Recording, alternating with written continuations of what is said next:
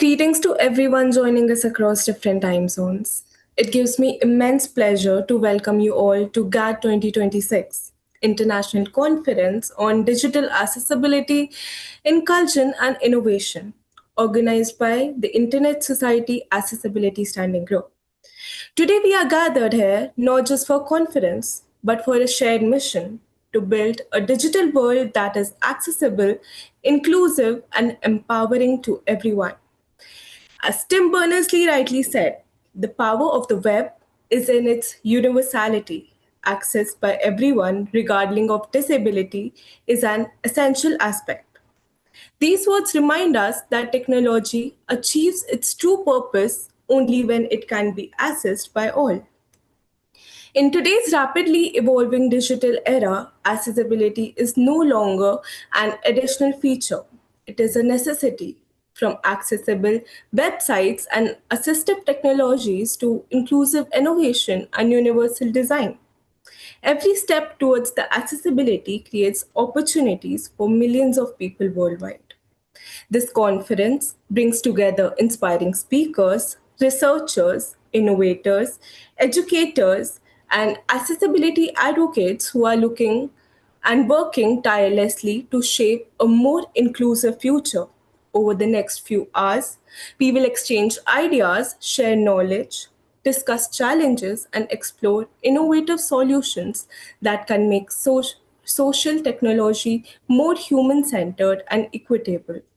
As we begin this incredible journey of learning and collaboration, I encourage everyone to actively participate, stay engaged, and embrace the spirit of inclusion. Once again, welcome to GAAD 2026. And now it is my privilege to invite Dr. Ashutosh Pathak, Chair ASG, to share a few words and officially address the gathering.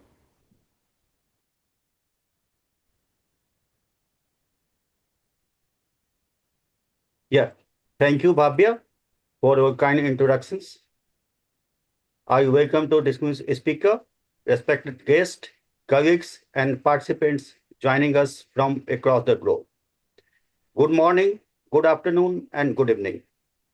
As chair of the Accessibility Standing Group, it is my honor and privilege to welcome you all to GAAD 2026 International Conference on Digital Accessibility, Innovations, and Inclusions. We are truly delighted to bring together such a distinguished and diverse gathering of policymakers, accessibility professionals, technologists, researchers, educators, industry leaders, advocates, and persons with disability on one common global platform. Today, as we observe Global Accessibility Awareness Day 2026, we reaffirm an important principle. Accessibility is not simply a technical requirement or compliance obligations. It is a fundamental human rights and an essential foundation of an inclusive digital society. Friends, digital technology now influences nearly every aspect of our lives. Education, employment, healthcare, governance, communications, banking, transportation, and social participation. When digital systems are designed inclusively, they enable millions of people to participate equally and across absolutely without barriers.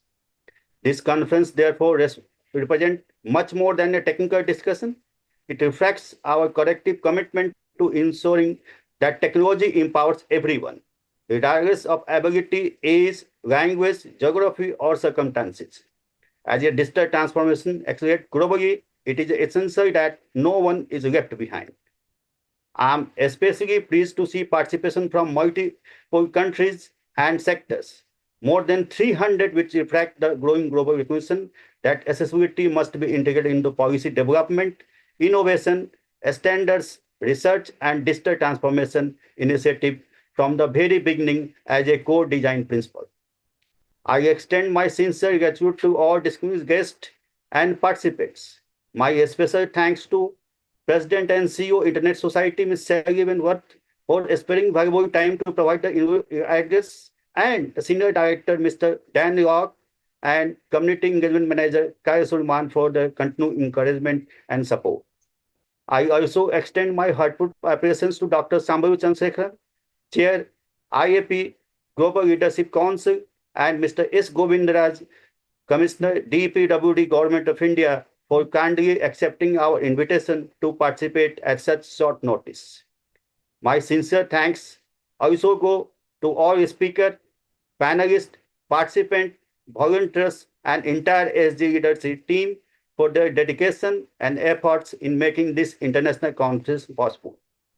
Let us use this platform to strengthen collaboration, inspire meaningful actions, and accelerate our collaborative efforts towards building a more accessible, inclusive, and equitable digital future for all. Once again, I heartily welcome each one of you and wish you a highly productive, engaging, and inspiring conference. Thank you.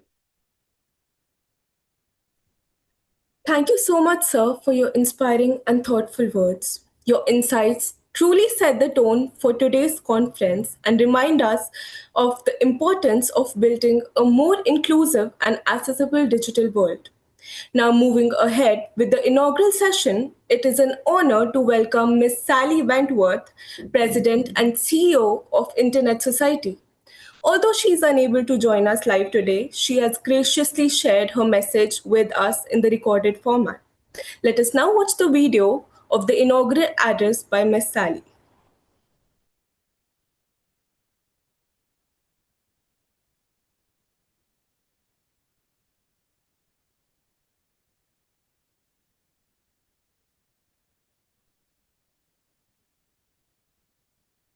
Hello, and welcome to the Global Accessibility Awareness Day 2026 International Conference on Digital Accessibility, Inclusion, and Innovation. I'm Sally Wentworth, President and CEO of the Internet Society and the Internet Society Foundation, and it is my great honor to join you today, even if only by video, for this important gathering. First, I want to extend my heartfelt congratulations to the Internet Society's Accessibility Standing Group for organizing this conference. Bringing together accessibility leaders, digital inclusion experts, policymakers, and innovators from around the world is no small feat. And the work you do every single day to champion digital rights for persons with disabilities is exactly the kind of community action that gives me hope. At the Internet Society, our guiding vision is simple. The Internet is for everyone. But we also have to be honest today that we're not there yet. More than 1 billion people worldwide live with a disability, and the digital world is still failing too many of them. Consider this. A web AIM analysis of 1 million homepages found that 98.1% had at least one WCAG 2.0 accessibility failure, with an average of nearly 61 errors per page. The most common failures, missing image descriptions, low contrast text, unlabeled form fields, are not technically difficult to fix. They persist because accessibility is still treated as an afterthought, rather than a core requirement of how we build the internet. This has to change. And here is something I feel strongly about. It will only change if we design solutions with people with disabilities, not just for them. There is a principle that has guided disability rights movements for decades. Nothing about us without us. This means that people with disabilities must be at the table when decisions that affect their lives are being made, not consulted after the fact, not accommodated at the margins, present from the beginning as full participants in the design process. This applies just as much to the internet as it does anywhere else. If we want to build an accessible digital world, we need the voices, the expertise, and the lived experience of people with disabilities shaping the standards, the policies, the tools, and the technology. An internet designed by everyone for everyone is an internet that actually works for everyone. I am proud to say that the Internet Society community is living this principle. Beyond the great work of the Accessibility Standing Group, our chapters around the world are participating to make the internet more accessible. In Nepal, our chapter conducted an accessibility audit of the government's integrated website system, a template used by more than 600 government offices across the country, and then provided direct technical support to bring it into compliance with WCAG standards. And critically, they didn't stop there. They trained government staff so these improvements can be sustained and built upon. That is co-ownership of accessibility in action. In Bosnia and Herzegovina, our chapter organized internet safety training specifically tailored for visually impaired students, teaching them not just how to stay safe online, but how to do so using the assistive technologies they rely on every day. In Niger, a new digital learning center has opened in Maradi, more than 600 kilometers from the capital, featuring a dedicated digital literacy program for persons living with disabilities, because geography and physical ability should never determine whether someone gets to participate in the digital world. In Zimbabwe, our chapter has been recognized with the Digital Inclusion for Persons with Disabilities Award for their work training hundreds of community members in basic and advanced ICT skills. Lives have been changed, confidence is restored, and new possibilities are unlocked. And in Colombia, Lebanon, Argentina, Barbados, and beyond, our chapters and the Accessibility Standing Group itself continue to bring accessibility conversations into internet governance forums, government halls, and local communities, ensuring that the people most affected by inaccessibility are part of defining the solutions. Here at the Internet Society itself, we are committed to walking the talk within our staff organization. We are in the midst of a 5-year plan focused on building a culture of accessibility across everything we do. We've already reached extremely high automated accessibility scores for our websites, and we have extended accessibility guidance to key community events. We have a solid plan to do even more, because you cannot advocate for an accessible internet if your own front door is not open to everyone. To everyone joining this conference today, thank you for being here. The conversations you have, the connections you build, the ideas you develop and share, these matter enormously. The internet has extraordinary power to equalize opportunity, to open doors, to give people agency over their own lives, but only when it is built to include everyone, only when the people who are most often excluded are instead the ones leading the way. Nothing about us without us is not just a slogan, it is a design principle. It is a governance principle. It is how we build an internet that truly deserves to be called a resource for all humanity. So let me leave you with this. Keep building, keep advocating, keep designing with, not just for, everyone. Because an internet that leaves anyone behind is not the internet we were promised, and it is not the internet we will settle for. The internet is for everyone, and that means everyone. So thank you for holding this event and for including me today, and I wish you all the success. Thank you for those wonderful and inspiring words, ma'am. Now it's my pleasure to welcome Mr. Dan York from the Internet Society USA. Mr. Dan leads the Internet Society Internal Accessibility Working Group and has decades of experience in networking, web technologies, internet resilience, security, IPv6, and accessibility initiatives.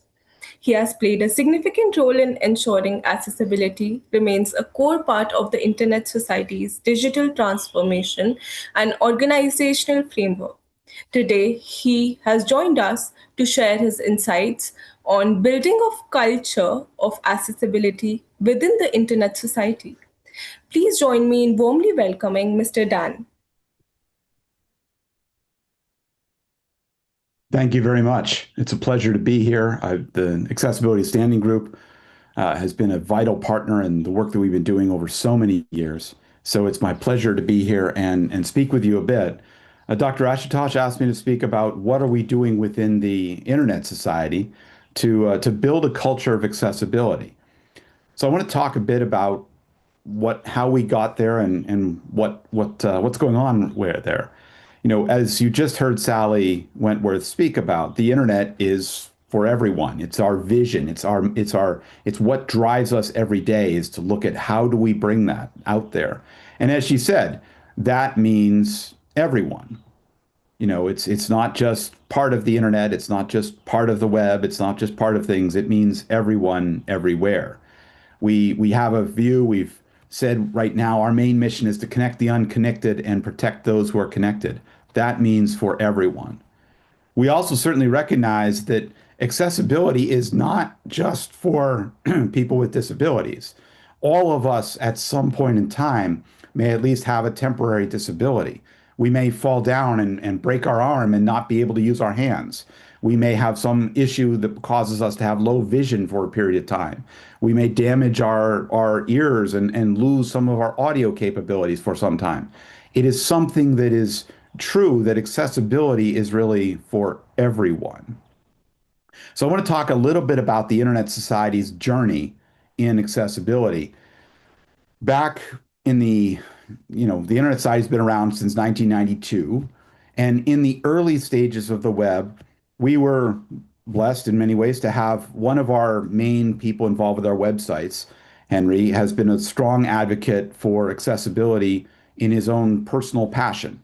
So a lot of our early websites, he spent time trying to make them as accessible and compliant as he could. Then in 2017, I was actually part of our communications team at the time and led our redesign of our website. And when we were doing this change, we were making some platform changes, going from Drupal to WordPress and doing some other different kinds of things. But a big part of it was how do we go and ensure that our website, in all the components of it, is fully accessible, fully compliant? Does it meet WCAG 2.0 at the time, AA standards? How does it work with this? We spent a lot of time focused around this, and we had a few community members who made sure we were doing this. I got these long emails about things that we needed to improve, and we worked on that. We continued to do that. We focused around that. In 2019, we launched the Internet Society Foundation website. And this was a great opportunity because we could build from the start. We didn't have any kind of, the challenge with the Internet Society website, of course, was that we had a long history of content that we had to move into things. But with the Foundation's website, it was brand new. So we could make it from the beginning and look at how do you ensure that this is accessible to everyone in some way.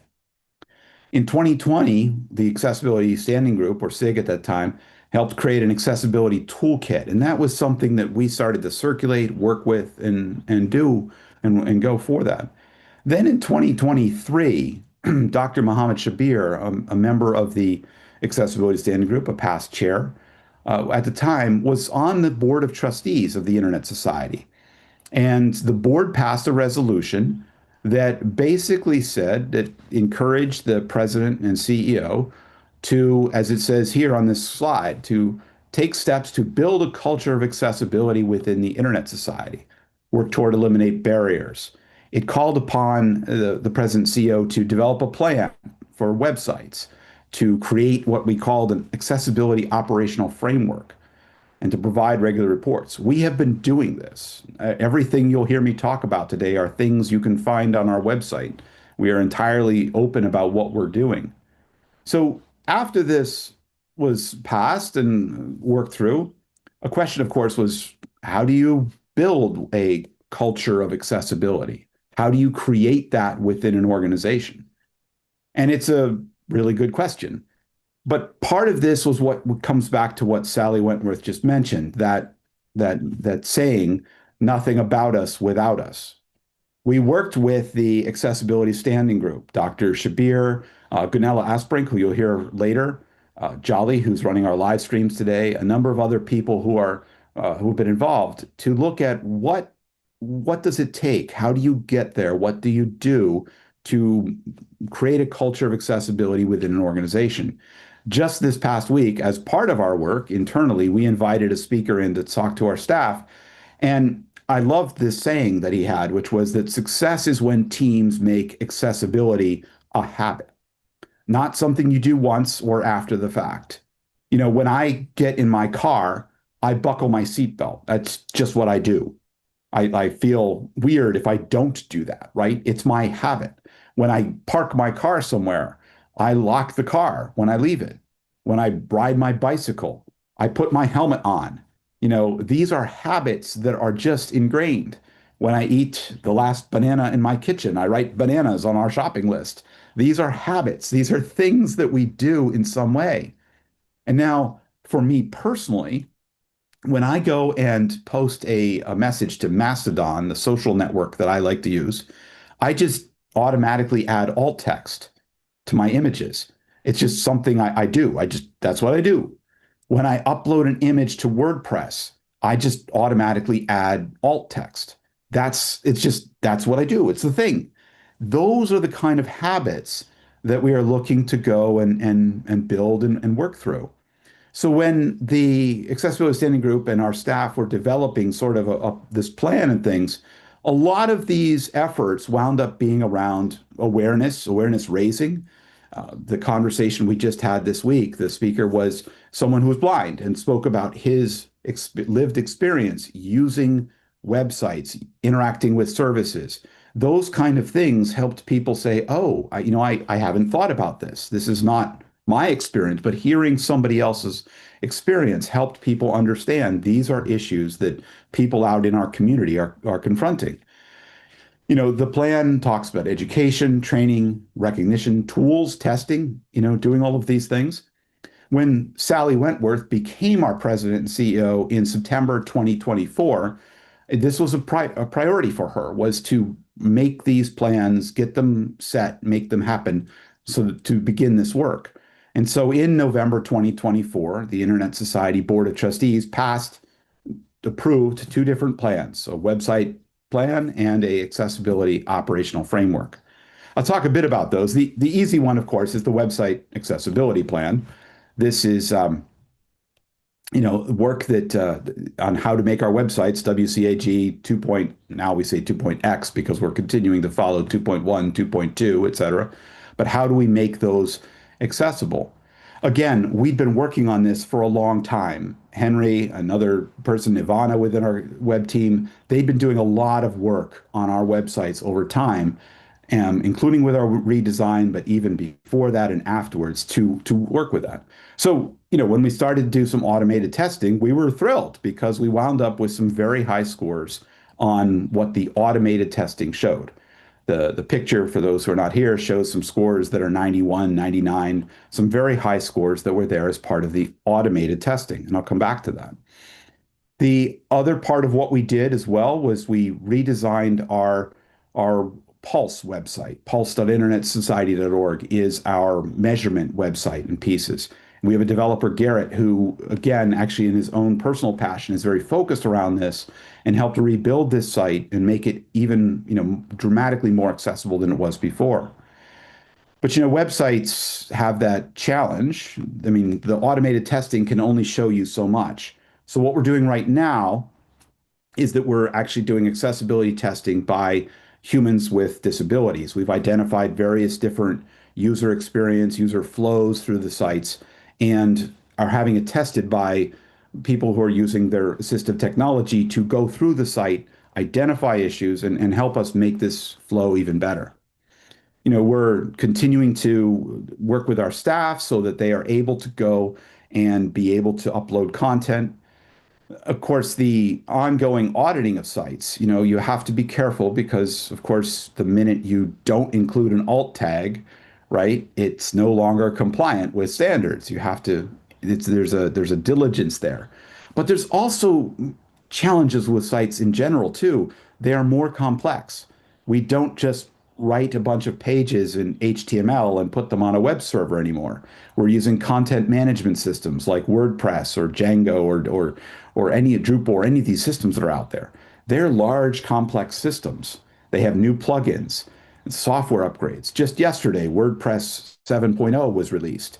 Will that make our websites more accessible? Will it make them less accessible? What kind of interaction will there be with plugins? These are now all of the challenges that you need to work with to ensure that a website continues to work that way.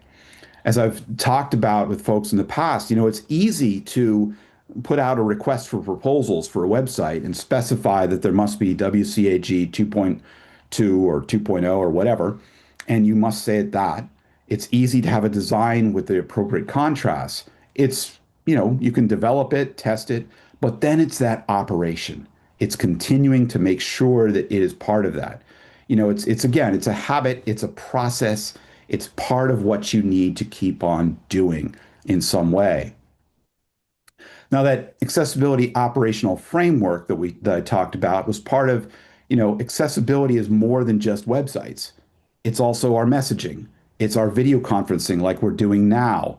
It's the live streaming, it's apps, it's, AI systems. It's all of these different pieces. It's also offline. It's events in some way. So the framework, and I can put a link in, it's out there. We talk about how do we build this culture of accessibility? How do we provide training, awareness, all of these different pieces? How do we look at minimizing the barriers that are out there? How do we ensure that content's being created from the beginning with accessibility? How do we ensure both in-person and virtual events are as accessible as possible? Using accessible systems, tools, all of these are important components. In the framework, we lay out a timeline over 5 years to go and do things and work through that. Again, with this focus of how do we go and make accessibility really a habit. We're only a year and a half into the whole plan. We started a number of different work. We try to hold all of our events that we do, both in person and virtual, in environments that are as barrier-free as possible. I also would encourage you, if you haven't seen the guidelines for Internet Governance Forum, IGF events, that was created by the IGF Dynamic Coalition on Accessibility and Disability, or DECAD, those are guidelines for how to create an accessible event. And we've embraced those, looked at them. We've also encouraged any grantees of our Internet Society Foundation. We encourage them to use these guidelines. We're trying to encourage more people to work with these because it's important, and this is something that is there. I'll put a link in the chat afterwards around where. We've also created templates for our staff, for our community. Those templates include a lot of information around how to go and work with accessibility, so it's baked right in there. There is a website that is out there for our chapters to use, and it is designed to be WCAG compliant from the get-go as well. It's out there and working in that form. We continue to work with the Accessibility Standing Group, events such as this, other meetings that have been in person or calls around there. In 2026, right now, our focus is really on continuing the auditing, the improvements, the work we're doing. We're doing some internal training toolkits and pieces that we'll be doing around there. I'll talk a bit about something we're looking at is how to bring some of this into our compliance training, and then also looking at what are our internal systems. Could somebody who had a visual impairment be able to really work as part of the Internet Society staff? These are questions and things that we're working on and looking at how do we move through. I'm not going to lie, there are challenges. We are a 34-year-old nonprofit organization. We have about 150 staff people spread around 37 countries around the world. But like most nonprofits, our focus is on the mission. It's on connecting the unconnected and protecting those who are already connected. That is our work. And so, historically, we have not had as much of a focus on our internal systems. Every dollar we spend on something internally is a dollar we're not spending on the mission. So we focus on that. But the side effect of that is that we've developed a complex set of internal tools. We've hired a new vice president for our technology services who is looking at how to simplify that, how to make that easier, because that complexity creates challenges, quite honestly, for people without disabilities, let alone people with disabilities. So part of our internal challenges, and this is true of many organizations as I've talked to them. Another challenge, of course, is that we use a lot of external systems. We use cloud services. We host things in different places. We do that. Not many organizations run their own data centers and servers, until you get to a certain size. But those systems are external. And so if you have a challenge, an accessibility issue, they're big systems. You have to kind of raise your hand and try to get in line to say, hey, could you fix this contrast issue on this particular screen? Maybe they'll get to it. Maybe they won't. Maybe it'll be someday. Maybe it will not. that is a challenge. So it's an issue we're doing there. Another interesting challenge we had in trying to do all this was we, like many organizations around the world, our staff are required to take certain compliance modules. These are systems and things that we need to do, once a year or some period of time. And often they're things like what are the best practices or legal issues around, say, bribery or conflict of interest, or using personal computer systems, or all these things.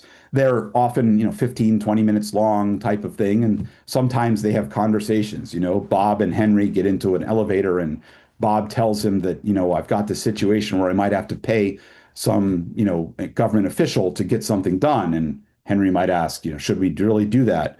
These kind of questions and things. We expected we could find one of these around accessibility with all of the legal compliance issues and pieces. We've actually not been able to find one, interestingly. So we might actually have to go create one.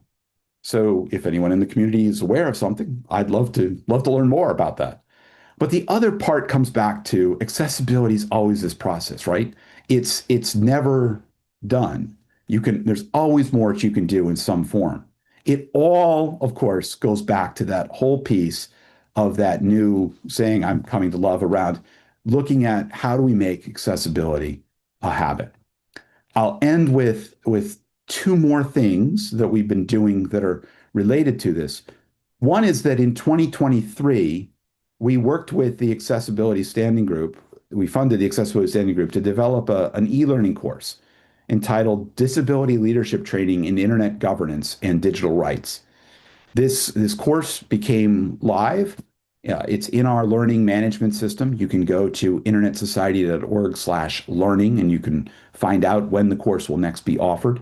It's something that's there, it's out there, and it's a resource for people that will be out there. So that's it. And then the other thing is that a year ago, we became a founding member of another organization called the Coalition on Digital Impact, or CODI, which isn't directly related to accessibility for people with disabilities, but it's looking at the larger accessibility of content on the internet and focused on the idea of ensuring that people everywhere can navigate the internet in their own language. And that's a different form of accessibility, but another part in this bigger picture of how do we make the internet as a whole, not just the web, but also all of the other services and systems accessible to everyone, everywhere, because we do believe that the internet is for everyone. If you have questions, you can reach me at york@isoc.org, or you can also email us at accessibility@isoc.org. And I'm glad in a last minute or two to take any questions if there are any. Oh, and I see one in the chat. How do you see the Accessibility Standing Group's work aligning with ISOC's broader mission of an open and inclusive internet, and what role can emerging advocates from regions like North Africa play in strengthening that vision? Well, I hope you saw in this that, in my mind, the work of the Accessibility Standing Group is critical to this sense of the internet is for everyone.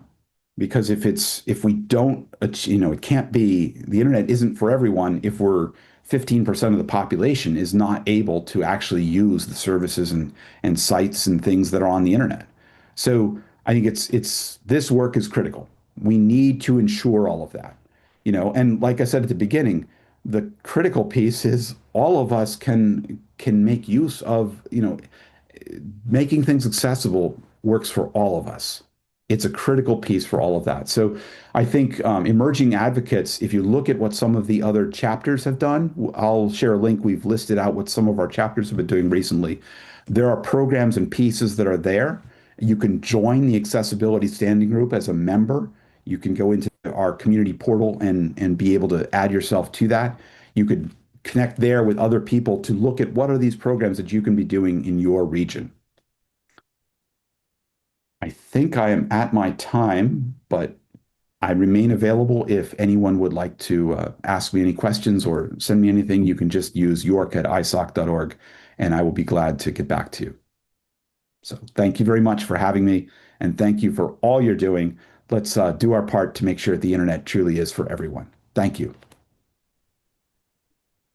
Thank you, Mr. Dan, for such invaluable and insightful session fostering a culture of accessible and inclusion within organization. Now it is my pleasure to welcome Dr. Sambhavi Chandrasekharan.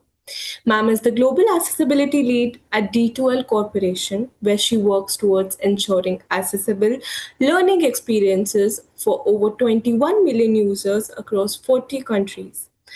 With extensive contributions across academia, industry, policymaking, and the disability community, she has been a strong advocate for disability inclusion in education, work, and everyday life.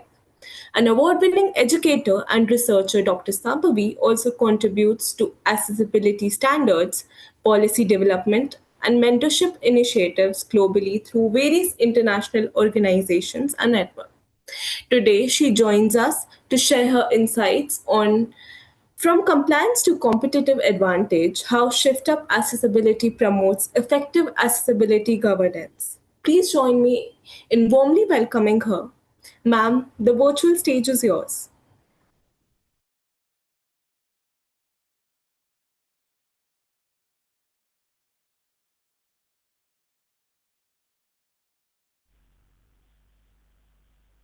Please unmute yourself. Yes, you need to unmute.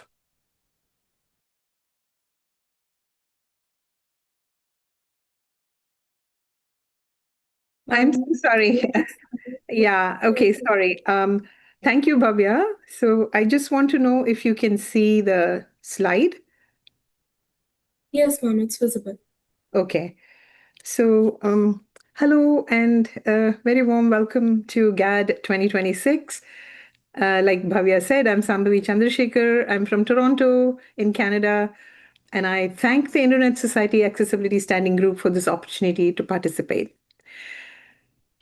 When Dr. Ashutosh suggested that I speak about global accessibility trends, I chose to share my thoughts on accessibility governance because, in my view, that is the most critical need felt by organizations today. My talk will be very short, but I have packed a number of links into my deck. So what I'm doing is I have just added to the chat a link to the deck. Please download it and you can view it later and you can go into the links inside the deck. So like I said, the topic for today is from compliance to competitive advantage, shift up accessibility to promote effective accessibility governance. So what is shift up accessibility? We are all familiar with the concept of shift left, right? Shift left is the idea of starting accessibility work earlier in the product cycle. Shift up signifies moving the responsibility for accessibility vertically up in the organizational hierarchy. It speaks to the need for leaders to take ownership for accessibility. And it also urges for the focus to be moved beyond regulatory compliance to the real benefits that accrue when an organization embraces inclusion of people with disabilities, because it leads to innovation, it leads to improvement, it leads to a lot of good things for the organization. Today, I see increasing awareness all around about the need for managing accessibility by leaders. We all know we can't do this alone, and that's what GAAD is all about, right? So on the screen, you will see a quote by Martin Essel, the founder of Zero Project. I want this to be the opening message because it's so in tune with the spirit of GAAD. The message says, no single ministry, no single country, no single company, no single organization can achieve an inclusive society, an inclusive world on its own. It takes all of us, with and without disabilities, to get there. How true. Actually, I'm very deeply involved with Zero Project. They work towards a world with zero barriers. They discover and promote startups and initiatives that are owned by people with disabilities, or organizations that create products and services that improve the lives of people with disabilities. So on this Global Accessibility Awareness Day, let us pledge to work together globally to promote an inclusive society in an inclusive world. How can we do that? I invite you to connect with me on LinkedIn. There's a QR code on the screen, or you could do it later on with my deck. You can scan the QR code, or you could search for me, my name on the LinkedIn, and you can connect with me. The slide also shows my bio. Why I have it there is because you could check if we have common interests, whether it's academia, nonprofit, industry, policy and standards, business, disability community. I'm sure we'll intersect somewhere. When it comes to a day job, I'm the Global Accessibility Lead at D2L, and D2L is a learning technology company based in Canada. We have global operations, and like Divya said, my job is to ensure that our learning platform is accessible to the 21 million users in 1,400 customer locations in 40 countries and 6 continents. And that thought keeps me up, gets me up out of bed every morning, and it also keeps me up at night sometimes. Moving forward, what is the agenda for today? Shift Up. So I will talk about why Shift Up, what is Shift Up, how to Shift Up, and also have a call to action for all of us. The more I worked on Shift Up over the past 2 years, the more I found it to be applicable not only for educational environments, but for any tech environment in the industry that serves humans. Because when leadership adopts Shift Up accessibility and they view accessibility governance as a strategic imperative, they gain the power to shift business from a compliance pain point to a competitive advantage. And for a business, this means moving it from being an expense to being a revenue source. So let us first see why Shift Up.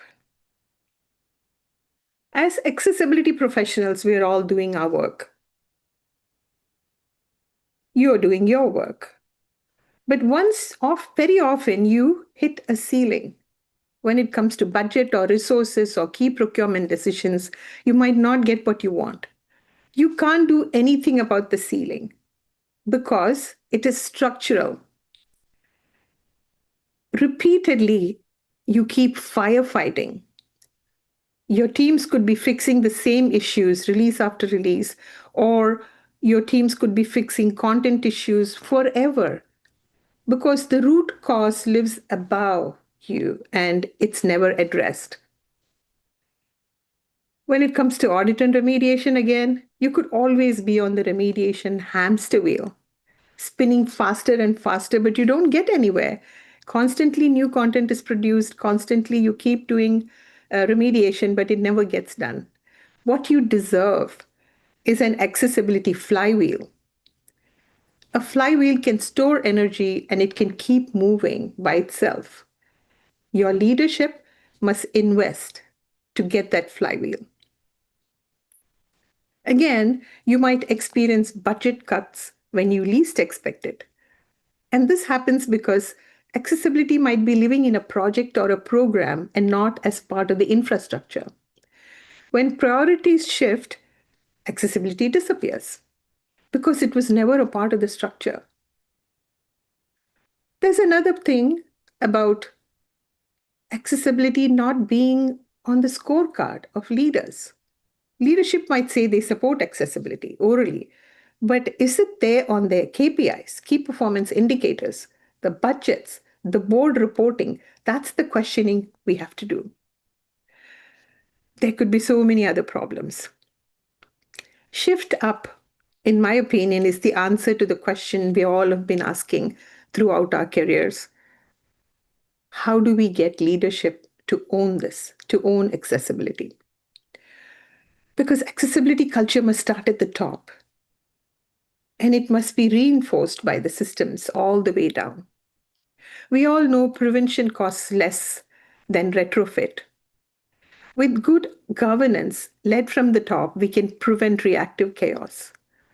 With leadership support, accessibility can become holistic, unified, and measurable instead of being siloed and invisible.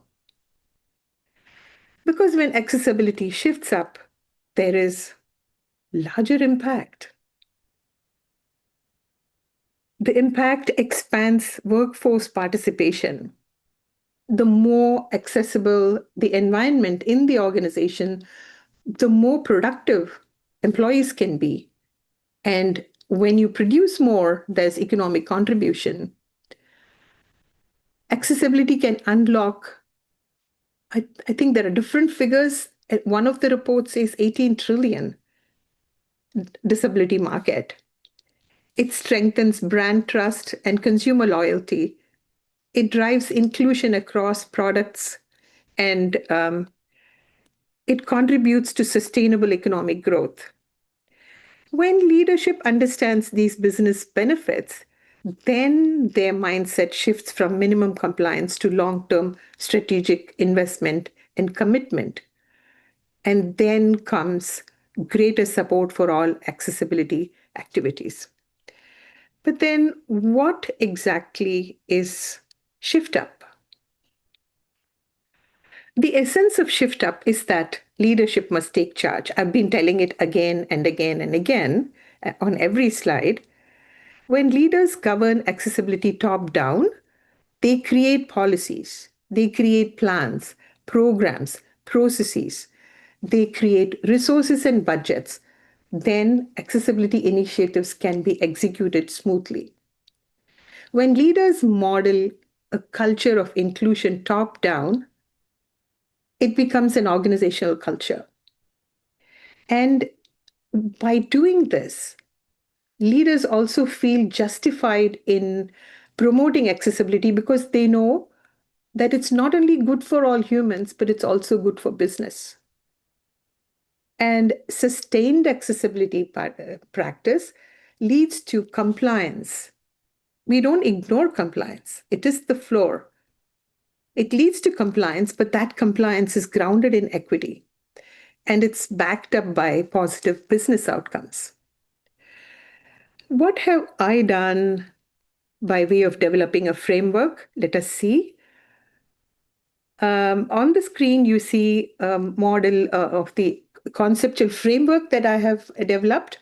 Shift Up Accessibility. The architecture has 5 pillars or dimensions. The first pillar is empathetic culture. These are the things that the organization should develop. Empathy is an essential component for everyone in an organization to understand that people are different and people will have different needs. Customers will have different needs, and we have to meet their needs. This pillar is about building organizational awareness, building accessibility culture, and building literacy about lived experience. How do people with disabilities live? What is their experience? That knowledge is very, very important to build in an organization. The second pillar is called compatible technology. Regardless of whether technology is built or procured, this pillar is about ensuring that tools, platforms, and technologies that are procured meet accessibility standards. This is really, really important. The third pillar is accessible content. This is about ensuring that all the digital content, whether it's created, curated, or procured, is accessible. The fourth pillar is inclusive delivery. This is about ensuring that the products and services that an organization produces and offers are usable by all and they exclude no one. The fifth pillar is collaborative community. This is about accountability for accessibility across the teams in the organization and also across broader ecosystem of partners and vendors. Such a governance framework makes it easier for organizations to practice accessibility easily. How do you shift up? I'm going to offer a couple of implementation examples because if you can't really make it happen or make it practically usable, then there's no meaning in having a framework. These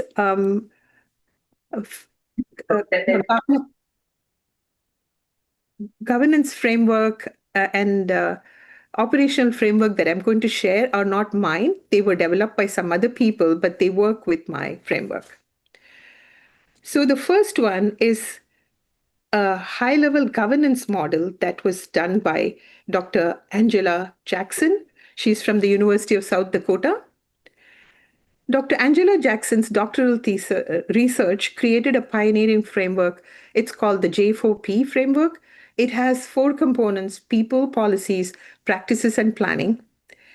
If any of you is interested to know more, I have added a link to Dr. Angela's LinkedIn profile.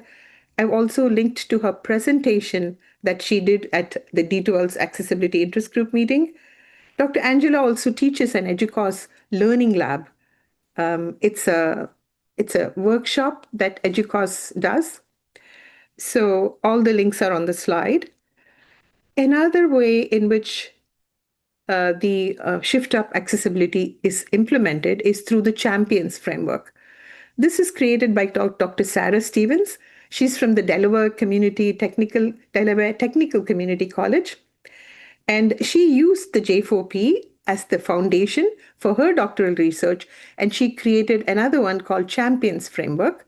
This contains 9 elements that serve as key performance indicators or KPIs. Usually, KPIs are done only in the industry. The higher education field does not have them, but she has created the KPIs. There is a list of the 9 elements, starting with course content, technology, and resources to sustainability. All of them are listed on the screen. In the interest of time, I'm not reading all of them out because all of you will have the deck with you. Now, Dr. Sarah's accessibility KPIs are specific to higher education. They are aligned with federal accessibility laws and standards like WCAG, and they are grounded in best practices. So I would say you should watch the video that's linked over there to understand what that framework is. You could also connect with her on LinkedIn. And interestingly, the 9 elements in the Champions framework map either one-to-one or many-to-one with the Shift Up Accessibility framework elements of culture, technology, content, delivery, and community that I mentioned earlier. All this having been said, what can we do as action? I have just mentioned some roles and what we could do in those roles. And I'll also mention what we do at D2L, because I can't just come here and talk if we haven't really walked that walk. Are you an accessibility practitioner? If you are one, then try to map where accessibility reports in your organization. If accessibility is reporting only in HR or legal, that's a problem. You have to have a conversation to move it to where it must belong in your organization, depending on the context. In D2L, I report to the Chief Product Officer. The Chief Product Officer is the executive sponsor for accessibility. The second thing you could do as a practitioner is build the case for at least one executive metric, one accessibility point on the scorecard. At D2L, we have OKRs and KPIs around accessibility for many of us. Are you a manager or a director? If you're one, then you can identify one upstream decision.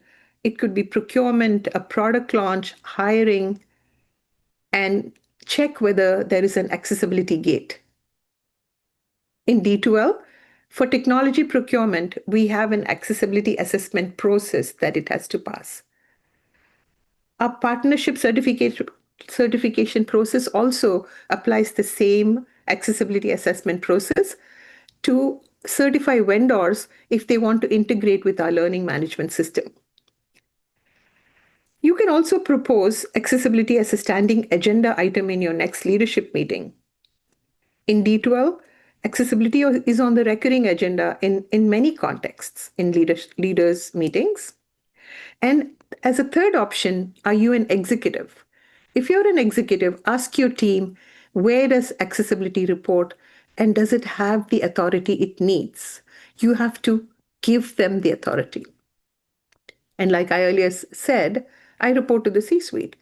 And that's how important accessibility is to D2L. As an executive, you could also audit your top 3 AI vendors and check if their accessibility claims are valid. We in D2L apply the same accessibility rigor to all technology procurement, including AI vendors. In addition, in Canada, and I've given the link there, we have published standards for accessible and equitable AI systems. These standards get applied on top of the ICT procurement standards. Finally, I'm at the last slide. Thank you.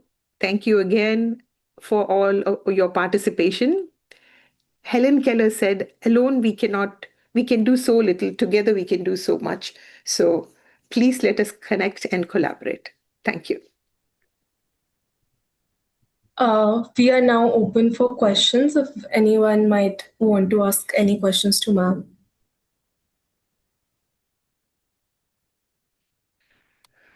You can also DM me on LinkedIn anytime. Okay, moving forward. Thank you, ma'am, for such an insightful session and for sharing such valuable perspectives on accessibility, governance, and inclusion. It is now my privilege to welcome our next distinguished speaker, Mr. KVS Rao, ex-director, DEPwD, Government of India, with over 34 years of service in Government of India across sectors including disability rights, health, human rights, and information and broadcasting. He has made significant contributions towards disability inclusion and policy development in the country. He also played a key role in drafting and enactment of the Rights of Person with Disabilities Act 2016, along with several major accessibility and rehabilitation initiatives. An author, wellness trainer, and passionate advocate for disability rights, he continues to contribute actively through writing, workshops, and public engagements. Today, he joins us to share a government perspective on from awareness to implementation of digital accessibility. We warmly welcome you, sir. Thank you, Bhavya. Greetings to the global accessibility leaders, digital inclusive experts, policymakers, innovators, and participants of this webinar. At the outset, my sincere thanks to the organizers of this webinar for giving me the opportunity to share my views on awareness and implementation aspects of digital accessibility from a government perspective. Today is an important day, Global Accessibility Awareness Day. Celebrated this day every year. This day gives us an opportunity to review our efforts to include all sections of the society in the digital world. I sincerely hope that this day is celebrated, in fact, every day, as accessibility has become our lifeline. Dan York has just said that accessibility is for everyone. Yes, it is true. But we have about 16% of the world population who are persons with disabilities, amounting to about 130 crore or 1,300 million persons with disabilities across the world who are not very vocal, but they depend on digital technology. 50 years ago, I used to physically go to the railway station counter to book a train ticket in advance by standing in long queue early morning. Now I book buy my ticket digitally sitting at home. Then during the same time, I used to physically go to a post office to book a trunk call, a distant call, and wait for my turn for hours. Now I use my mobile to dial the number and I talk in no time to anyone in the locality or anywhere in the globe, all thanks to the digital technology. This is a great transition from physical to digital. The benefit of technology saves our time, energy, and costs. But the digital divide happens when I have access to digital use and many of my fellow citizens do not have. This gap is increasing. It needs to be fixed at the earliest from time to time. Relevant to this topic, let me narrate two experiences, one personal and the other professional. I'm a member of the WhatsApp group, which has persons with disabilities, and they discuss various issues, and all of us try to find solutions. I'm a person without disability. This was 3 years ago. One day I posted a poster to notify a webinar which is coming up on such and such day, date, and time. Immediately, a blind colleague reacted and asked for image description. I found the concern very real, but I did not know what to do. Immediately, my another blind colleague posted the image description. The problem was solved, but another problem came to my mind. How to ensure image description whenever I post anything in the group. I went to AI app and asked for image description. I got it in no time. I checked it. It was perfect. I felt empowered digitally. I also felt that I'm performing my citizenship role well and I am communicating with everyone around me, including persons with disabilities. If each individual is conscious of his duty, then the problem gets fixed. Then my professional experience, which is 10 years ago, when I was an officer in the government of India dealing with law and policies of persons with disabilities. In order to encourage learning of information technology through use of internet, which is essential for every individual, including persons with disabilities, to avail basic services and facilities, Rehabilitation International Korea, in collaboration with United Nations Economic and Social Council for Asia Pacific, that is UNISCAP, which is based in Thailand, Bangkok, has been organizing GITC. It's called Global Information Technology Challenge for Youth with Disabilities in different countries of Asia Pacific region every year for over a decade. In this competition, youth with disabilities belonging to which visual, hearing, physical, and intellectual disabilities take part. Various techniques are adopted to get them acquainted, to make them aware and make optimum use of internet and learn IT skills which help in daily living but also make them competent to get good IT jobs. Government of India invited applications from states every year. Thereafter, candidates were shortlisted through a national competition for nomination to the GITC event. On 2-3 occasions, I had the opportunity to lead the team in various countries. India also hosted this event once. I noticed that in this event, LG Electronics, which is based in South Korea, provided support to give cash awards to the youth with disabilities which excelled in competition. I later learned that LG Electronics were employing these winners in their research departments, especially in preparing various electronic gadgets like laptops and computer monitors. I realized that it is so creative that they employed persons with disabilities at the very start of product design for testing, marketing in a very sincere and mandatory step to achieve goals set in our international statute, that is the United Nations Convention on the Rights of Persons with Disabilities, as well as Sustainable Development Goals. What government of South Korea is doing through GITC, are we in India and other countries in the world doing the same or something else to honor our commitment to inclusion and empowerment? This is a very important question. Like every citizen, every establishment, every government or non-government have the same responsibility. Are we engaging different marginalized sections of the society and mindful of their needs while making innovative technology? We have a clear choice to act right now or react at a later stage. During my stint in the disability sector with regard to implementation of any law, there were many strong takeaways for me. There are laws which remain on the shelf as neither stakeholders nor government functionaries are proactive in getting various provisions of the law into force, and they remain ineffective. In case of India, the main disability legislation is the Rights of Persons with Disabilities Act 2016. The provision of the said law fully covers every article of UNCRPD.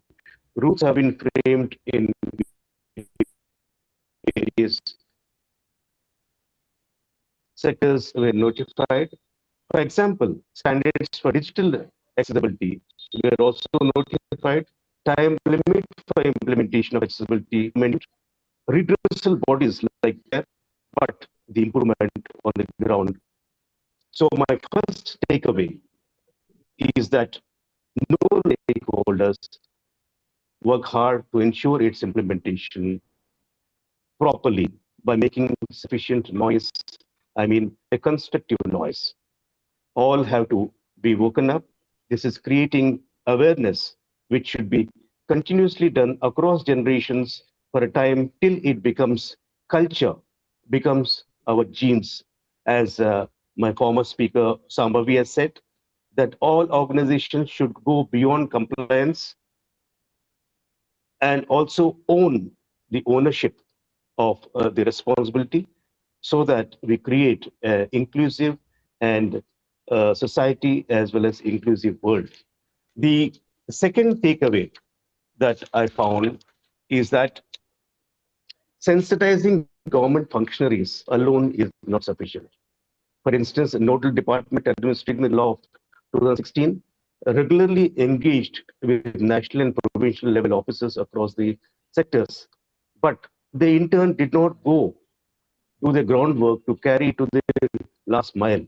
In case of digital sector, players are many: corporates, product managers, designers, developers, OA testers, procurers, marketing managers, HR, LD, accessibility auditors. These are all, so many are there. They're all to be made aware not only of the law, rights of persons with disabilities, but also their needs and solutions. Also, all the educational institutions training these professionals need to modify their training curriculum to make inclusive from the very start. It is difficult to do retrofitting at a later stage. Every new product must be inclusive, universal, and useful. Third takeaway was that largely the focus has been on fixing needs of visual and hearing disabilities. India has recognized 21 disabilities, which also include locomotor, cognitive, speech, neurodevelopmental. We need to be aware of their requirements. A blind user with a screen reader, a user who cannot use a mouse, a person with dyslexia, a senior citizen with tremors, and we need to work on all their issues too. Fourth takeaway was ensuring digital accessibility does not limit to websites alone, but also to computers, apps, mobiles, tablets, internet channels covering social media and entertainment modes. As stated in UNCRPD, persons with disability must enjoy all rights and freedoms equally as available for persons without disabilities. Fifth takeaway is, since persons with disabilities and senior citizens make a large chunk of population, it makes a clear business sense to include them in digital world and be partners in our economy. It is not just legal requirement, but a real commitment from everyone. The final takeaway was that it is not enough that today a particular digital platform has been made accessible and the work is done. No, every change that is made in the platform from time to time has to comply with guidelines. For instance, a PDF folder is uploaded today and is not accessible. So a clear checklist is necessary to comply with all requirements. I'm hopeful that the experts here today will deliberate on problems concerning 4 main areas. 1, daily living activities. 2, easy business, health, education, and workplace. Let me close with 2 images.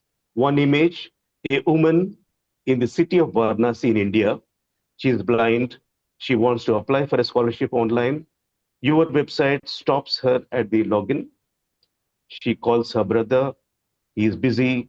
Deadline passes. She loses the opportunity. Not because she was not capable, because we built a door which could not open. Image 2, the same woman 1 year later, she opens your app. Her screen reader tells her exactly where to click. She applies in 5 minutes. She gets a scholarship. She becomes an engineer.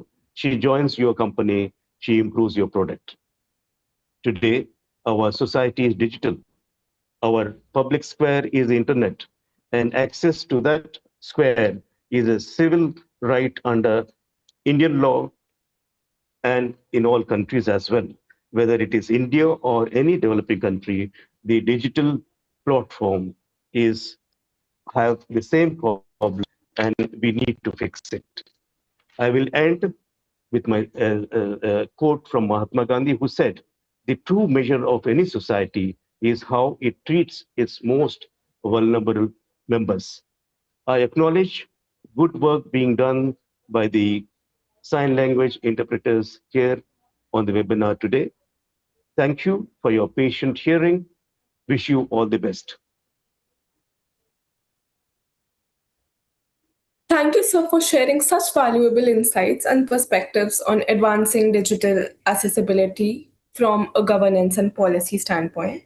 We now move to our next session, and it is my pleasure to welcome Dr. William Liu from New Zealand as the Capacity Development and Outreach Officer at ASG. He brings expertise at intersection of technology, communication systems, and inclusive digital innovation. Today, he joins us to share his thoughts on Information-Theoretic Foundations for Inclusive 6G AIGC, a Bayesian game approach to accessible future media. We warmly welcome you, sir. Good evening, everyone. So can you hear me? I just check because I'm in the flight. So you can hear, right? Okay, you can see the slides. Yes, you're audible. Okay. Yes. Okay. I think the title maybe is a little bit complex, but I think later on I like to use an event that happened last year in China. I think it's quite inspiring. And also I have to say, I'm not really work on the accessibility, especially for the disability people before. But after I take this role, I think is actually I start learning what is accessibility, and especially is the details and challenge. But it's quite inspiring me. So basically, I like to using this topic. I hope it's maybe some sparking ideas after I present this one. And currently, I'm running between New Zealand and China is because my mom in China. So you can see I have 2 institutes. Is basically I'm casual with both sides. So okay, so let's come to the topic. The first thing is actually the trust is a fracture. So I'm not using breaks because if you look at fracture, actually it's quite an interesting word. Is why I'm using this word is basically it means you trust something before you are really depend on them, but something happened and make you not trust. It's a little bit like it's not like broken, but it's quite complex feelings for that. Actually, I like to use this. It's quite interesting happened last year in China. I like to give a little bit of background. You can look at the right side of the cartoon. Actually, I generate by the Gemini. I have to say it's very powerful. When I put all these points, it generated the cartoon I quite like. So basically, actually, there is a guy, is Chinese guy called Luo Yonghao. He is actually a self-media. He's very hot on the social medias. And once actually he went to a restaurant, and the restaurant is one of the branch of Xibei, and Xibei is very big food manufacturers in China. They are very famous because they claim their food is really cooked, real-time cooked, is really fresh, and also is healthy. So a lot of young families with kids, they will always go there because when you have kids, you really want the best for your kids, and especially if the restaurant is famous, they're using the fresh food, fresh materials. So the people actually is very, very popular, is very hot. But actually also very expensive as well, because basically if you see the material is fresh, organic, also the price. But the parents, especially the young families, they are happy to do that because basically they think, oh, it's for kids, I want the best for my kids. And once actually this guy, the Lo Yonghao went there, actually, I think he's not happy with the taste of the food. So what he do is actually he raise, some questions in the social media. He's talking about, I don't think the food is fresh because the taste now look like that. So maybe it's pre-cooked. So basically it started a little bit challenging. And then the manufacturer actually, the boss actually is very sensitive because basically it sort of destroys his reputations, right? And he tried to show he's open. So he invite the journalist and the people come to the restaurant, especially go to the back to look at the food, what they use. But actually it's very interesting. So when the people go there, because the people actually take photos and they find some meat actually is already 1 year frozen in the fridge. And also they see some like vegetables like already maybe frozen 2 years. So this actually makes things really exposure to the social media, because basically the company, the restaurant claim they're using the fresh, but when the people look at the chef area, so what I say is basically a lot of things are actually already years. And the people actually, this is something happened in the social media, and the people start challenging, and then this guy tried to argue. He said, we still, fresh, but we cooked in the central chef, not in the branch. So every day we deliver this pre-cooked, to the different place. But anyway, is actually he tried to argue. But what I want to say is actually at the end is very interesting. We have to thank the power of the internet, because at the end actually even the government come in and start make a very clear policy about what actually the definition about pre-cook and what actually is the definition about the fresh cook, because before this definition is unclear. And people, that's why, and also the manufacturer using the wording actually sort of cheating to the customers, saying they are fresh cooked. And then later on, they argue the fresh cooked actually in the central chef area, actually not in the branch. And also, if you look at what they do is, even I'm not sure how about the other country. Like I was in China, I go to some restaurant, it's very quick food. And if you look at how actually they cook, they're not really using fire, they're using some machines. And the meat, I think the vegetable is fresh, but if you look at the meat and also the juice, like, it's actually is all from the packs, it's from bags. It means it's pre-cooked. So what they do is they just put a fresh vegetables, they put, actually the meat actually already have some taste, and also they especially they put the juice, and then they using machine just mix it. It can be very quick.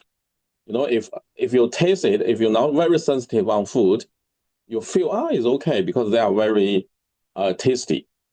So my point is basically it's actually in this term, actually the manufacturer sort of hiding the details. So can I say, that's why I said at the end is like they are hiding the ingredient actually are invisible barriers for some. Actually, for some people it's okay, but for some people, if they're really sensitive about food, and especially they are allergies, they don't know the real process. Actually, they sometimes even, they have the risk to their health and to the disease. But the interesting thing is, at the end, actually, as an influencer, is just one guy. He actually win the war. So the manufacturer actually apologize, and they actually make a very clear labels, especially when the government come in, actually ask all the food manufacturers actually make clear, are they using the pre-cooked or not pre-cooked? So what I want to say is, in this term, I think as a customer, if the manufacturer or the restaurant not make a clear labeling, actually I'm sort of blind. I'm sort of deaf, because basically I don't know what's happened. And actually, at the beginning, I really trust them, because in China, they trust government, they trust this really reputable companies. But when this thing happened, actually the trust is flexed. So this is something, is really happened from this issue, but it's quite interesting. And also you will see, after this event and also some other event, usually we trust government, because government, especially like food safety, because they actually, especially in China, is is one. So, but what we found is more and more cases, usually the regulation agency, they are action slow. The manufacturer actually, they are move fast, but the regulation usually are delayed. And the similar issue happened on the autonomous cars, like the vehicles. Is people trust vehicles, especially the new technology, green, whatever. But there is a lot of accident happened. And then people start look at these manufacturers, and they see all the problems. And then you see the government actually are slow come in, actually to try to correct something. So the challenge is, who we trust. Actually, before we trust the famous manufacturer, we trust the government. But now it's look like we should more trust sometimes this self-media, they are actually really standing in our roles, really in our shoes. And sometimes, I have to say, the point I see here is, yes, hopefully I'm not a disability, but what I found is I became more and more disability blind to actually what happened, in the internet, because, I don't know is real or not. And also, is the trust is a little bit low down to the manufacturer, to the government, because you don't know what's happening there, And also now, AI is everywhere, but we don't know what's really in the AI. So people say, I like the before they mentioned like the internet for all, and then the accessibility for all. Actually, it's the AI for all. So when we say AI is for all, basically it means we know exactly what's happening in the algorithms. But this is most of the time we are hidden. They don't tell us the algorithm; they just tell us the result, and we are actually directed by the result. Okay, so basically, I think I start from this one, but it's something. What I want to say is, when the manufacturers hide the ingredient, the customer cannot make informed, safe choice. It creates a divide in the marketplace, and also. Now, we talk about internet, we talk about technology. Actually, we see there is some digital exclusion. What that means is when developers build apps without accessibility tags, they don't tell you exactly what's happening in the algorithms. They don't tell you exactly what's on the app. They even don't tell you what actually, when you're using an app, how your data is protected, how your data, your privacy information is. So they create actually a digital black box. we sometimes even some free apps, we just enjoy, but we don't know what's happening inside because it's like we became blind. It's not just physical disability, especially I'm talking about a little bit like digital, disability. And then the term come in is about how we trust. So how we measure this, we need a trust that is not merely assured, but demonstrate earned through the verifiable evidence. So what that means is, now, if a manufacturer sell the new product, they say, wow, it's new technology, AI. Actually, I cannot trust them. If the government says something, I cannot trust at all, not like before. So I think we're looking something like a more objective. We can measure the trustworthiness if something, assigning stuff to you. So this is actually, we try to talking about this adjustable trust. Okay, and definitely there is something is for today, but because I'm not working on this accessibility, especially for the disability peoples, but I'm trying to figure out maybe there is some connection based on what I did before and also this new area. So definitely, when I look at the term about accessibility, we see is visual, is hearing, is motor, is cognitive, is I talk about physical disabilities. Definitely, this is some new area, I'm happy to explore. I'm happy to see how what I'm doing before can scalable there. But especially, I'm quite interested. Maybe we can think about a new dimension. We talk about the informational and the transparent impairments or algorithm blindness. Now we talk about 1 billion, people actually has a disability physically. But now, because the technology develops so fast, even I'm a researcher, but I'm 50s, I found actually I'm a little bit more blindness to these new technologies, to this new product. So is this something? So basically, I'm thinking, if I'm using this, I really like to see what's happening inside. But all this is sort of hidden to us. We just look at what we can use for, but actually we don't know exactly what's happened. So do I really trust the new product? I don't know, because I have no idea. There is a lot of new products come out. They say they are good. I don't know, maybe. So I'm a little bit lost here. So I think I become a deaf or blindness even every day I look at the internet, because sometimes the voice about new product, like in China about this autonomous cars is so high. Everybody says it's good. I don't know. There is some voice saying they have problems. Definitely, there is for the disability, for the inaccessibility, there is a test, there is button, but I'm thinking, based on the event I'm just discussed, and especially now AI is booming, maybe we can have some new criteria try to adding on the website. If something they talk about AI, so actually do they need to disclose their algorithms, disclose the logics behind their AI new functions? Because a lot of websites say, oh, we have new AI functions, they are more interactive, even they have digital people, you feel the interface is more friendly.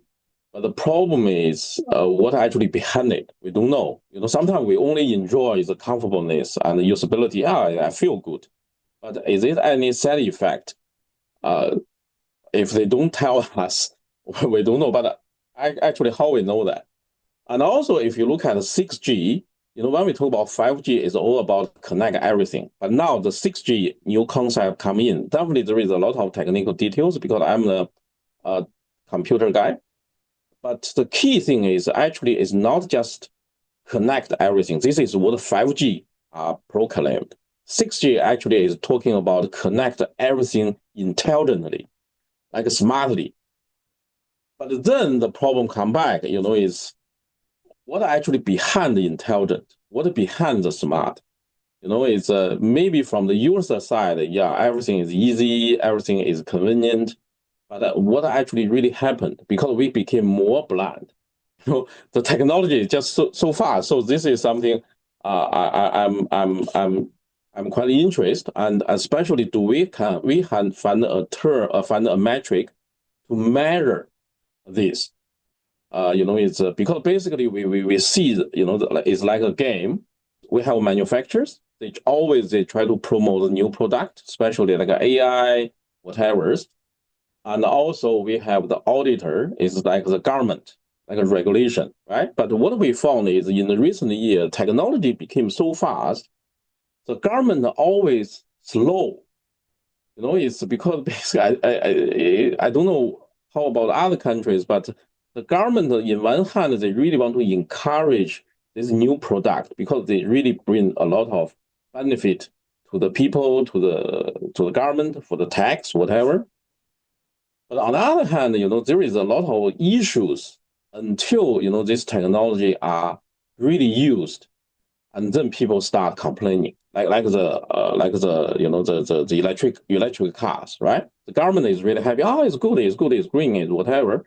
And they see the new things, they see the new jobs, they see a lot of opportunities, and there is a lot of new branding car manufacturer come out even before they never dealing with the car. They are just the software. They're dealing with some mobile phones, and the experts are joking like how mobile phone maker can suddenly became a bigger car manufacturer is funny. But anyway, they are happen there, and then when the people start using it, people see the problem. There is a different accident. Some is really bad, some is okay, but all these things come out. But usually the government don't say something. The government just lay back. And the manufacturer actually try to not say, they say, oh, it's your problem, it's not my problem. And they have a big lawyer team, to against the individual complaint. But only it's very interesting. That's why I really want to thank the internet, because especially now the social media, the social media actually really open a channel, open a door. Some people can say something in real. And also, if they are real, they can quickly spreading, they actually became a new power to balance the game. Because before the game, actually as customer, we are weak. We are not really in the game.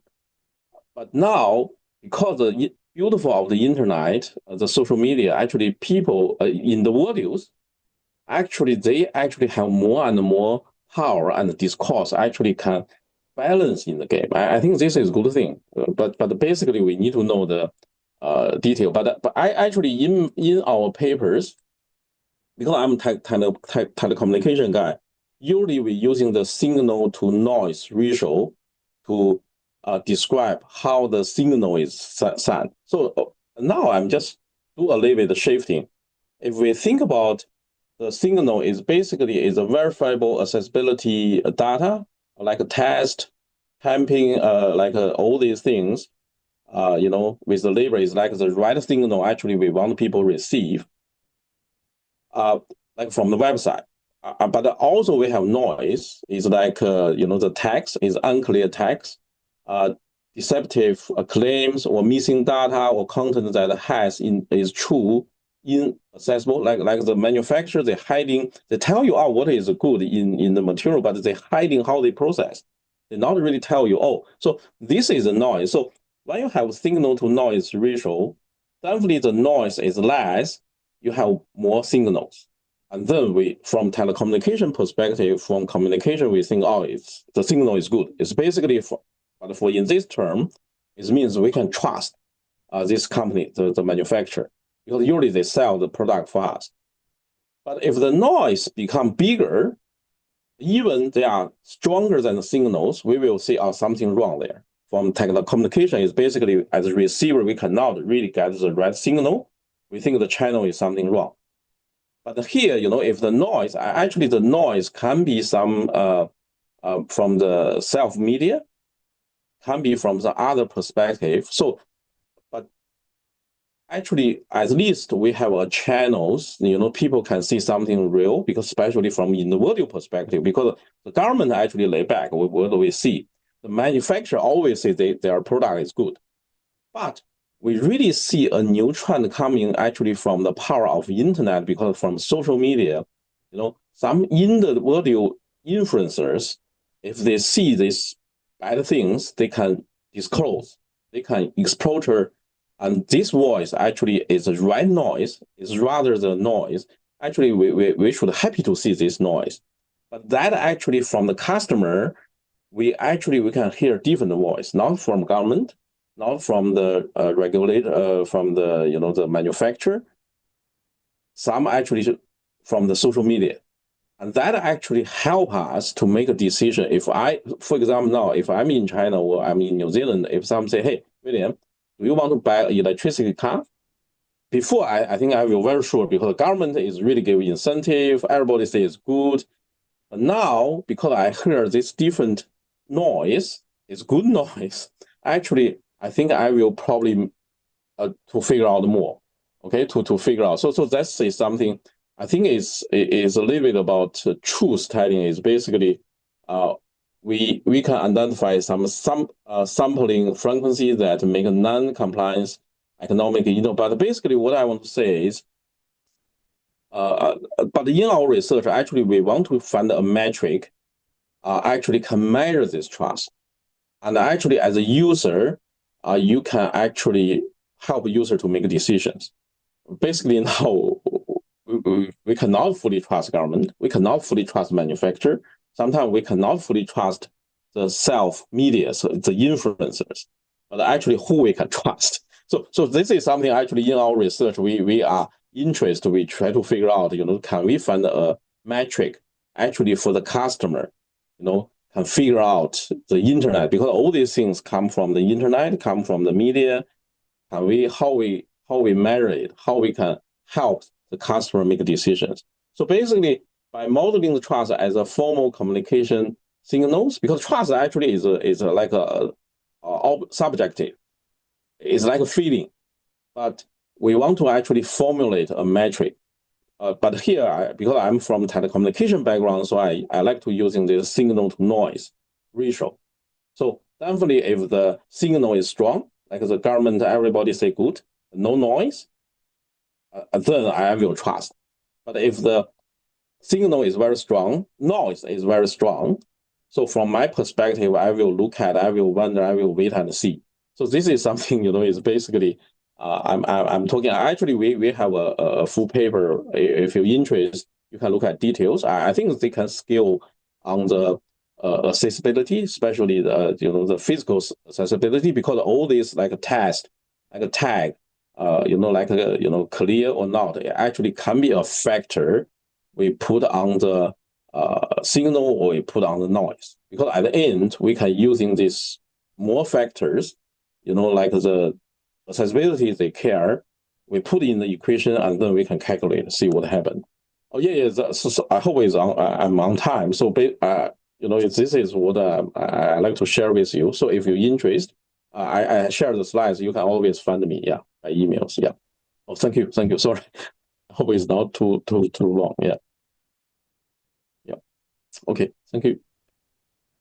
Thank you, sir, for that insightful presentation and for giving us a glimpse onto the future of inclusive and accessible media technologies. It is now my pleasure to welcome our next distinguished speaker, Ms. Shruti Pushkarna, an inclusion specialist, strategic communicator, and former journalist with leading media networks such as India Today and CNN 18.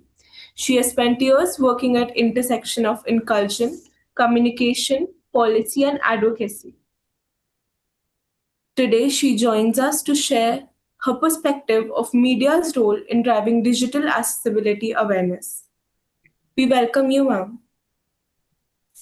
Hi, can I share my screen?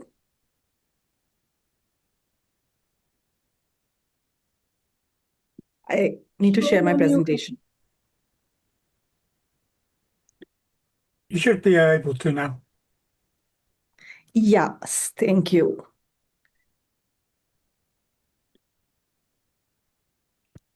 Is it visible to everyone? Yes, it is. Yes, ma'am, it is. Okay.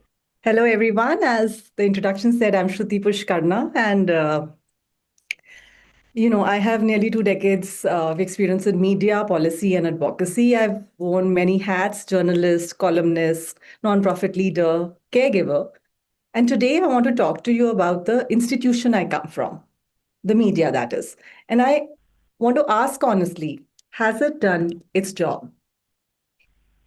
And I want to start not with a statistic, but with a confession. I spent several years inside newsrooms that prided themselves on speaking truth to power. We covered corruption, disasters, government failures, corporate wrongdoing. We believed we were accountable to the public. But here is the truth. I don't think I reported enough. We were building our own platforms inaccessibly. Our videos had no captions, our images had no alt text. Our websites were labyrinths for anyone using a screen reader. We were holding others accountable while quietly exempting ourselves from the most basic standards of inclusion. And I say this because I understand the machine from the inside. Here's a bit of data. Let's talk about the scale. We all know 1.3 billion people globally live with a disability. That is 1 in 6 of us. It's not a niche. It is the world's largest minority group. Now, 95.9% of the top 1 million websites in the world fail basic accessibility standards. And this is a figure from a report published in 2026. And this number actually went up from last year, reversing years of small, hard-won improvements. The web is getting bigger, complex, less accessible, all simultaneously. And for India, the country I report from, Census 2011 gives us 26.8 million people with disabilities. The World Bank estimates the true number is about 50 to 80 million. And using the WHO's global prevalence rate, it may be closer to 190 million. Now, that gap between the official count and the real number is not a data problem, according to me. It's a narrative problem. And who's building that narrative? It's the media. This is not a diversity story anymore. This is a democracy story. So let's go into what really was the role of media traditionally. The disability beat was quarantined. It was a designated slot, seasonal, siloed, handed to whoever was available, forgotten the moment International Day of Persons with Disabilities was over. And when disability did make the front page, it came in 2 flavors. Inspiration porn, the wheelchair athlete who overcame, the blind child who succeeded despite, or tragedy porn, the family burdened, the community struggling, never systematic accountability, never who built the inaccessible system and why. Disability journalist Lucy Webster, who's worked for BBC and The Guardian, wrote something I've never forgotten. Bad reporting directly affects how non-disabled people treat us in the real world, from people in our daily lives to politicians writing policy. The wrong narrative is becoming the wrong policy, and we write that narrative. In India specifically, accessibility was associated with separate special products, a braille newspaper here, an internet radio station there, noble efforts, but never mainstreamed, never the headline. So what's happening right now? I see 3 systematic failures currently. First, we are not covering the legal earthquake. In the first half of 2025 alone, 2014 ADA accessibility lawsuits were filed in the United States.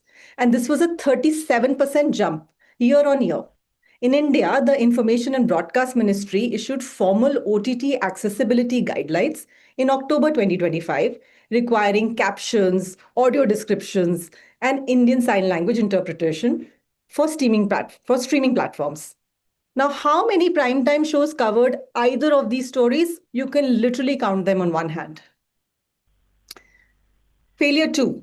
You scroll through any major Indian news channel's social media feed right now. No image descriptions, no captions on reels, no transcripts of podcasts. We are demanding accountability from others, we as in the media, while excluding disabled users from our own content. And here is the detail that stays with me. News Laundry, a respected Indian subscription outlet, began its accessibility overhaul only after a paying blind subscriber wrote in and said, "Hey, I give you money every month and I cannot access your journalism." So not editorial conscience, not a values exercise. It was a revenue signal. And I say this not to shame News Laundry. They responded beautifully, and Newsable, their accessible platform, is now a model for the industry. I say it because it reveals how the business of media actually works. And if we are serious about change, we have to work with that reality, not around it. Failure number 3, the beat is misassigned. Digital accessibility is simultaneously a technology story, a legal story, an economic story, a civil rights story. In most newsrooms, it goes to the most junior reporter available. That is not editorial strategy. That is an editorial abdication.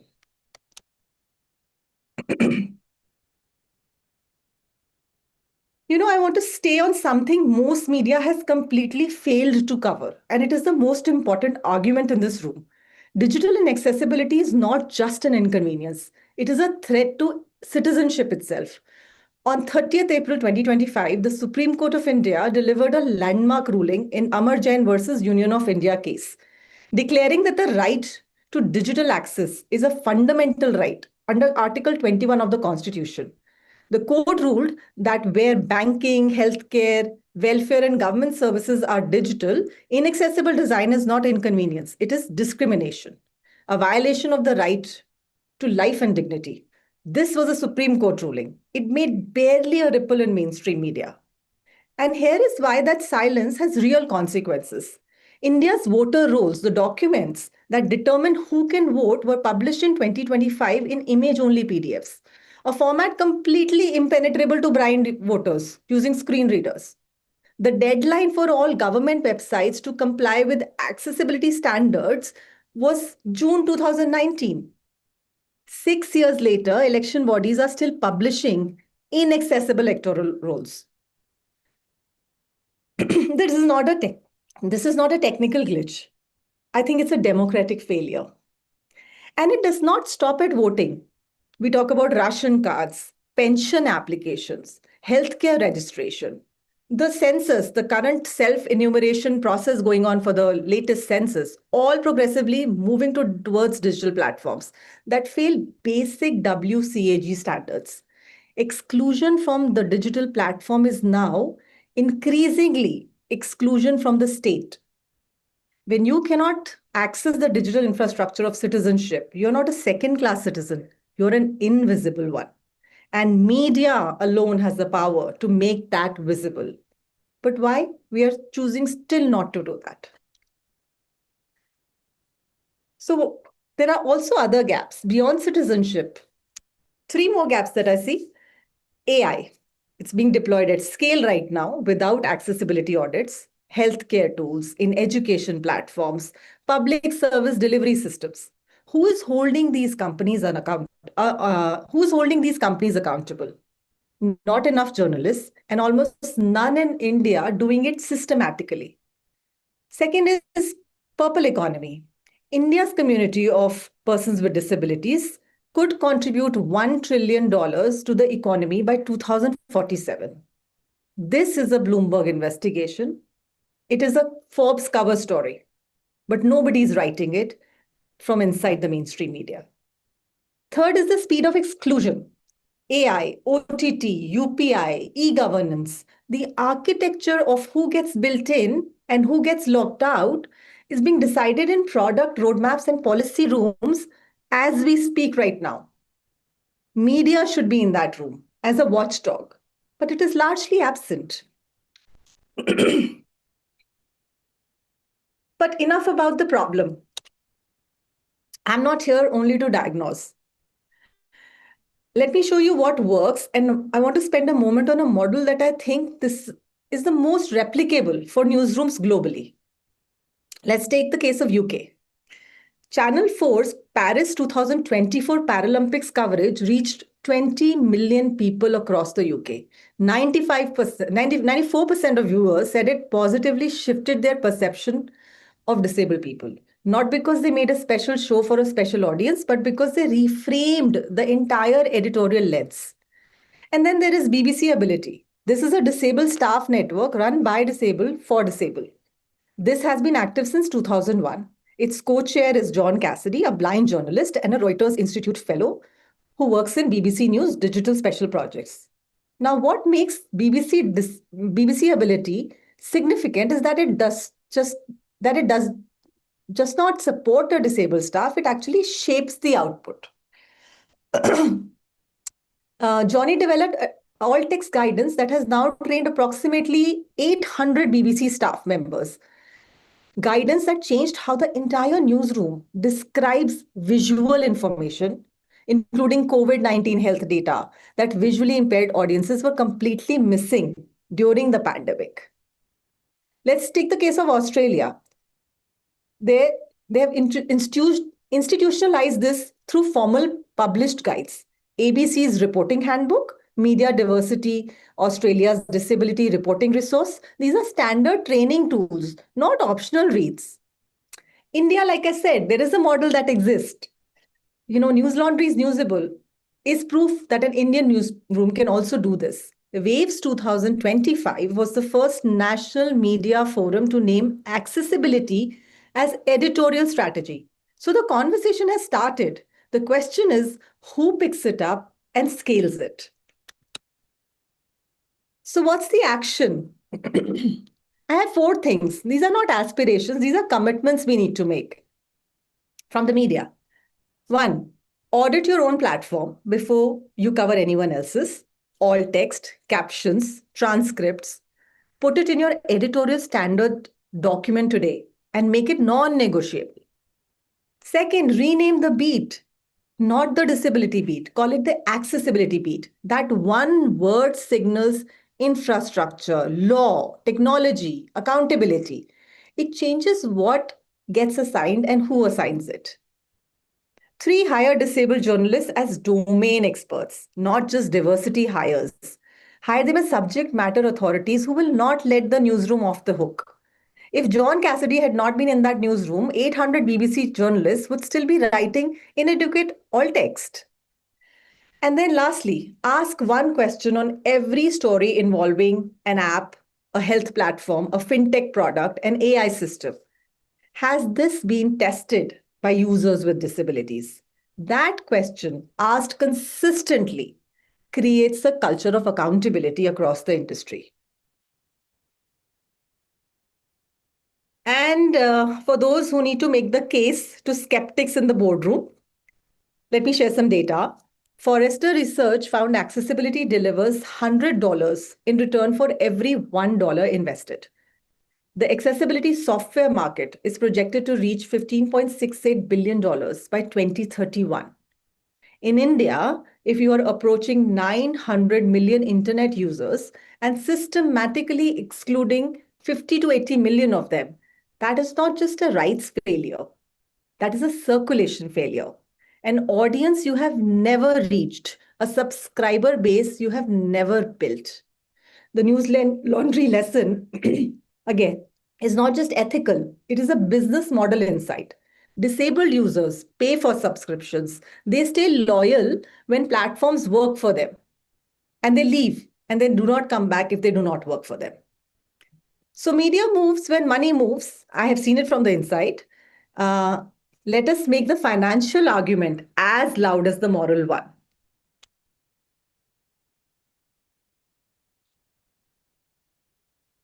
So I began with a question, and I want to also, I began with a confession. Now I want to end with a question. The gap between what is reported and what is lived, that is where the most vulnerable people fall.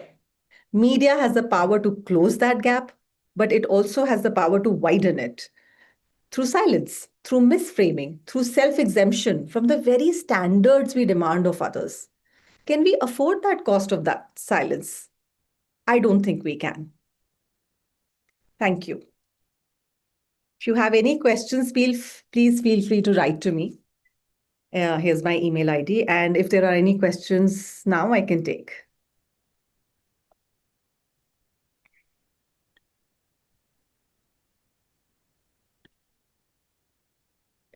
Okay, so I believe there are no questions and they may reach you out in case. Thank you, Yeah. ma'am, for those powerful. Oh, No, someone does not have a question. Thank you, ma'am, for those powerful insights on the media's role in shaping awareness, perception, and accessibility in the digital space. It is now my pleasure to welcome Mr. Gunela Astbrink from Internet Society of Accessibility Standing Group Australia, a strong advocate for accessibility and digital inclusion. She has consistently worked towards promoting disability rights and inclusive digital participation at global platforms. Today, she joins us to share her perspectives on disability, leadership, and digital rights. We welcome you, ma'am.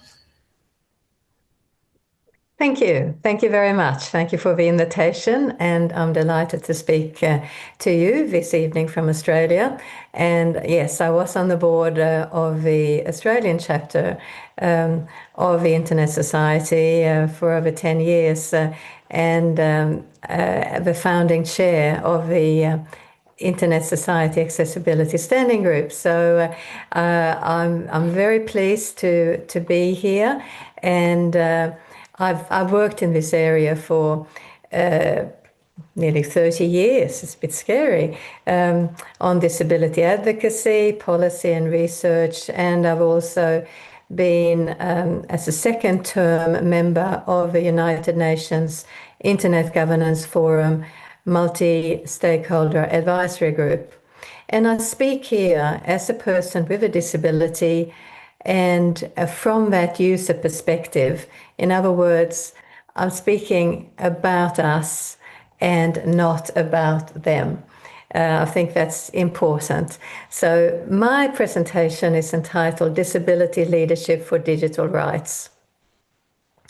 Earlier, we heard from Sally Wentworth, the CEO of the Internet Society, and from Dan York, the Senior Director of Online Trust and Safety. And they explained the board resolution to formalize accessibility in the Internet Society by building a culture of accessibility. And those words ring very true to me. Also working towards eliminating barriers to ISOC's content, events, services, processes, and practices for persons with disability. So I'm honored as that person with a disability that these goals and set of objectives underlying the ISOC accessibility framework are being used based on my original input and the direct advocacy by Dr. Mohammed Shabir. So thank you to Sally and Dan for your commitment to accessibility. You are real accessibility champions, and it's an example of how senior managers can direct change throughout the organization in partnership with persons with disability. Very important.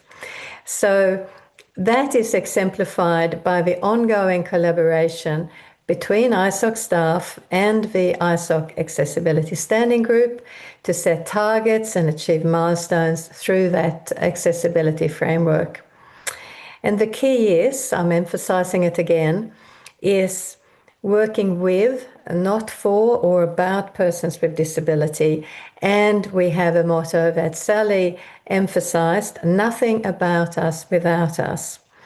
So we know that persons with disability have a lived experience of online barriers and how governance structures can reduce those barriers. So communication and engagement are key factors in decision making. So we're talking here about communication and engagement by persons with disability in those structures. And it's useful to point out that last year's theme for International Day of Persons with Disability was amplifying the leadership of persons with disability for an inclusive and sustainable future. And that's what we really want to do. So again, nothing about us without us. And I'm going to talk about internet governance. And this is the area I've been working in for quite a long time.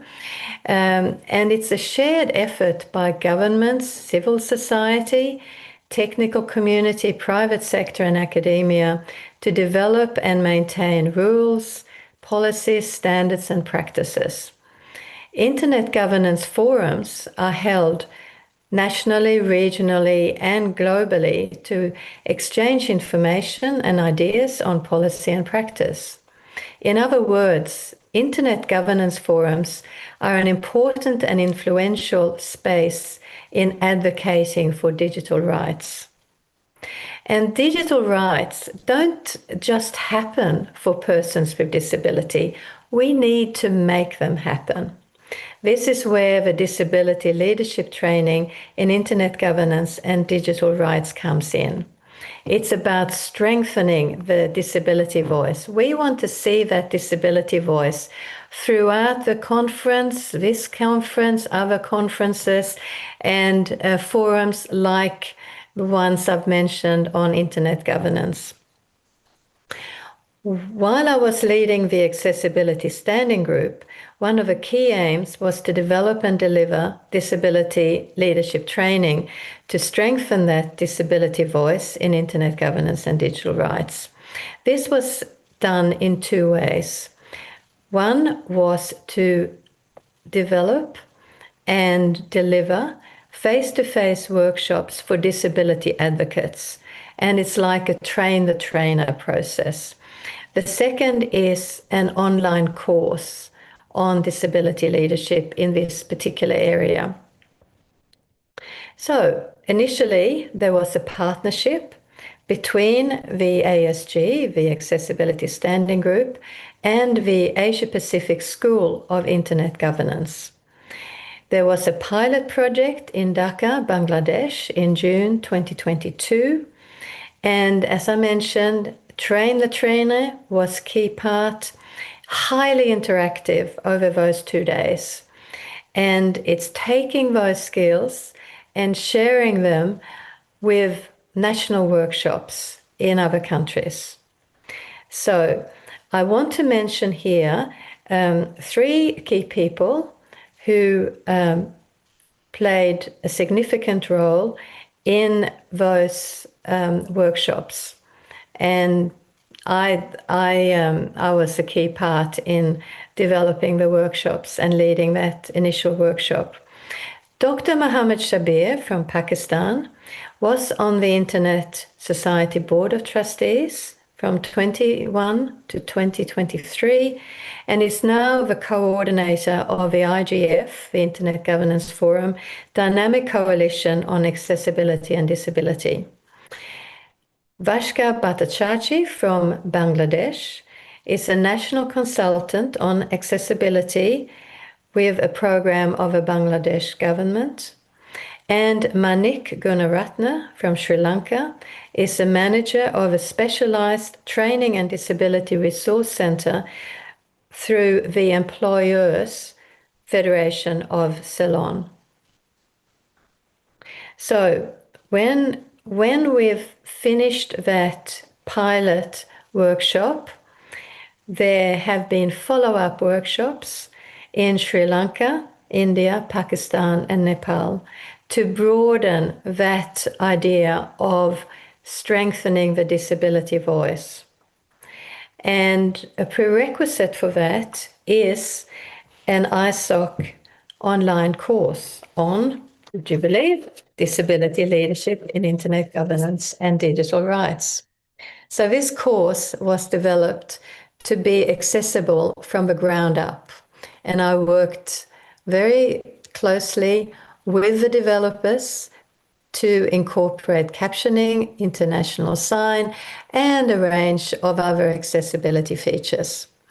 So Dan York mentioned this particular online course, and the next one starts on 20 July this year. So if anyone is interested, it's there, and Dan provided the link earlier. And it's a 4-week course with weekly interactive sessions. And it's not only designed for disability leaders, but also for Internet governance practitioners and trainers in Internet governance. So it fulfills several different purposes. And in the course and reflected in the face-to-face workshops is learning about accessibility policy framework, understanding the interlinkages between digital accessibility for persons with disability and internet governance, learning about key internet organizations and their role in accessibility, developing practical communication skills, and also obtaining useful insights into advocating for digital accessibility and internet governance. So digital rights again. And this has gradually, it takes time, gradually resulted in new voices participating in these internet governance forums. And very, very positively, that means that there has been more awareness as a result of workshops in national, regional, and global events that incorporate a number of accessibility topics. And they are often run by persons with disability themselves. So, practical aspects. The Asia-Pacific School of Internet Governance and the Asia-Pacific Regional Internet Governance Forum reserves at least one seat internationally and one seat locally for fellows with disability to build that increased level of competence in internet governance. Venues and online systems are supposed to be accessible, and Dan York mentioned the IGF DEPwD, Dynamic Coalition on Accessibility and Disability, their accessibility guidelines. So that DEPwD, I mentioned, awards fellowships for persons with disabilities to the annual Global Internet Governance Forum. And to rotate it, the prerequisite is the ISOC online course. Much more needs to be done, but each step is a way to build that culture of accessibility and to achieve digital rights for persons with disability. These disability leadership training workshops are not passive listening exercises, but involved interaction through the 2 days they are held. For example, writing workshop or funding proposals and refining your elevator pitch, all in the context of internet governance, are just 2 examples. So I welcome more of these intensive workshops being held in other regions in future. So thank you very much, and I hope we have some questions to have that interaction. Thank you.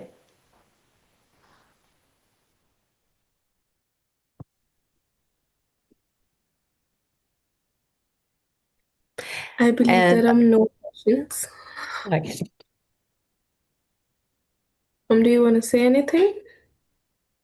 Thank you. I just wanted to point out what Dan York put in the chat about the DEPwD accessibility guidelines, and they're available in 7 languages. Thank you very much, Dan. Thank you for sharing such valuable perspectives on disability leadership and digital rights, ma'am. We now move on to our next insightful sessions, and it is my privilege to welcome Dr. Arpita Sen. At Tata Consultancy Services, she leads initiatives in content generation and digital accessibility research, contributing significantly to inclusive technological innovations and accessible digital experiences.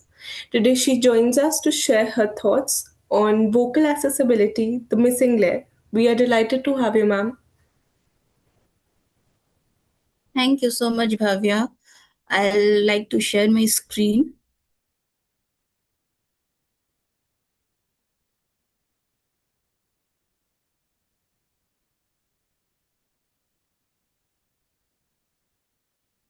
I hope my screen is visible. Yes, ma'am, it is visible. Okay, thank you.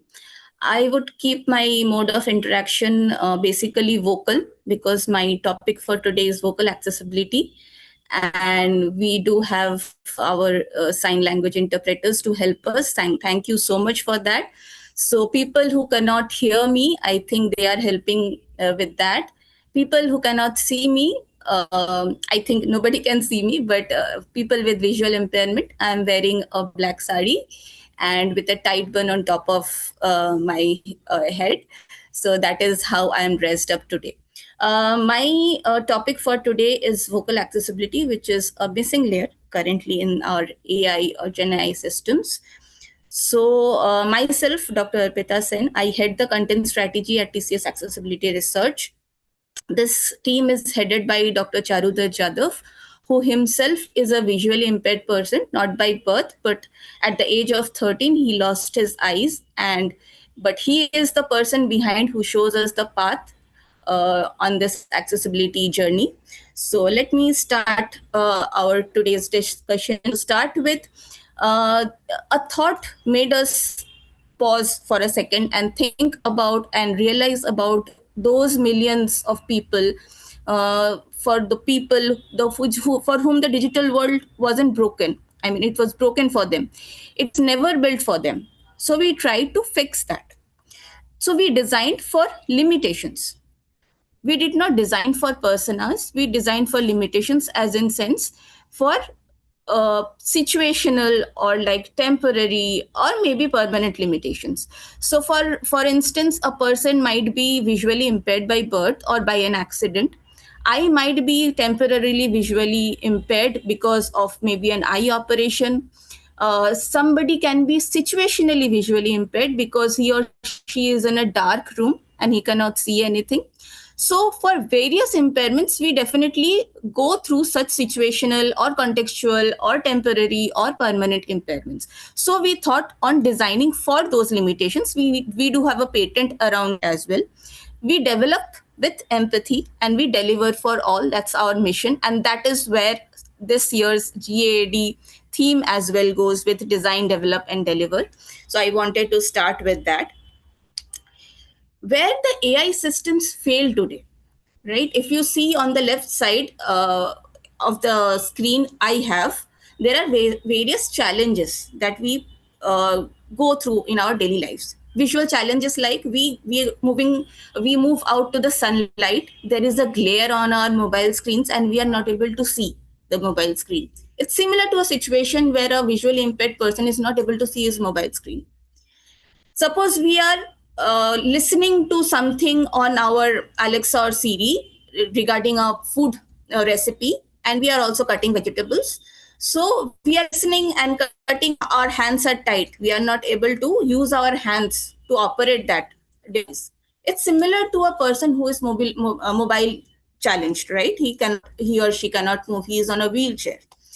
Suppose we are in a situation where there is too much of noise around, or there may be an ear infection for somebody. It's very similar to a person who is having some hearing challenges. It may be because of old age or maybe because of some other issues, but the situations are same across. So when the systems are developed, they do not assume average users. I mean, they assume average users. They do not assume the context, right? So that is where we wanted our designing for limitations to work on. Like AI breaks across moods. So voice struggles with accents, with stammering, with dialects, with noise. If there is a textual mode, it might limit the low literacy or the motor challenged ones. If there are visual interfaces, it might exclude the people with cognitive impairments or visual impairments. So that leaves the accessibility fragmented. So that is where the accessibility challenges come into picture, because many interfaces do not accommodate neurodivergent communications or users with motor or sensory impairments. So can voice technology evolve to seamlessly bridge these gaps, either as an input or as an output, right? Like today we are using that voice either as an input for the people who can hear me or as an output for the sign language interpreters, right? So if that technology can seamlessly bridge that gap and create a unified inclusive interaction layer. So voice is one of the most natural and intuitive interface for human-computer interactions. So making it especially valuable for first-time users or non-literate populations or hand-busy or eye-busy contexts. However, the voice-based AI systems are also particularly sensitive for variations.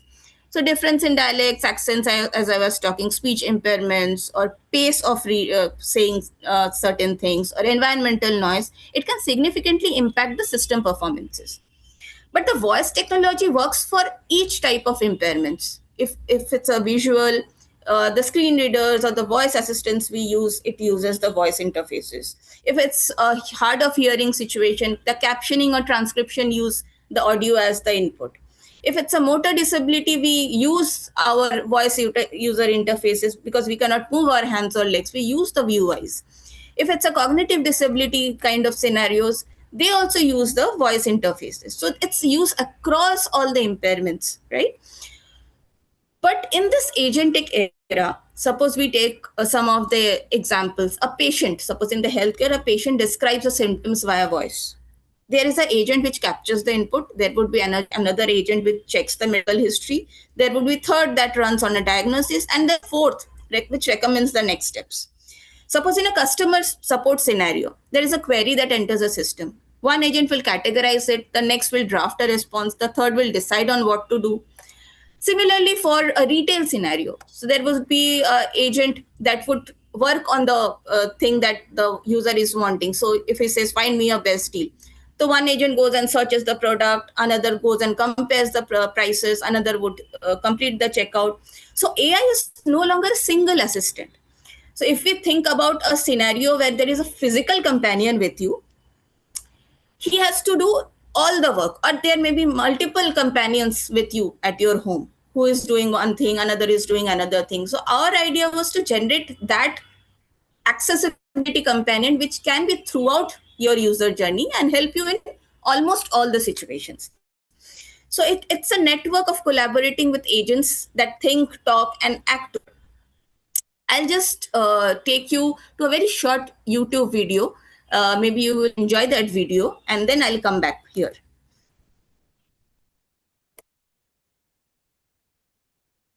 I'm not sure if you can hear me, just let me know if you can hear.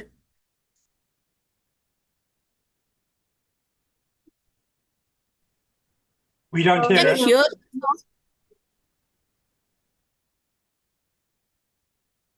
Are you able to hear the sound of the YouTube video? I think It's not playing. I think you It's have not. to. No, I have not shared. No, let me stop sharing and share again with the sound.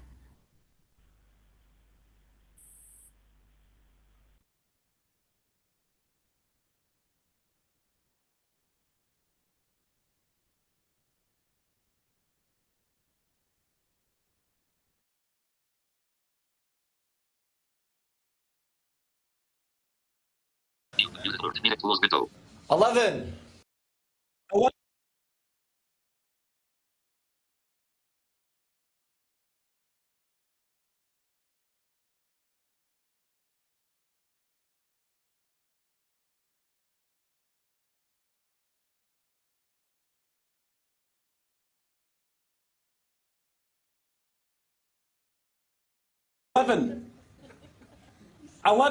Eleven. Could you please repeat that? 11. Whose idea was this? You need to try an American accent. 11. 11. That sounds Irish, not American. No, doesn't it? 11. Where in America is that? Dublin? I'm sorry. Could you please?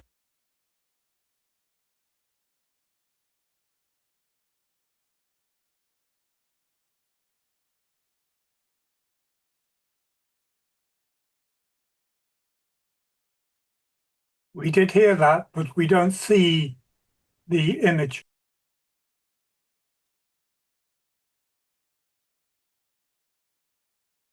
But we cannot see the video.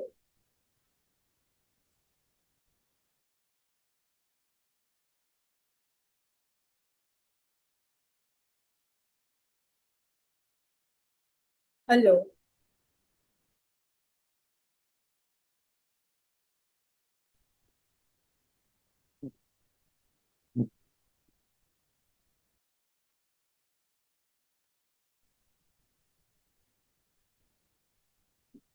We're not able to see your screen. And Dr. Arpita is muted at the moment, so maybe she should unmute.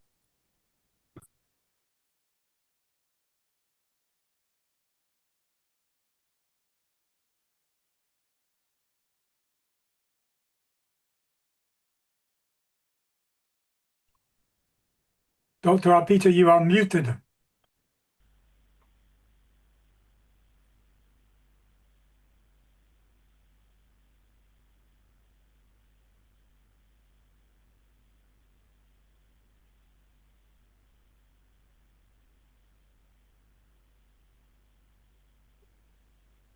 Well, I've sent her the ask to unmute request.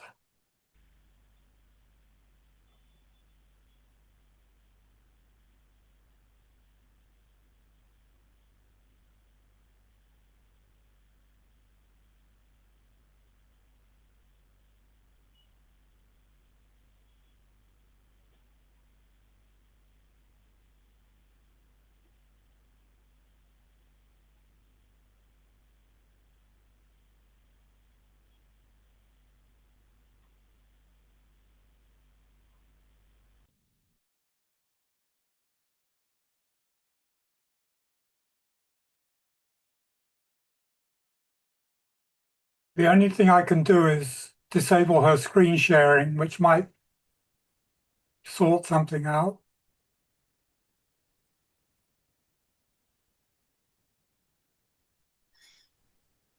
It's okay now?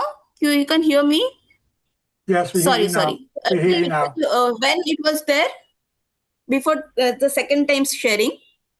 Yeah, we did hear them trying to make the elevator work, but we couldn't see it. From the second time when I shared, no? From when you shared the second time, we heard it, but we did not see. Really sorry, really sorry.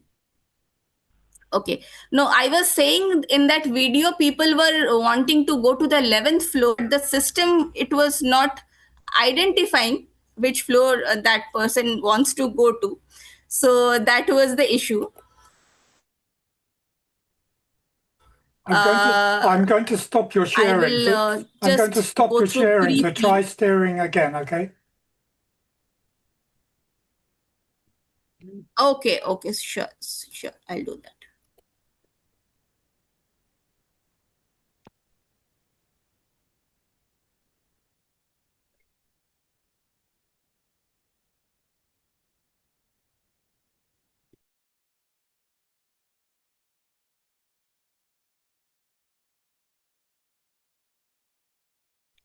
Are you able to hear now? No. Okay. But when I'm sharing the screen, something is happening, I think. You're able to see the screen and hear me? Both? Yeah, the screen is available, but there is no video and your voice is... We are able to hear you, but what we just see is a black screen. It says Dr. Arpita Sen has started screen sharing, so we're not seeing what you're sharing. Okay, let me not share the screen. I think I can tell you. So the situation which I was trying you to visualize is there are two people inside a lift. They are trying to go to the 11th floor. They are saying 11, 11 in different accents, but the voice-enabled system, it's not identifying what they are saying. So we should definitely go for multi-modal integrations when you are designing voice interfaces. And what we have developed as part of TCS and with collaboration with the British Standards Institute and RCA, we have developed something called PAS 2025, PAS 901 2025, which is a guideline handbook for voice accessible systems. Please go ahead and download it. You can go to the Google search for BSI TCS vocal accessibility guidelines. You will get that URL. I will share the QR code also over here. You can just scan it and get it downloaded. It talks about the accent aware voice systems, speech recognition and stammering while designing the voice enabled systems, and robustness across the noisy environments. So what my closing thoughts were: design for human variability, not average users. Voice must adapt to people across language, ability, and context. Inclusion is engineered through goals, needs, and life cycle design. AI must be multimodal, and future AI should be adaptive, inclusive, and equitable for all. So that was my closing thought. I will share the QR code as well as the URL from which you can download the standards. I think that would help you design your systems, and do go through our work around designing for limitations, which comes across all the impairments. We have solution for helping people across all the impairments. That's all for today. Thank you so much, and really sorry for all the trouble. That's completely okay, ma'am. Thank you, ma'am, for the insightful thoughts on vocal accessibility and the evolving dimensions of inclusive technology.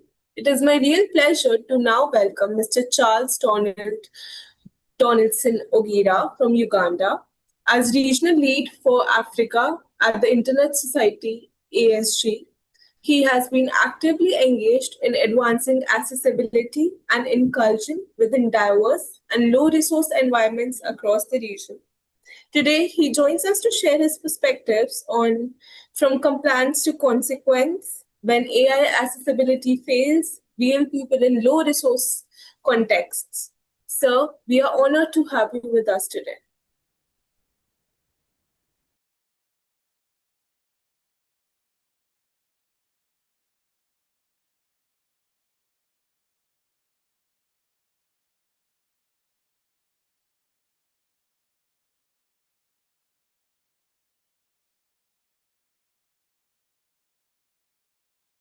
Don't see him in the participants.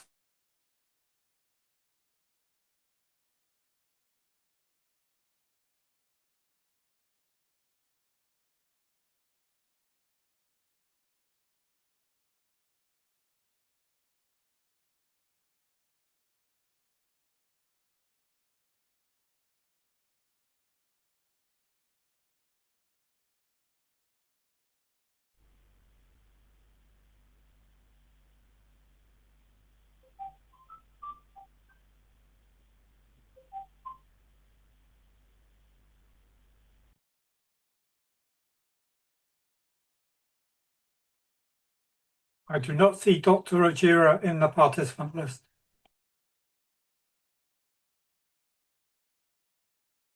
Is Charles not there?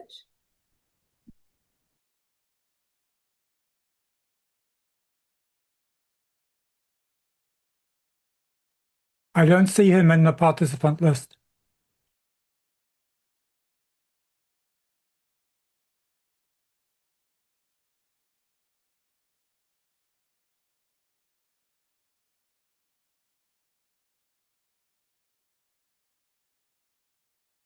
Can move on to next session then. So we will now welcome Ms. Shikha Jain as Capacity Development and Outreach Officer at Internet Society ASG. She has been actively involved in promoting awareness, accessibility practices, and inclusive digital development. Today, she joined us to share her insights on how technology can help WCAG 2.2 compliance. Ma'am, we are delighted to have you with us today. So thank you so much, Bhavya. Good morning, good afternoon, and good evening, everyone. So today, on this Global Accessibility Awareness Day 2026, I would like to share my views and experience about a complex problem that is invisible but affects millions of people in our day-to-day life. So we often talk about accessibility. When it comes to the accessibility, we mostly talk about the websites and applications, but it does not end here. One of the biggest barriers still lives here with us, and we face it in our daily life. That is the PDF. We are using it, but it's inaccessible. So my today's topic is about how technology can help in WCAG 2.2 compliance. And in my presentation, I would like to explain and demonstrate a tool that is AI empowered, how it can transform the digital inaccessible documents to a inclusive digital experience. In my day job, I'm working with an organization that that is associated with the WCAG compliance, audits, accessibility, inclusive activities, and such things. Not limited to this, but it is in this. So when we work on this, we often talk about the accessibility. And when the organizations are saying this, the websites get attention first, but the PDFs in accessibility remains the blind spot. Most of the public sector PDFs fails the basic guidelines that are provided for a PDF should be accessible. That is the WCAG guidelines. Why this happens? Because I think PDFs are a bit complex in structure. They require proper tags, proper images with alt text. It includes some typical tables without headers, and that all these things makes the screen reader invisible text. These PDFs are not accessible at all. So it is becoming one of the biggest barrier in our day-to-day life. So to overcome this and to come up with these things, we are working currently and looking for some tools in this. And while working in my day-to-day life, I come up with several Indian organizations. So when we talk about the Indian government websites, there are several digital documents are available on the websites, including their schemes, circulars, recruitment forms, event details.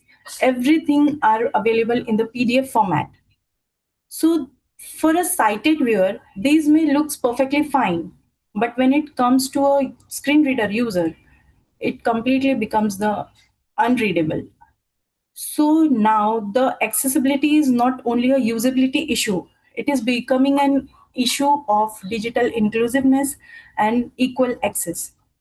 One more thing what I found while doing testing of these documents, there is a language gap making these PDF inaccessible because most of the tools, screen reader tools and other things cannot read the bilingual PDFs or the languages, Hindi languages.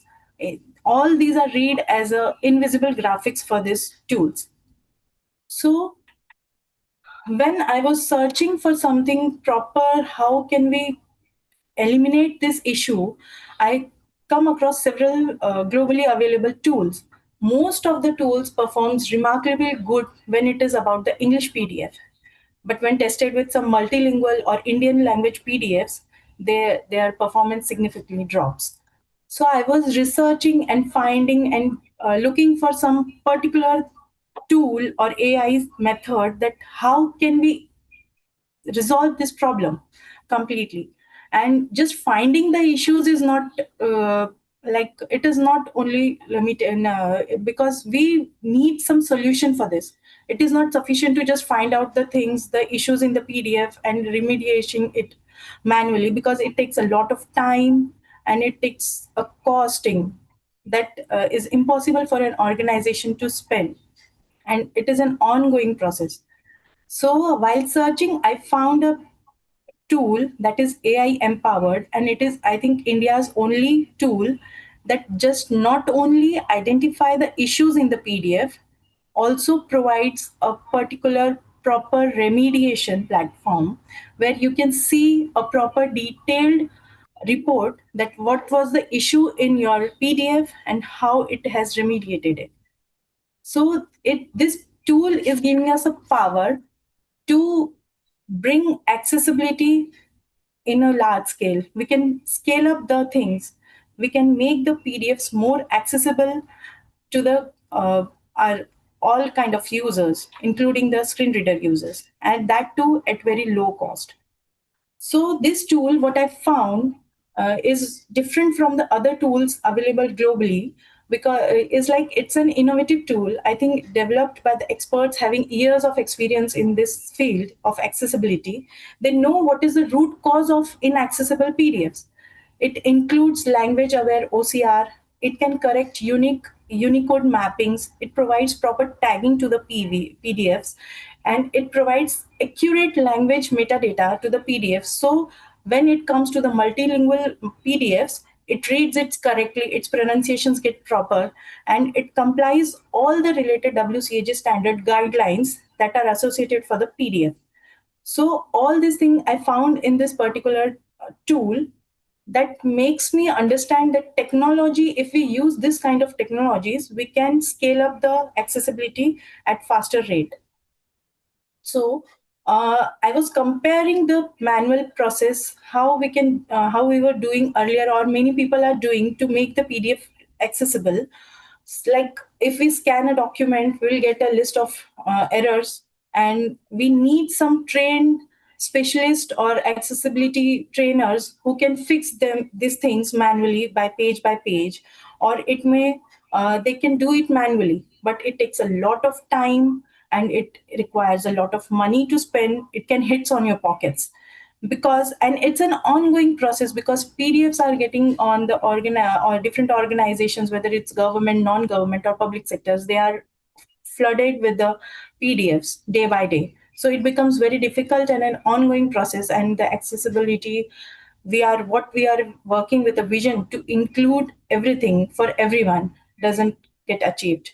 So in this case, we require a tool that can help us to scale this and speed up the process of getting this accessible. So I found this tool. It works like I need to upload a PDF that is inaccessible.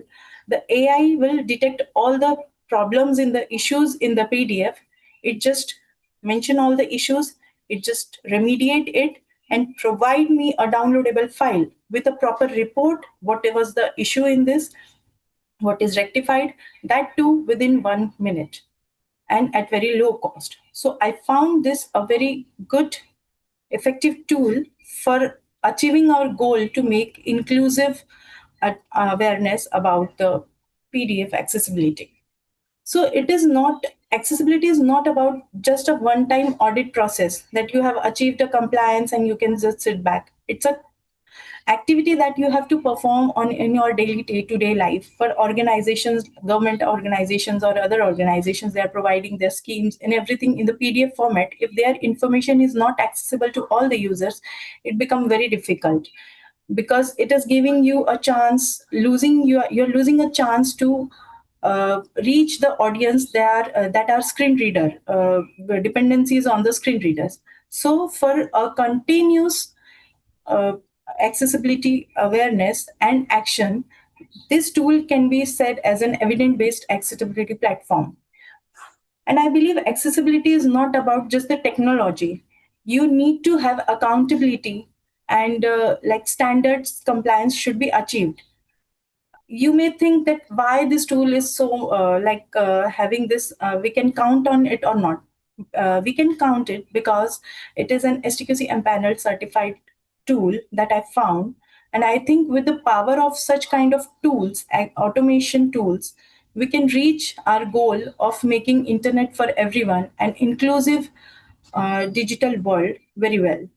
So I have found, while working on this platform, on this tool, I found this PDF, this Accessure can remediate different kinds of PDF, because I come across with different kinds of PDF. Some are having just the OCR, some are the scanned images only uploaded, some are having multiple nested tables, or some are having English, Hindi, or regional scripts. So this tool has remediated more than 20,000 complex PDFs across the different organizations, including government, non-government, health sectors, everything. And best part is you can know what the changes have been done with their proper reports. Again, technology is a good thing, is very powerful, but accessibility still requires human judgments, because some things are there that needs human intelligence. Like if in a PDF, an image is provided, that image is decorative or it has something meaningful, that has to be judged by a human brain. Similarly, when the usability has to be checked with the screen readers, whether it is announcing correct or not. So some sections has to be touched with the human hands. And I believe that with technology can accelerate the accessibility, and human power can ensures the inclusivity. So technology, along with human expertise, can make the accessibility scalable. And some people believe that whom the PDFs will be, accessible PDFs will be beneficial. The answer is everyone. Whether you are a business, having a business, you are a content creator or a testing lab or a development team, whatever business you are in, if you provide your information, your details in the PDF form, and if that is in accessible format, you are opening doors for the potential users, potential clients that are dependent on the screen readers, and that ultimately will increase your revenues. So it fits for all. And I believe that if we are working for a goal, that we are always spreading the awareness that we should bring accessibility in our routine, everything, then we should make our all the PDFs or all the documents that are promoting or providing details about your business or anything you are doing, that should be in an accessible format. So before I conclude, I would like to say, leave you with a thought that technology has given us an opportunity to scale up the accessibility at a faster rate that was not done earlier. So why not let's move beyond awareness? It's time for action. And if when we are providing the information that is accessible, we are empowering the people. So we should go like this to increase the awareness and to increase accessibility related to the documents also. So all kind of users can access these things. And that's it. Before I leave, I want to just show a demo of this with all your permissions, how this tool works.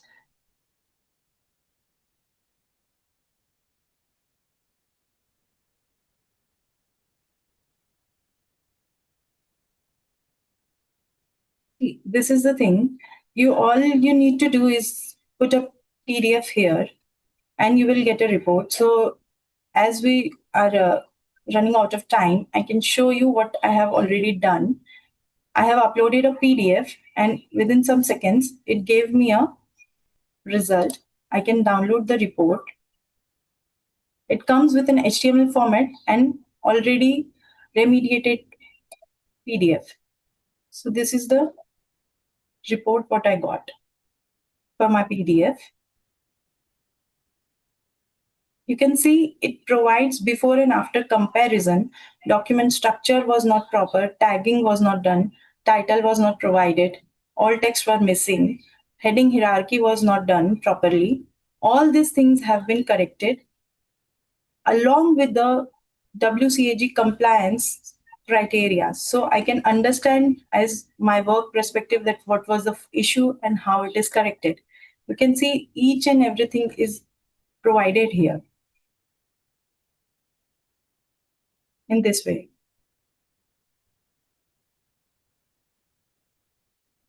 So that's all from my side. Thank you so much. Thank you, ma'am. Charles has joined us again. So I would invite him to begin with his presentation.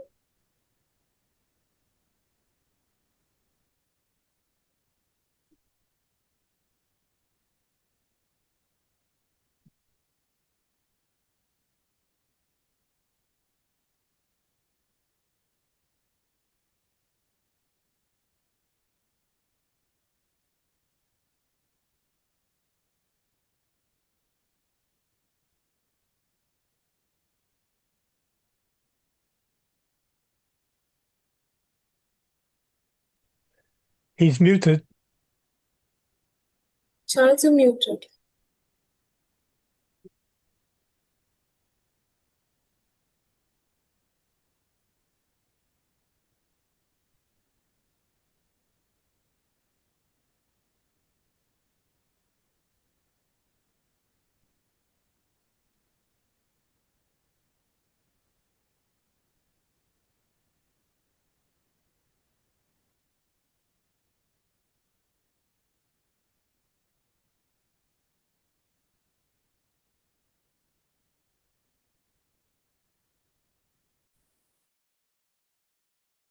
Still muted.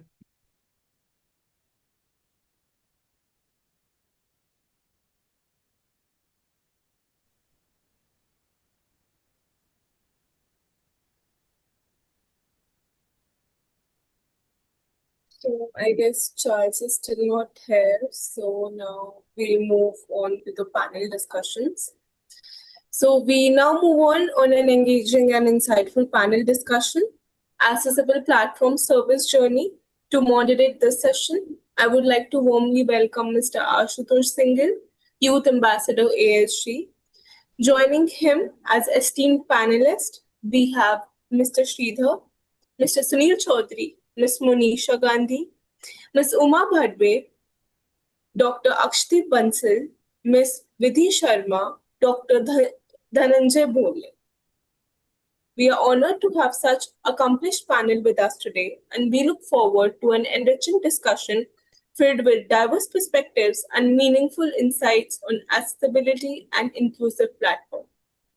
I now invite the moderator and all panelists to kindly take the session forward.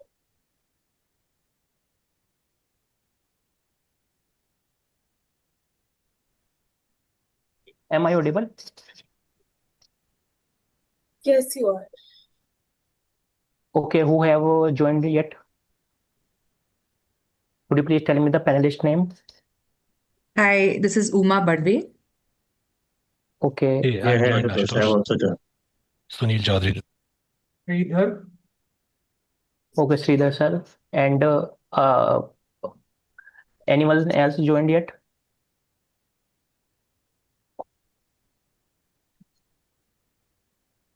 Okay, Akash sir.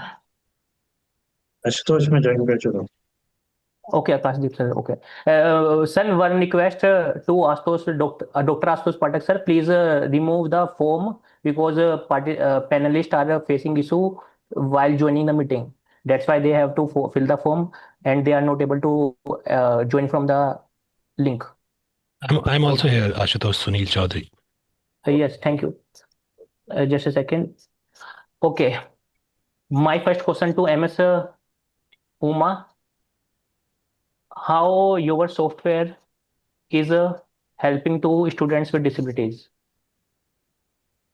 Hi, Ashutosh. Thank you, first of all, for inviting me to be a part of this panel. And I really appreciate the enthusiasm even you have towards accessibility in India overall. First, I would like to talk about the issue of scribes, like the concern that we are talking about in India, which is of scribes. After speaking to the European Blind Union, to speaking with some organizations that work for the visually impaired in America and Australia, and with, of course, 30 years of experience that I have had in India working with visually impaired individuals, we have realized that, the scribe issue is a bit of a mixed bag.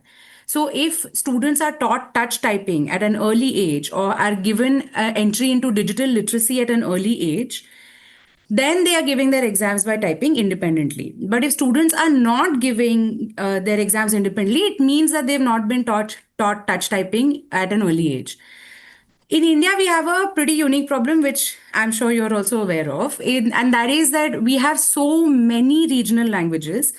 And almost all blind schools in India are teaching in vernacular medium or in regional languages in their specific areas.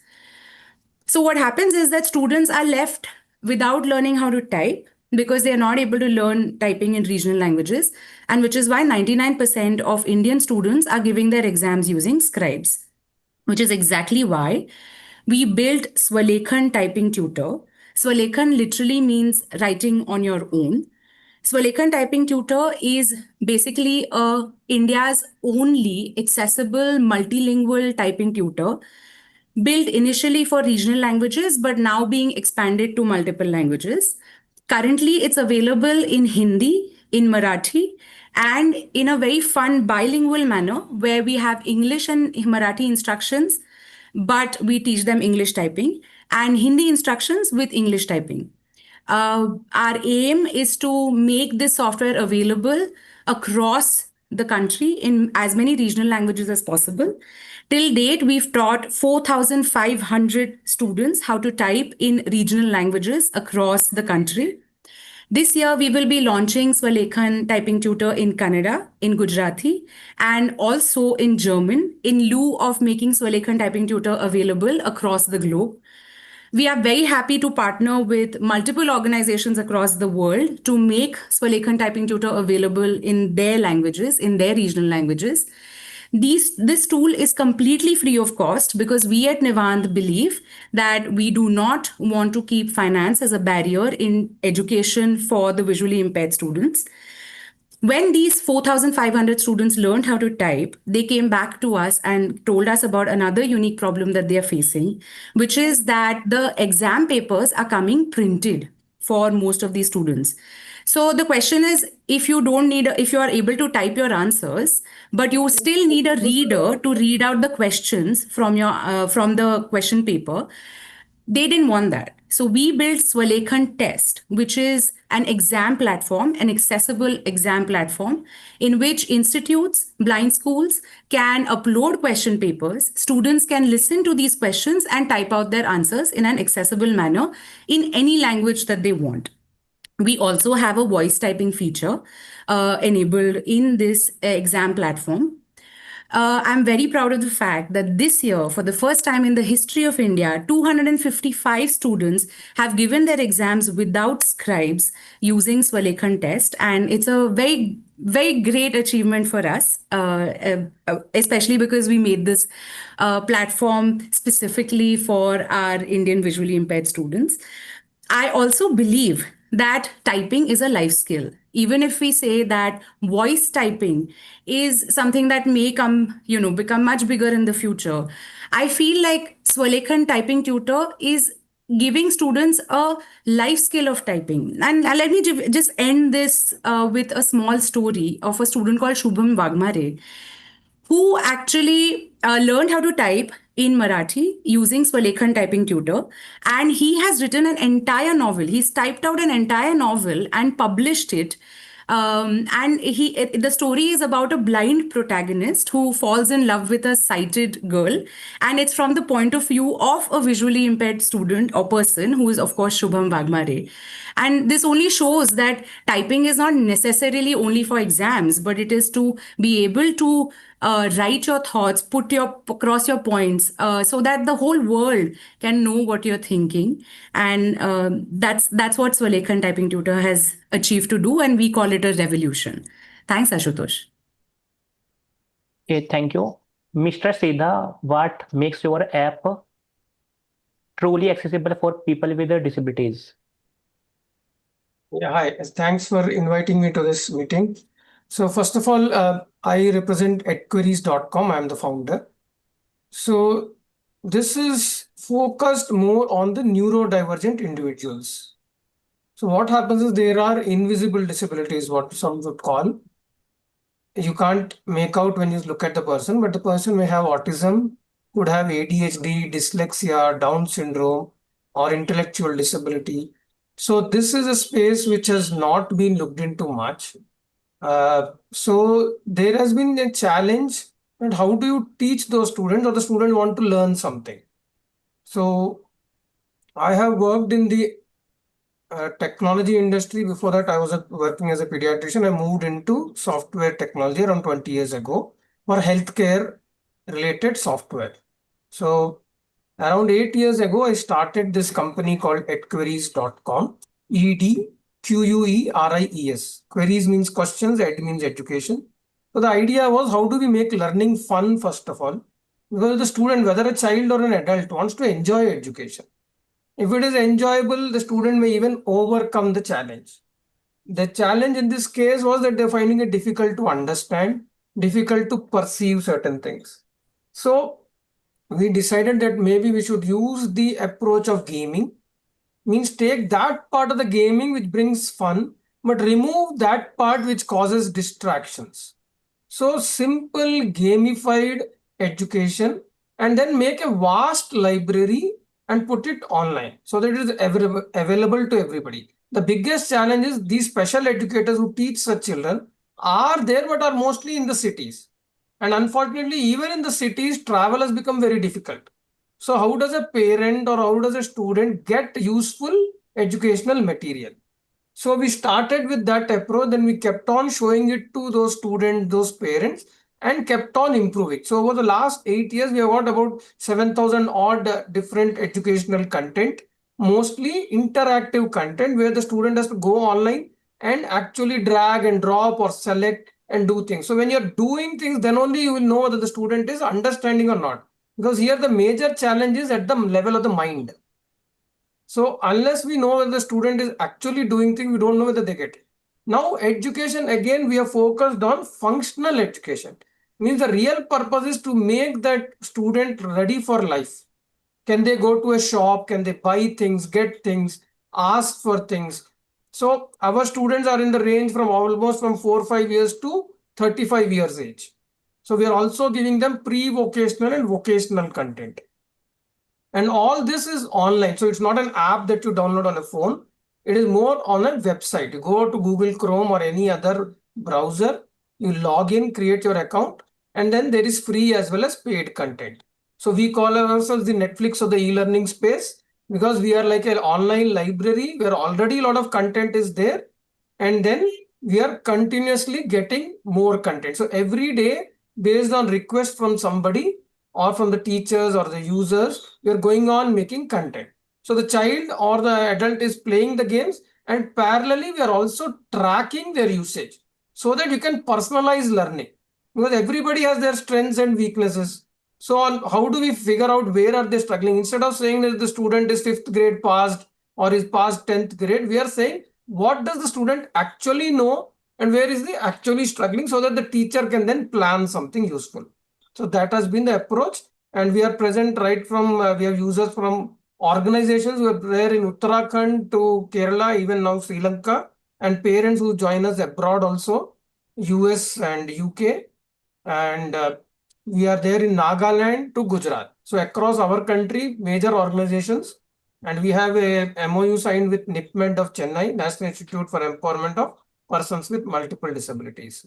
And recently a MEd student of NIPID, National Institute for Persons with Intellectual Disabilities. She did a thesis on our product about adults and their usage in reading for this app. So that is an overview of our solution. Mr. Sunil, what specific problem your 10 app solve for people with disabilities and senior citizens? Thank you, Ashutosh, for inviting me here, and thanks and hello everyone. So our app name is TAN, which is short for the Accessible Nation. In TAN, what we are building is more of an interface that changes as per the user needs. So every person with disability uses her or his or her own assisted technology to access digital world. And this is something that keeps changing. And now this itself becomes a digital skill, or a skill that you need to learn over the time. And what our app does is that we make that experience between digital world and the user, whatever their current knowledge is of the digital literacy. So it's very easy. So basically, because this is particularly customizes itself as per the user needs. So for example, I'll give you an example. So let's say if you are a person with low vision, and you are someone who does not want to, or who cannot see light mode, because this is something that is very painful for your eyes. Now what we do is that we make sure that whatever content you see on our platform is something that is as per your preference, which is, for example, dark mode in this case. And even let's say there are some images that are out there. For example, our app is more around shopping and independent living in day-to-day life. So if let's say you want to buy something online by seeing an image or other things as a low vision user who cannot see light mode, so then you can easily switch to dark mode and see whatever is there. And then, for example, if you are a hearing impaired person, and then you're not good with, let's say, English or Hindi or any other language, but again, sign language is something which is primary to your day-to-day interaction. So our UI itself has different sections where you see ISL language, videos, so that even if you don't know, let's say English and Hindi, so you can easily browse the catalog, order things online. So currently, for example, you can order things like food, grocery, or book flight tickets, cabs, and things like metro tickets, and etc. And one of the things that I would like to mention is that because of this personalization that we have done for the user, 30% of our orders that come to on our app are something that have been done first time by these users, and these are users ranging from as young as 15 years to as old as 55 to 60 years. And this is something that they have found as an independent living tool in their life, despite of whatever challenges they might have on other platforms while accessing any content or catalog. So that's how we are solving a problem of independent living, as well as making sure that technology itself does not become a barrier for someone who has some assisted technology needs. Great. Mr. Akashdeep, is a digital accessibility a opportunity for business? If Hello. yes, how? Yeah. Hello. Thanks, Your good name, Ashutosh. please? Yes. Yeah, hello. I am Charles Donaldson Ogira. I will be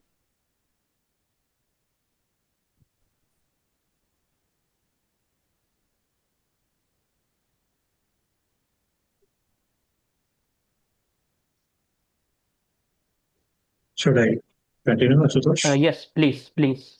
Okay. Yeah, thanks, Ashutosh, for having me here and the entire organizing team. Myself, Akashdeep Bansal, I'm the founder and CEO of Seralex. Like the short answer to your question is yes, there is definitely a business opportunity for businesses. Because see, nowadays, all of us know that around 16% of the global population is a persons with disabilities. Now, when these platforms are not accessible, and most of the businesses are now digital first businesses, right?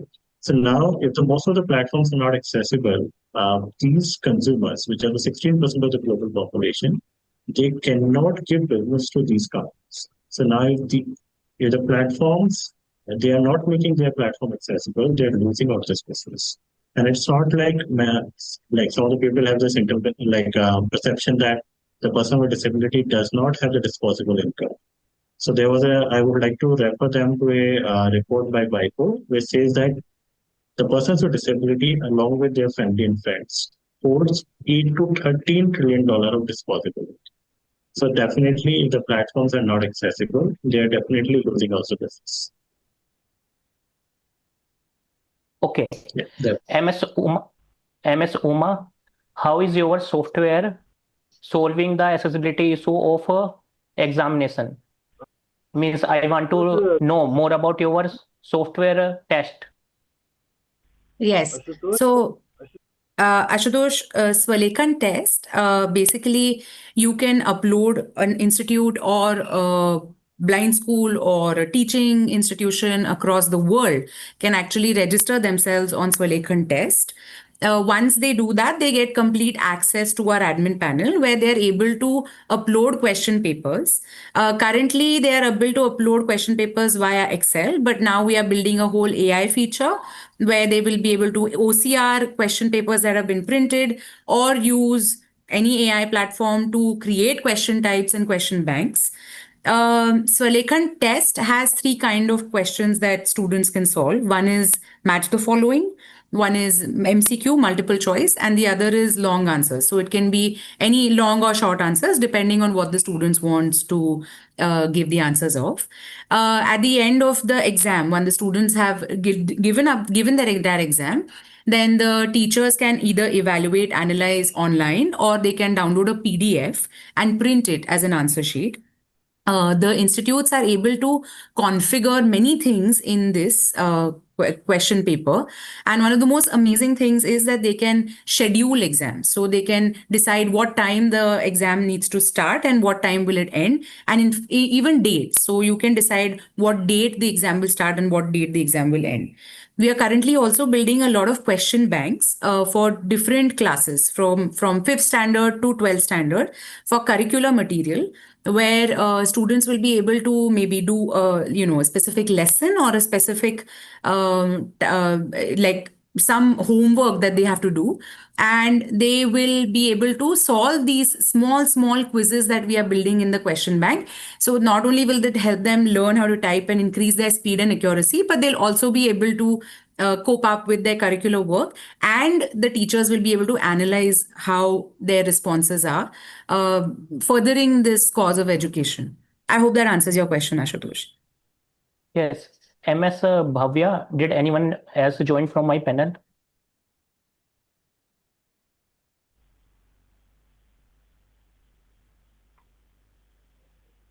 Hello? Bhavya, Hello? Yes. Hello, a very good evening, a very good afternoon to all, given your time zone.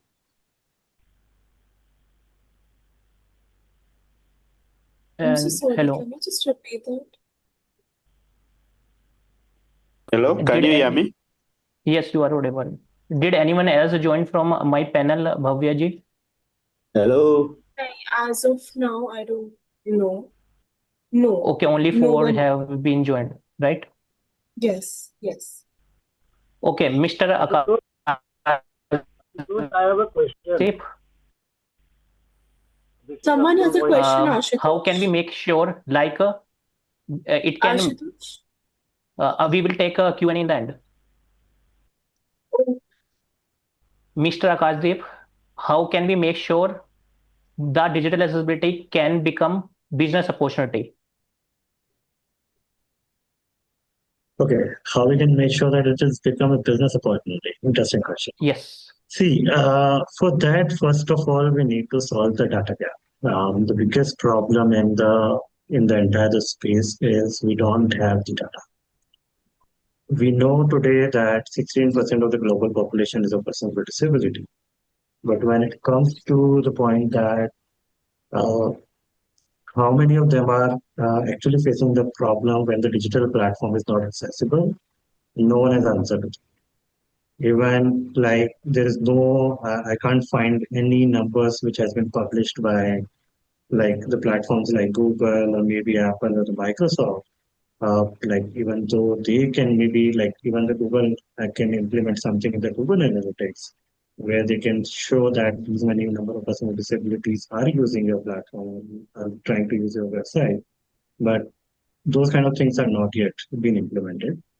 So for a business, even though if you go and say that 16% of the global population is a person with disability, but when they ask the question that how many of them actually face the problem when the digital platform is not accessible, or even see, like if I tell you like what happens is when I was speaking to one of the business some time back, and the business guy there asked me 2 questions. Can you help me understand how many new users I can expect if I make my app accessible?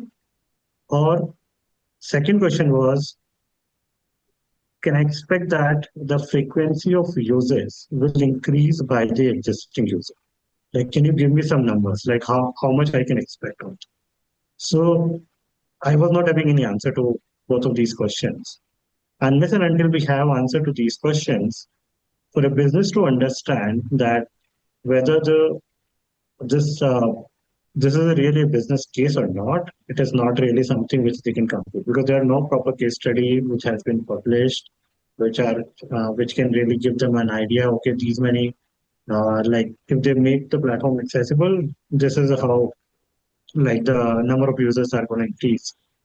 And that's how they don't today, even when they try to make the digital platform accessible, and when they try to think of in terms of the ROI, the return on investment, if they are spending X amount of money today to make the app accessible, they don't know what fraction of the X they are going to get in return. It is going to be multiple of X, or it is going to be some fraction of X, or it is going to be nil.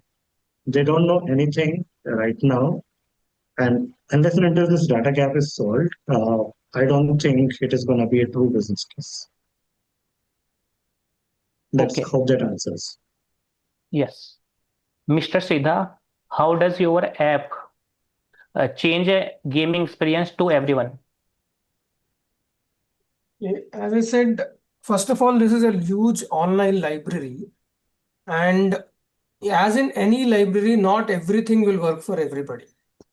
So we are dealing with what is called an autism spectrum disorder. Okay. And similarly, there are other conditions where are also wide variations.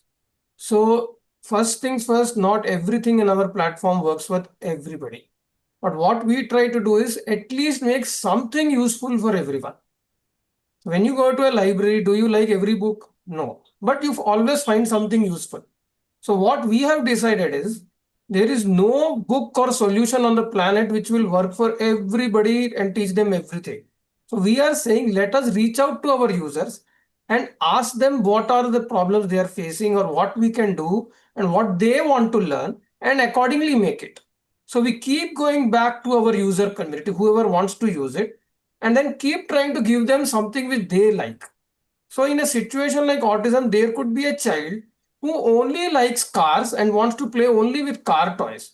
Now the parent wants to teach that boy or girl mathematics. So let us say I want to teach addition. So I will say, why not use that what they like cars, and use cars to teach them mathematics. So we could have an addition game which is based on cars. Now, hopefully some other child somewhere in the country or in the world would also like cars. So like that, we are going back to our community, asking them what they want, whether it is teaching vocational or teaching something. So we start with the assumption that there is something out there which we have, but there could still be something we don't have. Let us ask and build.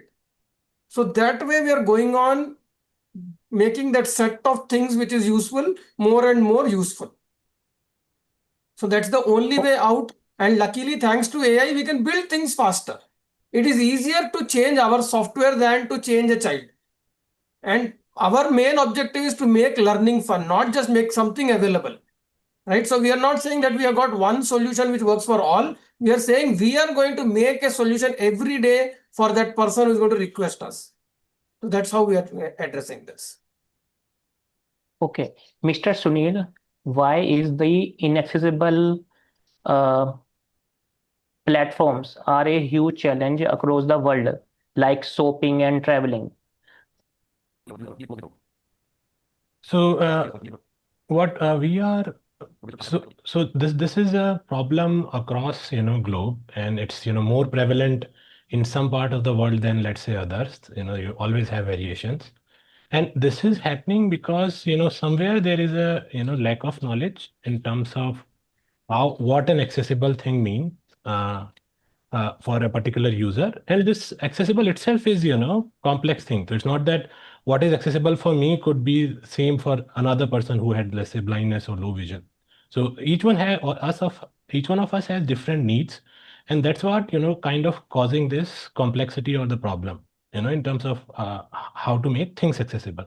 Now what we are doing at 10 for this particular thing is we are, so all of us agree that universal design is something that we should all build on. This is something that is required for making your things accessible. What we are doing, and going one step ahead and saying that we are going to design inclusive design solution, so that your platform is customized to you. And this is something which has become more easier now, as Mr.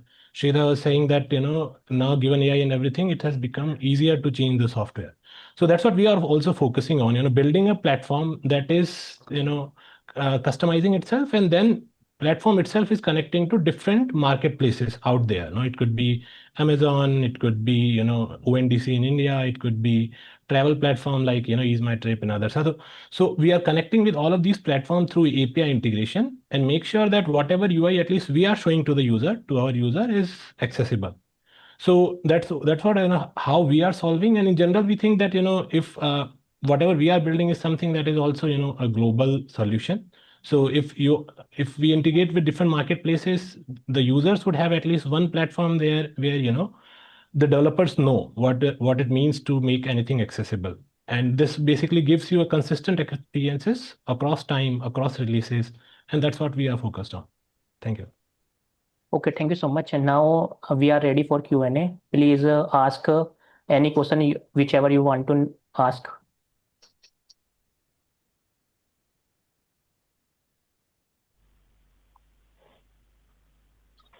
Ashutosh, I hope our audience is very active and they will ask so many questions from my panelist. only one question from my side. I am Abdul Moid here. Could you please speak a little bit louder? Yeah, this is Abdul Moid. Are you able to hear me now? You are audible, but if you will speak more louder, so it will be better because I have to focus more on your voice. Okay. Now I am audible? Yeah, now it is better. Okay. So this, accessibility business model for, established disability, that can have, but in this business model, how it is integrating the disability which goes unnoticed for longer period and get deteriorated,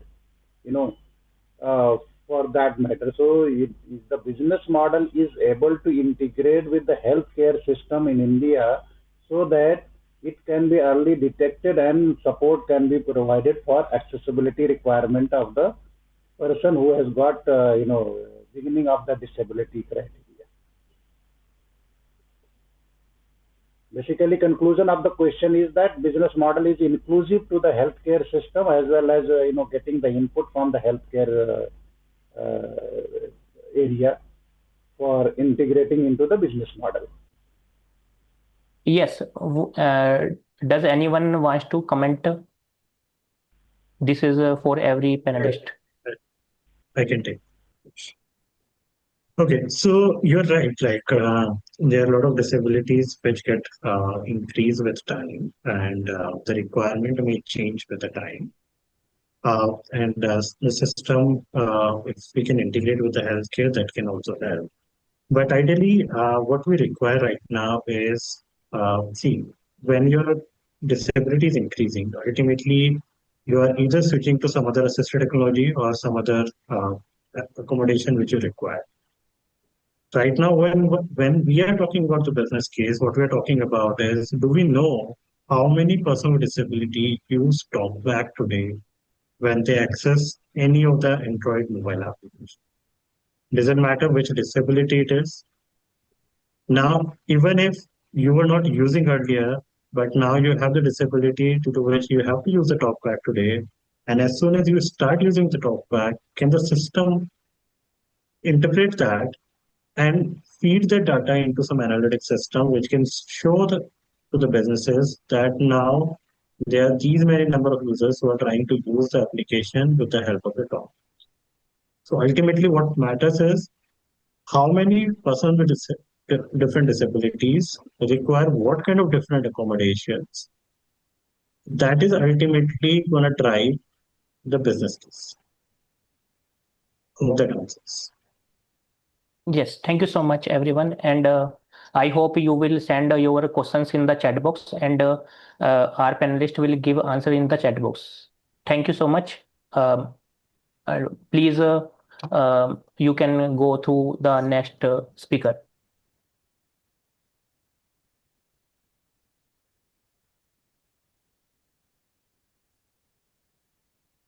All right, thank you to all our respected panelists and our moderator for such an engaging and insightful discussion on the accessible platform service journey. Now, if Charles is there, he can take up. Charles, are you there? He's not there, Bhavya. Please proceed for the next. Okay, sir. So we now move on to our next inspiring session, and it is my absolute pleasure to welcome Ms. Dipti Prasad, President of India Awardee, social entrepreneur, and passionate accessibility advocate. She has been working relentlessly towards making entertainment and media more inclusive and accessible for all. As the co-founder of Excel Cinema and NovaFlix, she has helped introduce audio-described cinema experiences and accessible OTT content across India, including popular films such as Sanju, Article 370, Sitare Zameen Par. Her work has been widely recognized for promoting inclusive storytelling and accessible viewing experiences, creating impact across audiences and entertainment industries alike. Today, she joins us to share her perspective on digital inclusion in the entertainment industry. Ma'am, we are truly honored to have you with us. Kindly take the session forward. Hi, Bhavya. Hi, everyone else. Thank you so much for having me over. So before we begin, let's start with a quick introduction to what exactly is accessible entertainment. So allow me to play a small clip which has inaccessible or content, that's how it is delivered to the theaters, which becomes inaccessible to the visually impaired community. But for the rest of the world, the sighted community, it is the regular or a common way of consuming content.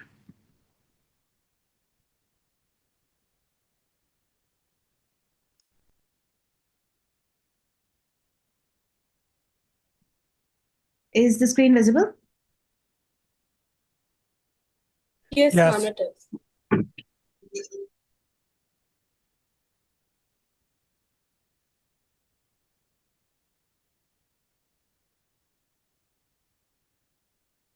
की वजह से seabird एक dead ship Mumbai के जुहू बीच पर आ पहुंची।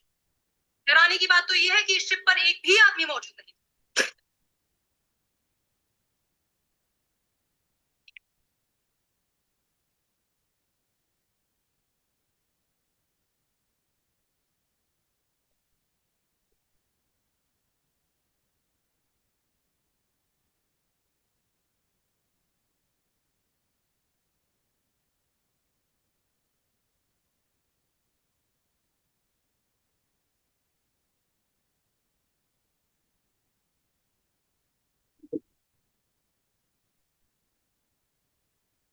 मेरा नाम पृथ्वी है, मैं सीबर्ड शिप पर सर्वेइंग ऑफिसर। पता करिए सीबर्ड का कोई रिकॉर्ड है? बहुत सी कहानियां हैं सीबर्ड के बारे में। सीबर्ड हॉन्टेड है। हाउस वर्कर के अलावा एक लड़की भी थी शिप के पास, जिसे तुम देख रहे हो। ये तुम्हारा हेलुसिनेशन नहीं है, बल्कि बुरा सा है।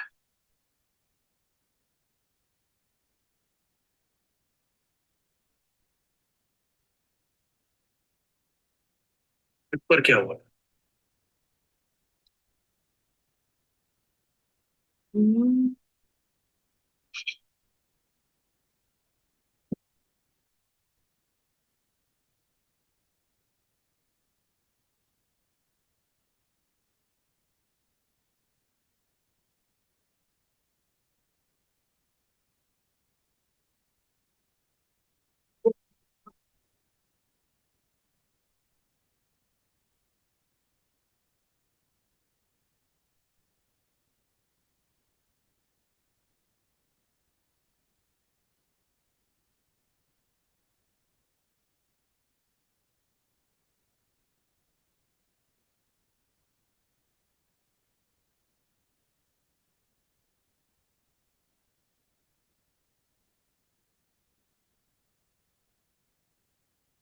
We're not hearing audio.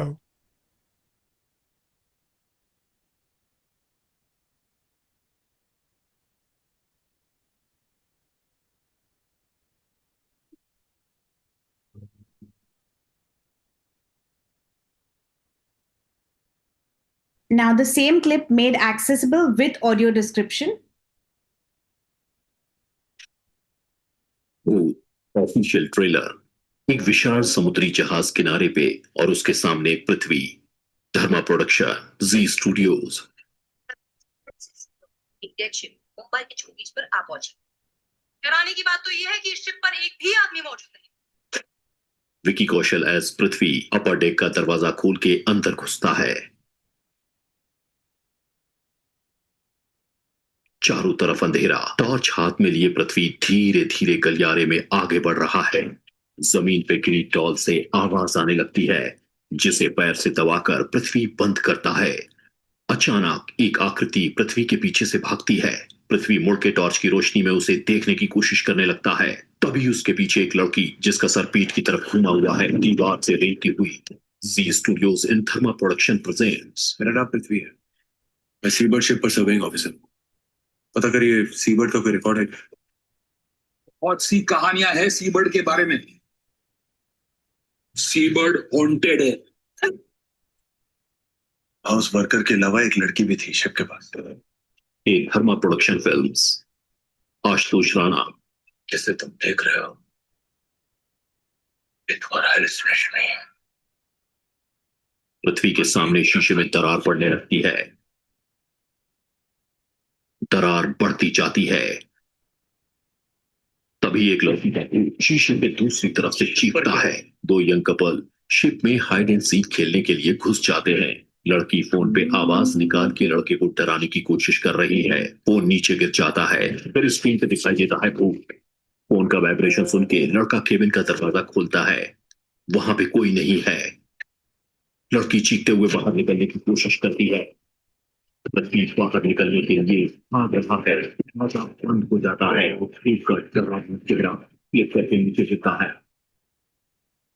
इस फरवरी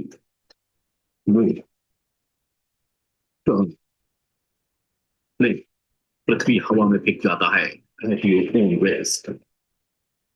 पृथ्वी खिड़की से चिल्लाता है, भूत पार्ट 1 द हॉन्टेड शेयर। पृथ्वी के ठीक पीछे भूत हड्डियां सीधे करते हुए खड़ा हो जाता है। जमीन पर बिखरा हुआ सारा सामान हवा में तैरने लगता है। भूत अपने गर्दन झटके से मोड़ता है। Produced by Dhiru Yash Johar, Karan Johar, Apoorva Mehta, Shashank Khaitan. Directed by Bhanu Pratap Singh. 21 February 2020। भूत।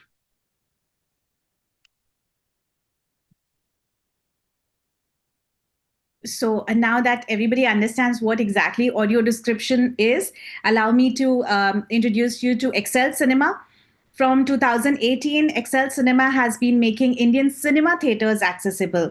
That means when a blind person or a person with visual disabilities walks inside any theater of their choice, any showtime of their choice, they simply need to plug in their headphones in their smartphones and enjoy audio description in sync with the theater content that is playing in the movie theater, along with their sighted friends and family members. Sanju was the first movie that we made accessible back in 2018. And then during the pandemic, we realized that there is a lot of old content which is available on the OTT platforms in the public domain, but yet inaccessible for the blind community. Hence, we started as a foundation, and that is called NovaFlix. NovaFlix is world's first 100% accessible OTT platform, which has the maximum amount of Indian cinema content available, all accessible, all with audio description. So it's very simple. Users download NovaFlix. They register as a visually impaired, which means they get verified by uploading their disability certificate or UDID card, which proves that the user who's downloaded the app is a blind person. And then they buy a subscription for 69 rupees for 1 month, 199 for 6 months, and 349 for 1 year. Identifying that a majority of the community members are yet not financially independent, we have a request for sponsorship button on the app, and with which they can get sponsorship that comes from companies, CSRs, or somebody who wants to do a donation. So this is a very transparent donation mechanism that we have innovated on the platform. And users request for sponsorship, and somebody else on behalf of them comes and pays for the annual subscription amount, and that's the same amount. And then the user gets to even record a thank you message and send it to their donor. If you don't mind, can I just do a quick presentation on this? Sure, ma'am.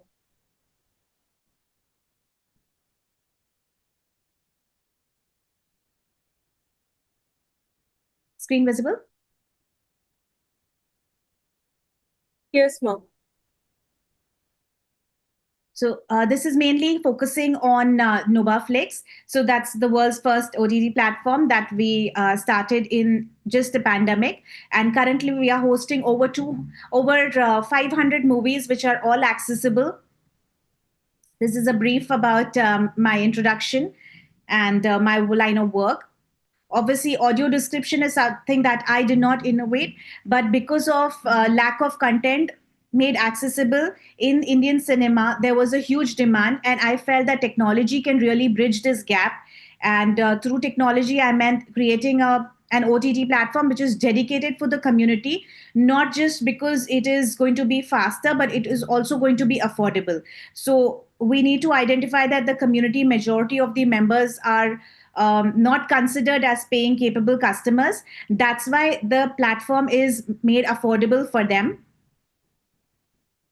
The inception obviously came from Excel Cinema. While I was making the Indian theaters accessible, I felt the old content which is already existing in the public domain also needs to become accessible for the population that's staying in India.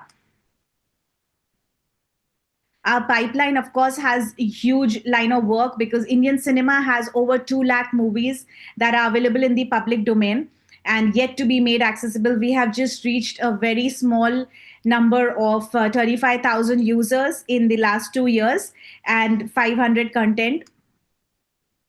The community obviously enjoys because they get to watch the movie in the comfort of their home, and they are enjoying the movie like anybody else, like how the sighted world is enjoying.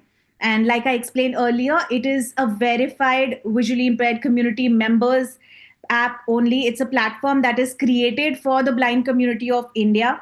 Hence, it is restricted to them only, and they get to verify themselves either by uploading their disability certificate or UDID card, or the 50 NGOs that are already working in India for the blind community. We have collaborated with them and they become our gatekeepers. That means they identify the user for us, or else we have Sugam Cinema Yatra, which is our outreach program through which we go to blind schools, blind hostels, blind NGOs, where they recite in large numbers, and we showcase one movie to them, which is with audio description, that not only promotes the awareness about our apps, but also creates digital literacy. If somebody wants to, help out, it can easily be done by their CSR support or even individual sponsorship that can be given to the end user. We have created softwares that is helping me and my team create the audio description much, much faster. Back in 2018, the timeline for creating a 2 hours movie audio description was almost 10 days. But today we are delivering it in 24 hours. We would be happy to have more support because this is the journey that we have just started. It has started from the Android and iOS devices, but we definitely want to go onto the TV version and on the net, on the other, like the Android TV and the smart TV version also. And we definitely have a long, long journey ahead. I hope somebody comes forward and supports us in the journey that we have started. It is not only for entertainment of persons with disability, but it's the human basic right of every human to get entertained and leisure. Thank you. Thank you, ma'am, for such wonderful words.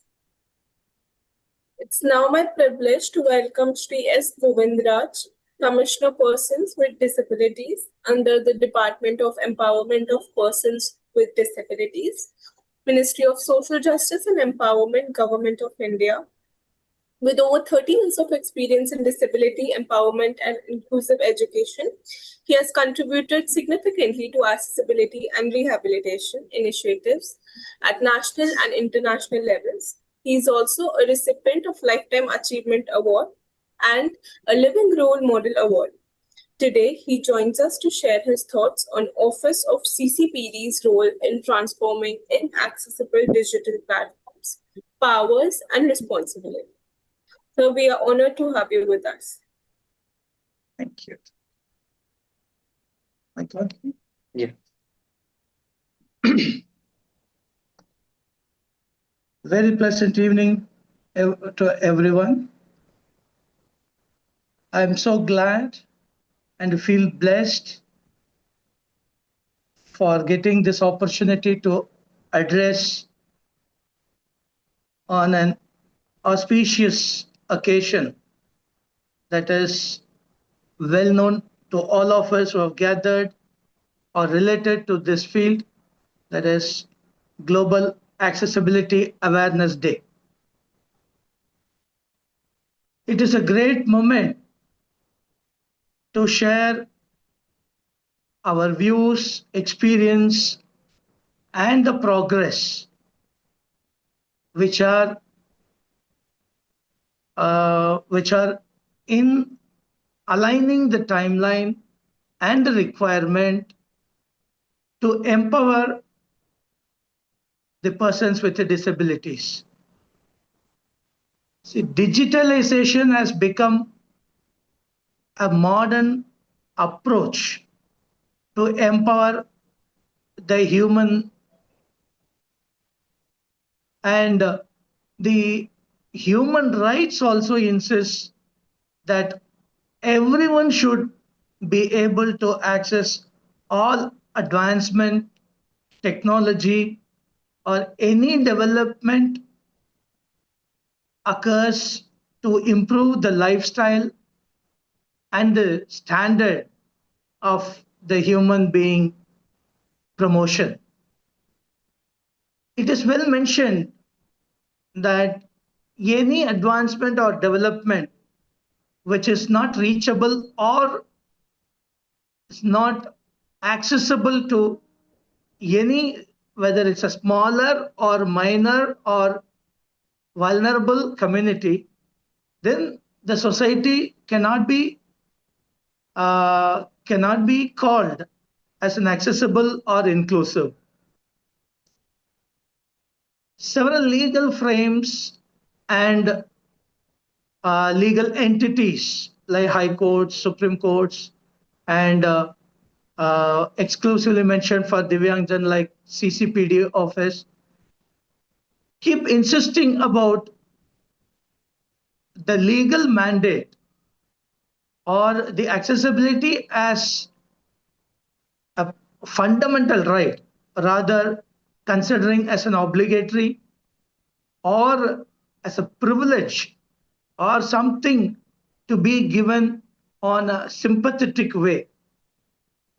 All these are sensitized and well explained about the significance and importance to provide the facilities to empower Divyangjan.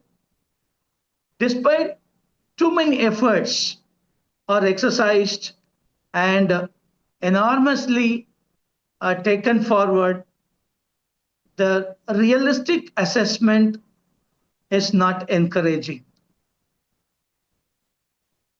Especially whenever a complaint reaches the CCPD, when we file and seek the response, 80% of the respondent never respond immediately.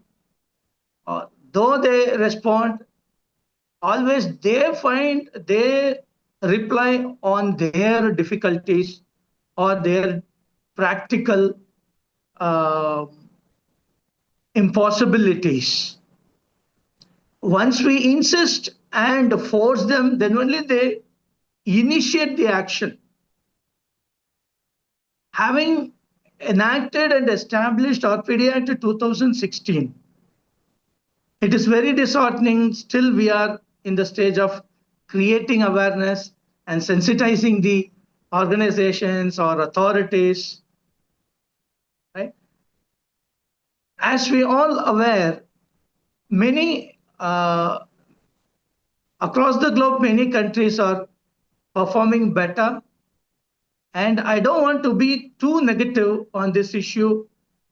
We can see some development over these 4-5 years.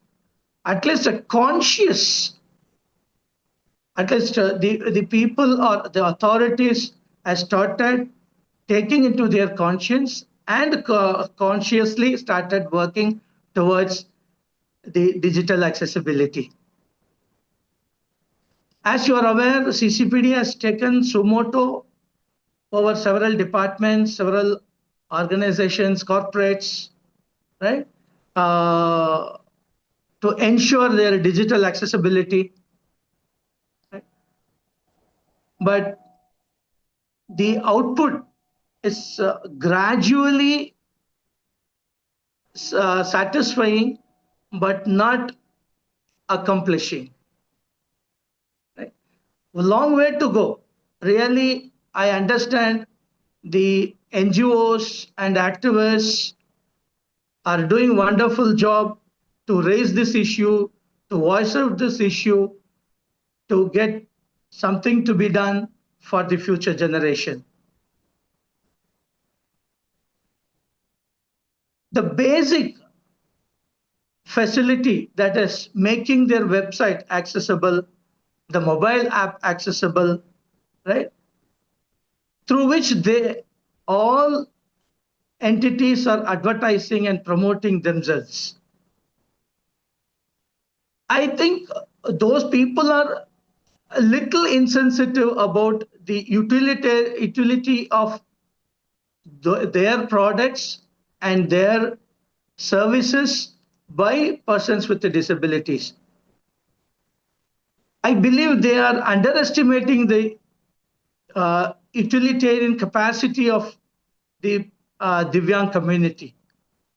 I would like to insist that person with a disability community has got, though it is sound to be a minority community, but it has got a large strength, as WHO has assessed that 16% of the world population identified as person with disabilities by different degrees, either mild, moderate, or severe. So 16% of population cannot be a small size of either in the capacity of consumer or end user. Once we make them to realize this statistical data and the ability of the persons with a disability to obtain their services or utilize their products, I hope they would come forward voluntarily to make their product or their sites very accessible. The major thing which we should do is we should make them to realize we are also capable of utilizing and being productive to their services and potential. We should start clarifying them that person with disabilities also could become their potential clients. All aspects are analyzed, assessed in a materialistic way in the modern era. Once we make them to understand our potentiality, our ability, right? So definitely, I think the days are not too far to achieve our goal. And well before the RPD Act enactment, the Honorable Prime Minister has initiated the people's movement called Sugamya Bharat Abhiyan, right? So in order to strengthen it, in 2021, the Sugamya Bharat app is established and it's well developed for the people, not only for the persons with the disabilities, even the general public could access and raise the issues against the accessibilities. But it is yet another disheartening fact that app also is very meagerly used, right? See, 148 crore is the population of our nation, but only 14,000.3 right? 14.3 thousand people have accessed the app in the past 5 years, right? So we should promote and we should make everyone to access, and we should reach the people to raise their requirements and to bring out the difficulties to the authorities. Yes, I could sense how fast the system is working against the accessibility establishments or accessibility improvement. As the CCPD office is very keen on this accessibility matters. It takes up in a speedy way and hears the matter and forces the entity to make all their services and products accessible. Right? CCPD office prioritize. As you're aware, several organizations are levied a penalty for not complying the accessibility standards. Right? In the days to come, definitely the CCPD office is committed to attend all the complaints, right? Whether you register through CPgram, Sugamya Bharat Abhiyan app, or by any means, right? CCPD office will be a watchdog for the prime issue like accessibility, which would empower if everything goes right and given opportunity by creating an accessible nation. Yes, of course, we are provided constitutional rights, right? Statutory right mandates, right? Despite we see very little responsive efforts are initiated and taken forward, though it is not 100% discouraging, but the response is not that much remarkable. I understand many are ignorant, few are unintentionally not attentive, and a few are bothering about their financial burden. Recently, I was participating in one of the digital accessibility issue over a very popular department in our nation. Their discussion was really disappointing. As if they were forced to do. Even the chair of the meeting says that I need to clear this because I get so much of pressure. That means the chair himself do not have the interest or intention to clear, but because of pressure only, he tries to do something. I'm very sure the pressure cannot bring any pleasure.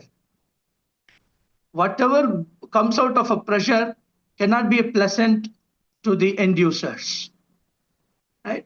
And always, whether it is a government or private, always talks about the budget to make accessibility, to clear the accessibility issues.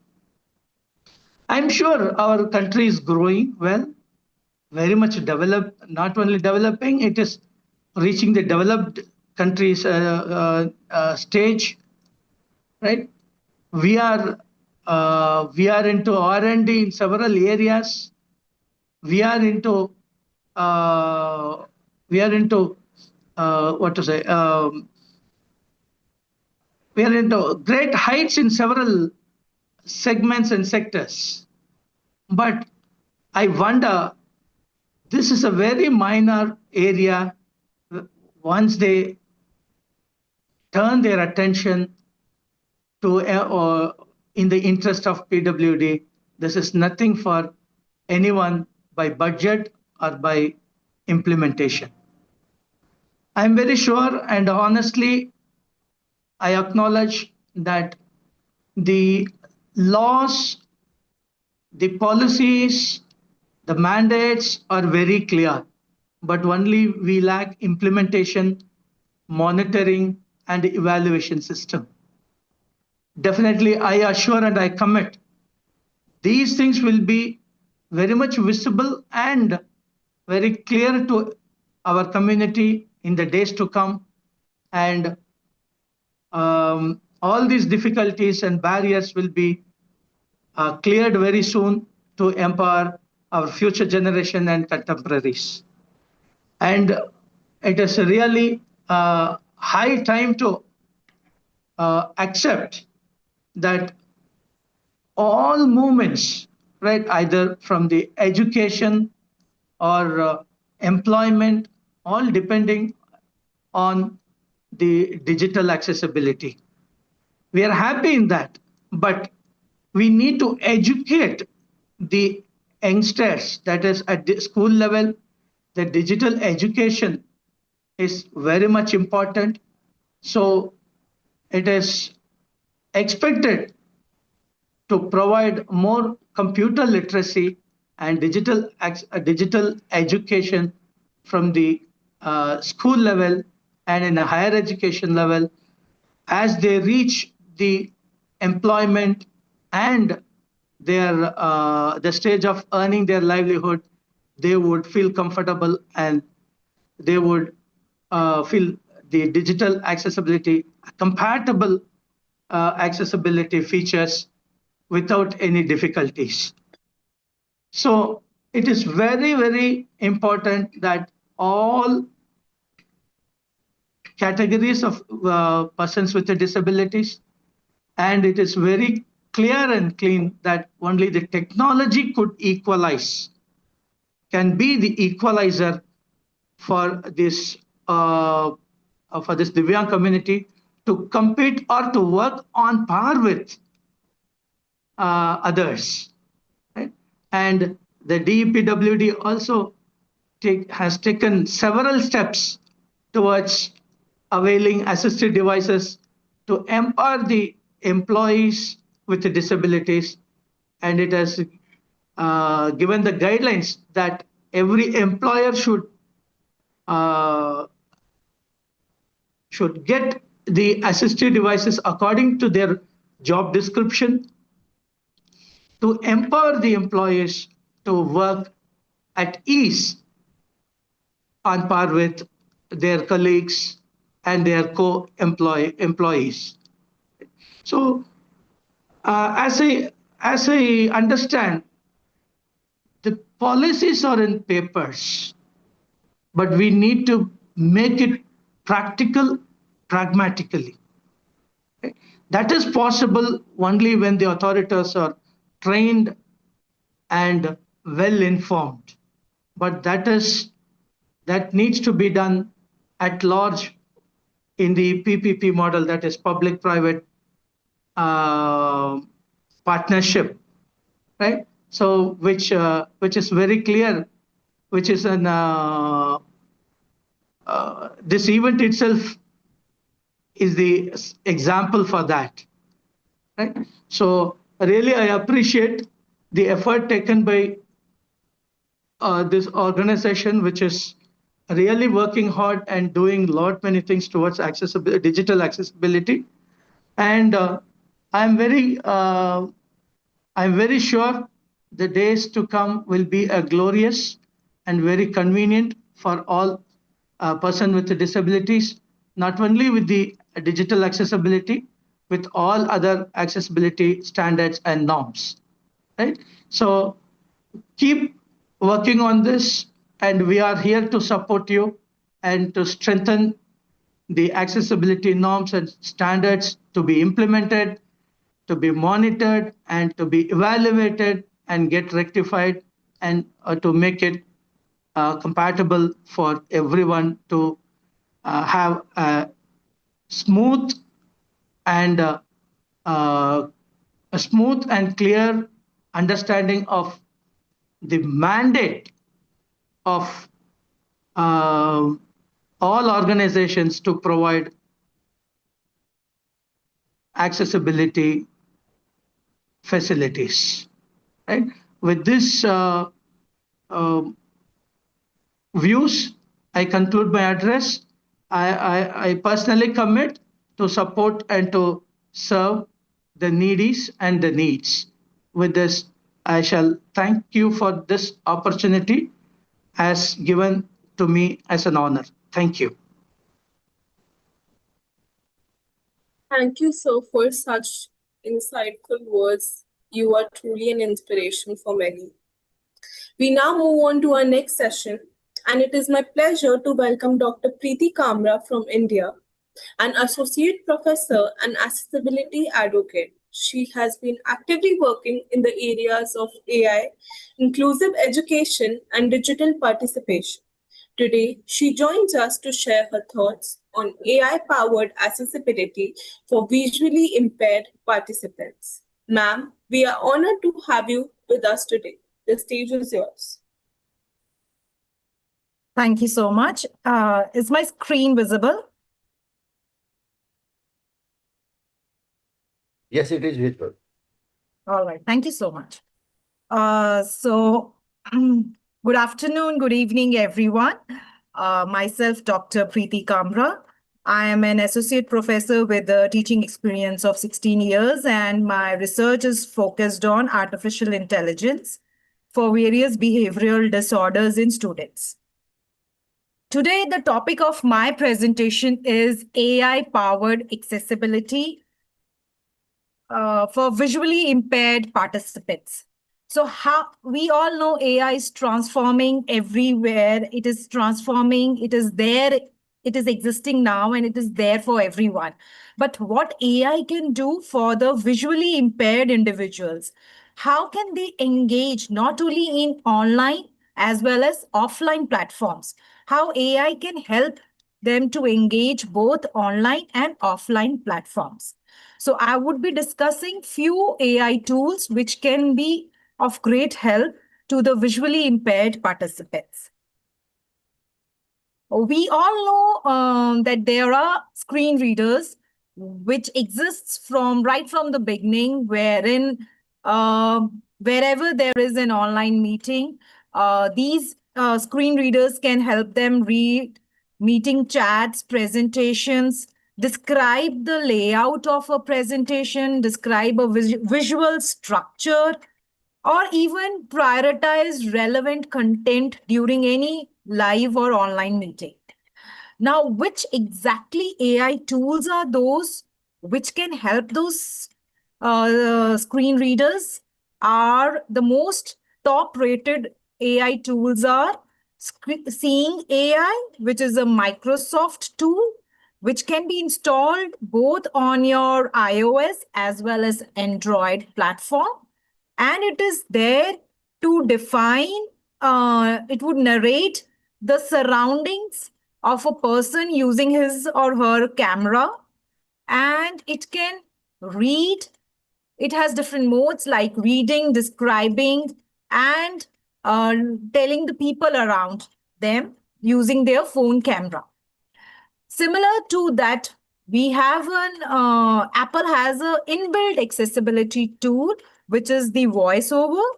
Again, this is a very good feature which is provided on Apple latest versions, which provides accessibility for screen reading, which allows completely whatever there is happening on a person's mobile screen. And it is compatible with all Apple products like iPhone, iPads, MacBooks, Apple iWatch, wherever. And the third tool is NVDA, which is a non-visual desktop access tool. It is again a free tool. It is an open source screen reader. Again, it would help the people with visual impairment to read and navigate whatever is there on their screen. It can be installed both on your desktop as well as on your mobile phones. Coming next to if a person is participating online and is going through a presentation, so what all can be done through the AI tools? we have different tools which can describe the PowerPoint slides, which can tell you the data visualization in real time. We have tools which can extract and read text from images, from diagrams. So that comes under your OCR and text recognition, wherein if there is any text in an image, in any diagram, that can be extracted and can be described.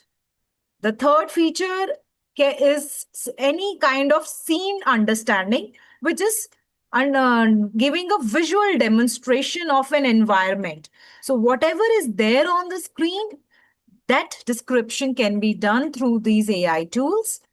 And the two famous tools which are used for any kind of image and slide description are Be My Eyes tool, and the second is Google Lookout tool. So if you look at the first AI tool, which is Be My Eyes tool, it has a lot of features where it is available. The most interesting feature is it is available in almost 150 countries and it supports more than 180 languages. So it's a very famous and worldwide used tools which has many features.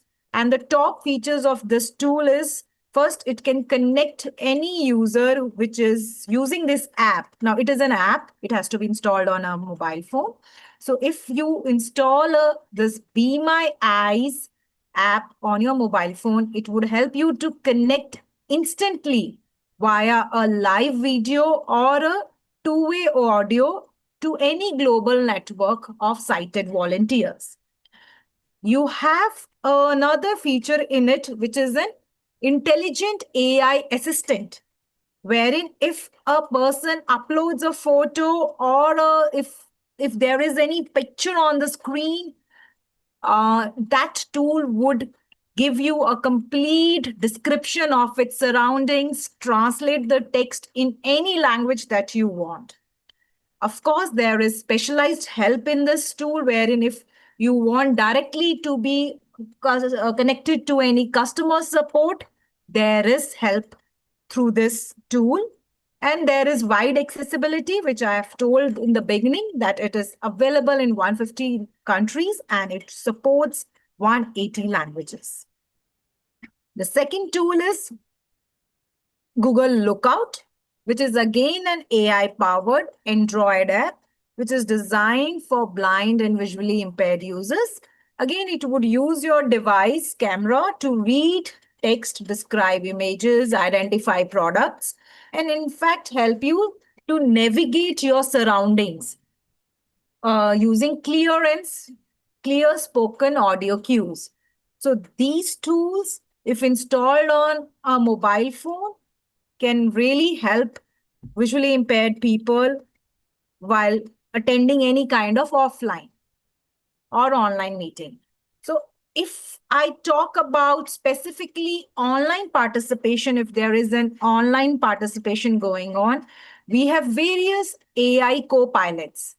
So these co-pilots can describe or can generate live summaries of any discussion which is going online, can identify speakers automatically, can find out any time-stamped transcripts, can highlight any kind of action items or any decision which has been taken during that meeting.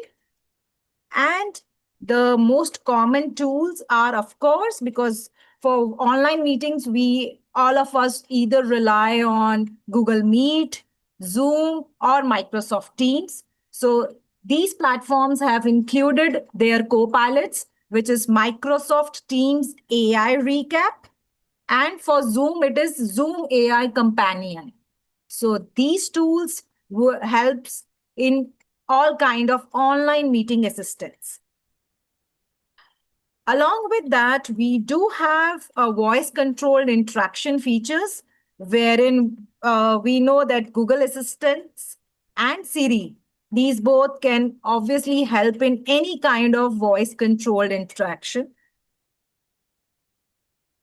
If we talk about offline participation, if a person is coming to if a visually impaired person is coming to a venue, which is when has to navigate, we have again various AI tools, which are IRA. IRA uses smart glasses. We have Cam My Eye. We have live agent support.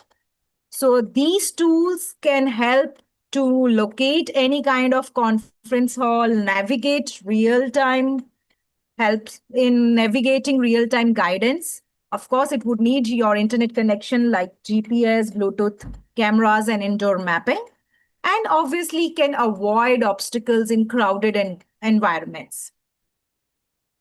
So for offline participation, if a person is coming, the top thing that a person needs is a smart glass or a smart wearable device. If a person is wearing a smart glass, then we can use this IRA, which uses which is a feature which uses smart glasses. We have live agent support. We have Cam My Eye. These tools would help in recognizing, identify colleagues and speakers by name in real time. Those glasses can do that.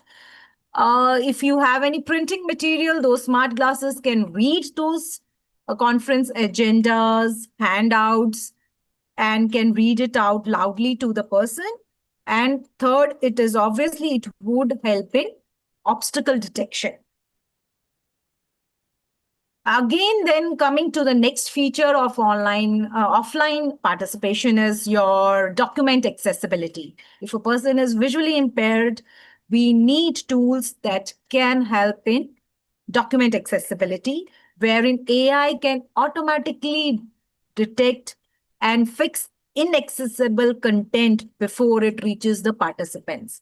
So if there is a PDF, if there is a handwritten text, if there is a brochure, anything that sort, so we have AI tools which can help in document accessibility. And that can be done through audio formats, braille-ready files. We have accessible PDFs, and we have simplified summaries. So AI can help in every step of document accessibility as well. Talking about the best practices, what can we do? Because if we are talking about our Internet Society platform, so what all we need to do is right from registration till the post-event, what all should be done? Right from registration, we should have voice-enabled forms. For virtual meetings, we should have AI captions. We should have full screen reader compatibility. For any kind of presentations which are going online, there should be automated image and slide descriptions. For any in-person event, there should be smart wearable devices which should be given to those visually impaired people. For any kind of documentation, there should be AI-generated accessible formats. And for any kind of post-events, there should be the transcripts which are there, or whatever the report is generated. Those reports should be such that AI can easily summarize and give them the transcripts.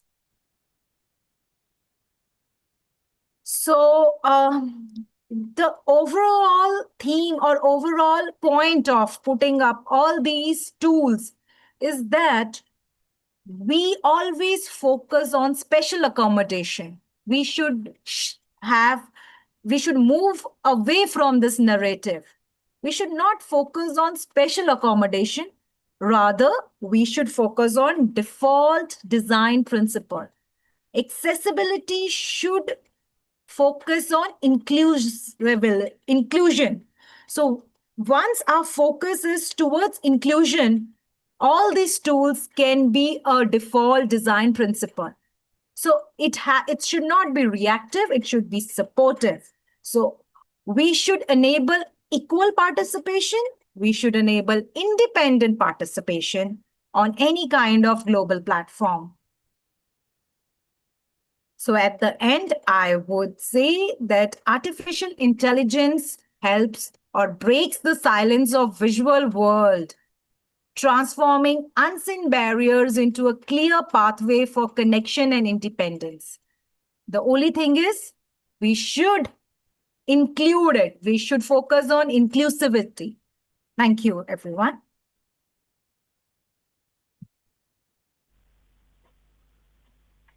Thank you. Thank you so much. Thank you, Prof. Thank you, Preeti Kamraji. And for putting the real issue that default design principle and proactive for inclusivity and digital accessibility. Thanks for giving insightful approach. Thanks a lot. Now our next speaker is Miss Kelly Coleman for offering the unique perspective of satellite infrastructure as powerful enabler for accessibility. She is a Chief Growth Officer at Genesis, having extensive experience in emerging technology and inclusive digital ecosystem. So please, Ms. Kelly, please take over the. Kelly is not present at this moment, so please invite Suhasini's sister.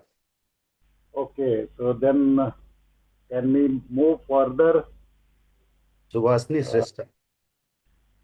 अच्छा श्यामा चंद्रिका ना Mrs Shyama Chandrika Suhasini श्रेष्ठा अच्छा अच्छा उन्होंने अभी किया नहीं so let us welcome to Suhasini Shrestha ji for sharing the practical approach into the technology inclusiveness in the classroom. So Madam Suhasini Shrestha ji, please, you are welcome. Thank you, Abdul. I'm Subhasini Shrestha from Nepal, and I'm a regional lead for Internet Society Accessibility Standing Group. And today I'm here to present on my topic, use of assistive technology at classroom for diverse learner. So I would like to share my screen here.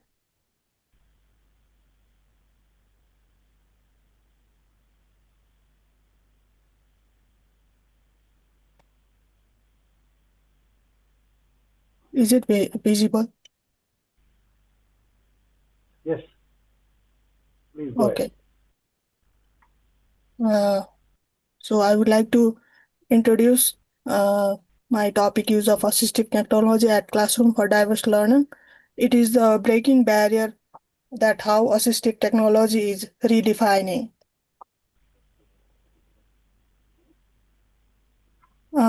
Talking about assistive technology, it is not only used for a person with disability, but it is also used and help other people who are non-disabled. So it is defined as a diversity in the contemporary classroom, which I am doing my research.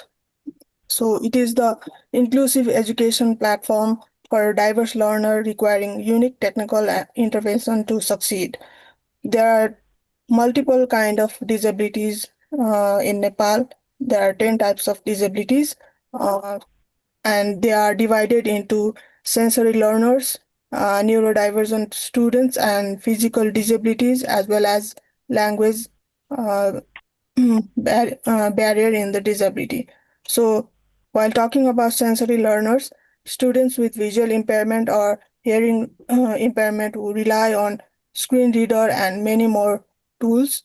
And neurodivergent students means those with autism and dyslexia who benefit from visual as well as text-to-speech tools. And physical disabilities require some hardware and modified input devices to navigate to the digital curriculum. And disabilities with language and literacy issues are students in multilingual regions where assistive technology helps to bridge the gap between their communication and instructional languages. So there are multiple digital tools that have already been discussed in this forum. So I would not like to go more on detail. So there are different tools for sensory impairments and which works as a server for their eyes and ears within the classroom environment. For example, there is NVDA screen reader, which was already discussed. It is an open source software which features high quality Nepali voice for visually impaired students.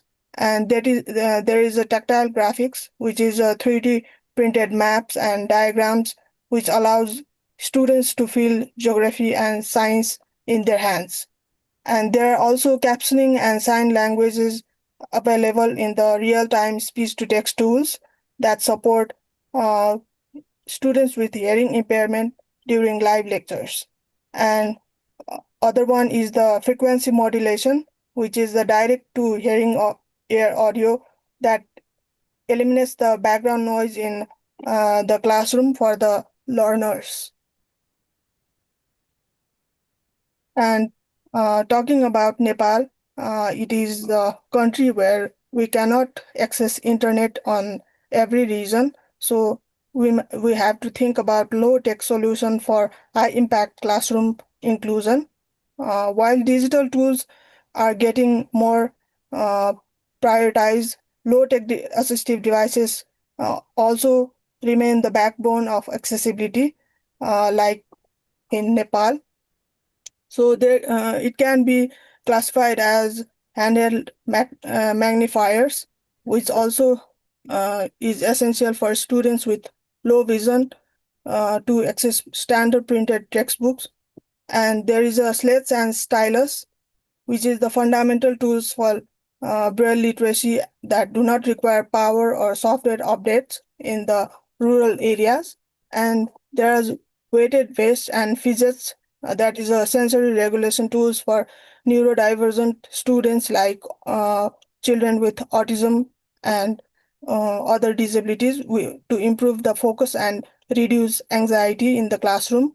And there is a communication boards, which simply there is a pictorial grids that allow non-verbal students to express needs and participate in the classroom. So, overcoming the infrastructure gap in rural Nepal, our geography represents unique challenges for technology adoption, but our 2026 strategy focuses on different challenges, that is unreliable power, which can be solved by solar-powered charging stations and long battery tablets. And another challenge is there is no internet in the rural area of Nepal, so we can use offline apps and local Raspberry Pi for the applications. And due to the rock terrain of the country, lightweight, durable hardware design can be used in place of heavy hardware devices. And due to the limited budget in the technology, open source software and local technology can be used. So talking about assistive technology, we should also empower the educators as accessibility champions, because technology is not only effective, is only effective as the teachers who facilitate its use. So there should be continuous professional who should burst into training modules on using screen readers and other assistive technology devices. And also we can use peer-to-peer networks, which is on the local clusters where teachers can share their ideas and tips for troubleshooting the assistive technology devices. And the curriculum design that have been implemented in the past years is not that inclusive. So we need to focus on the inclusive curriculum design that facilitates teachers, educators, and trainers to create materials that are accessible from the state, that is using alternative text in the slide and other tools. And there is a empathy-led teaching. As we had already discussed, empathy leads to the success.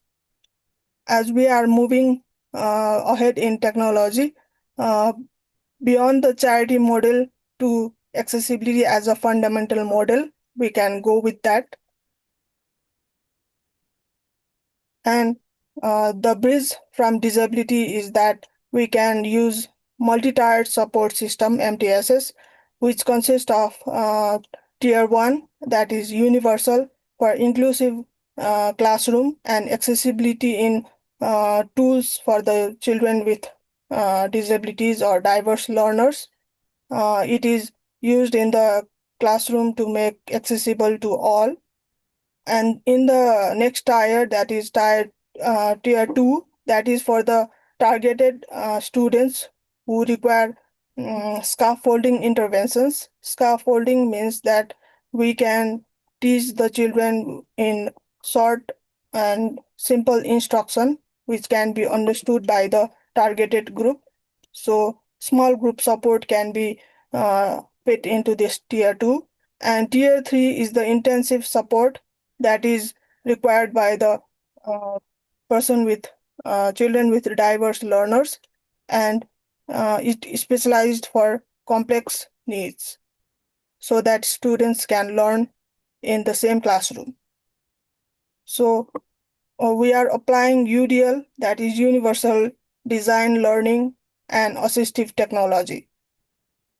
As assistive technology is advancing, we need to focus on universal design learning as well, shifting the focus from changing the learner to modifying the learning environment, not the children. So in the UDL framework, there are multiple factors that can be implemented. First is the learning empowerment that enables diverse learners to customize their learning platform. And the second one is equity through tools, that is devices can be used as the essential equalizers for diverse learner. And third is the multiple pathways. Only traditional teaching method does not work in the universal design learning. So we can use different technology for engagement to the diverse learners so that they can learn from multiple pathways. And the fourth one is proactive design, that is anticipating diverse learner need. If the children with autism need sensory equipment or sensory assistive technology, we can design that for them and similar to the other diverse needs. So we can also use WARC technique to guide the assistive technology. As assistive technology with WARC, learning preferences to support diverse classroom needs. WARC stands for visual, auditory, read, write, and kinesthetic. The first one, V, is visual, that is utilization of text-to-speech, screen magnifiers, visual organizers, and color-coded note-taking apps in our visual model. Similarly, we can use speech-to-text direction tools, audiobooks, recording software to capture verbal lessons in auditory part. So similarly, we can deploy braille displays, digital note-taking, and OCR, optical character recognition, to convert printed text to editable digital formats in R, that is read and write. And finally, there is a K in WARC, that is kinesthetic, that incorporates the haptic feedback from devices. We can use interactive whiteboards and digital simulations that allow for tactile manipulation of abstract concepts. So it is very useful in the teaching of the any teaching material to the diverse learners in the classroom. So there is a bridge from disability to the assistive technology. It is the assistive technology acts as a critical bridge that connects a learner's potential with their academic performance. So we prefer equity over equality. Technology not only provides the specific support needed to students or diverse learner to reach the same starting line, and there is social integration. Students using assistive technology are more likely to interact with peers, reducing the stigma of disability. And third one is there is an independent learning. Assistive technology gives diverse learners agency to complete assignments and research without constant supervision. So it makes them independent in the classroom. And also it is a future readiness. Mastering in assistive tools prepares diverse learners for the modern workforce in country like Nepal. So here we are measuring our progress, that is in 2026, because data drives our advocacy and ensures that investment in technology are real world results for Nepal students. We have 45% enrollment increase in the case of students with disability inclusive classroom since 2024. And there is a 1200 plus digital hubs, which is now equipped with at least one digital accessibility hub, and 85% teacher competence, that is teachers in pilot districts like rural areas of Nepal, reporting ability using basic assistive software in the region where there is no internet in rural area, and there is a 30% dropout reduction for diverse learners using personalized assistive tools. So here is a strategic roadmap for fully accessible Nepal. We are manufacturing locally the low-cost assistive devices to reduce the import reliance, and we are also integrating the policy that is mandating the digital accessibility standards for all new educational software and government websites.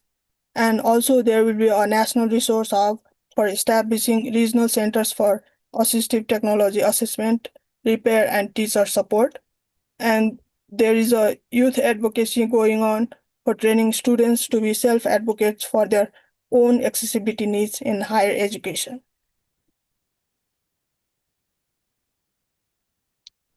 So our commitment for this Global Accessibility Awareness Day is that a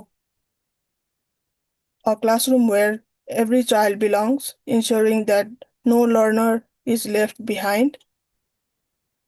We are providing technology for all, and we are making accessibility a standard because it is fundamental. And thank you for this wonderful journey and providing me this platform to present my topic. Thank you, ma'am, for putting up the metrics in the proactive growth in Nepal, as well as putting the effort for digital accessibility into forefront and making the disability into as an advantage position by providing the interactive technology as well as assistive technology. So thanks a lot for putting the insightfulness of what is happening and what is the present situation with all the metrics. I think it is very enlightening what is happening at present in 2026. Thanks a lot. Thank you, sir. So, Miss Kelly, madam, is available now for? Yes, she is available. Okay. So we welcome Ms. Kelly Coleman for offering the unique perspective of satellite infrastructure as a powerful enabler of the accessibility. Thank you very much. She is the Chief Growth Officer at Genesis, having extensive experience in emerging technology, which leads to the digital accessibility ecosystem. Thank you, madam, for giving and sparing time for this purpose. So it is over to you. Thank you. Thank you. Pulling up my presentation now. Welcome everyone to GAAD 2026. My name is Kelly Coleman, and I am the Chief Growth Officer at Genesis. And thank you, Dr. Pathak, for the introduction. The last mile is overhead. The power of the web is in its universality. Access by everyone, regardless of disability, is an essential aspect, as stated by Tim Berners-Lee. We believe that, all of us here, and I believe that.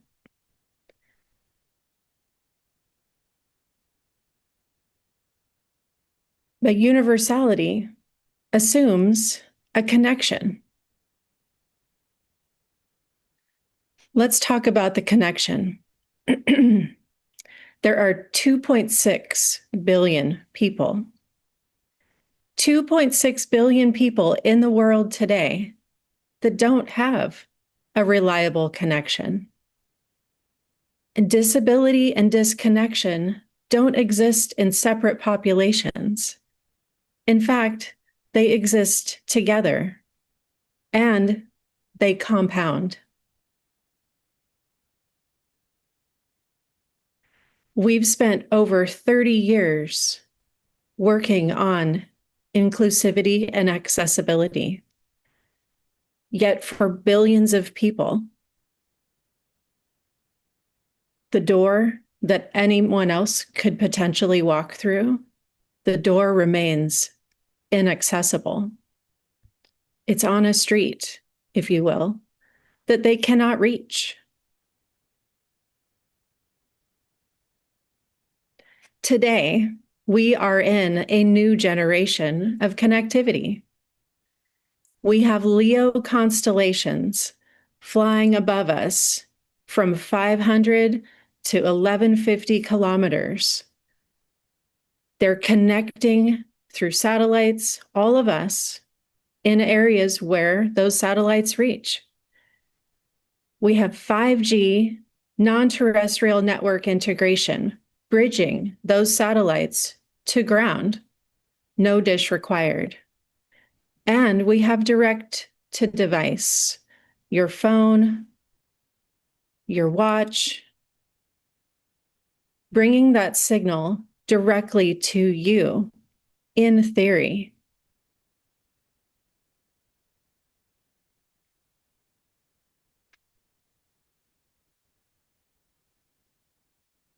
Bringing this directly to us, we have examples in rural Kenya where someone in a wheelchair is using that direct-to-device individual app to connect to telehealth, seeing a specialist that up until recently geography had made impossible.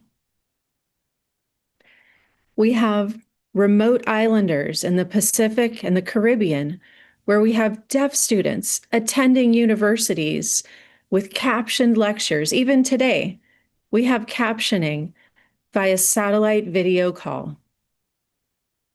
And we have disaster zones all over this planet where we have first responders using assistive technology tools where the network was damaged or never showed up to begin with.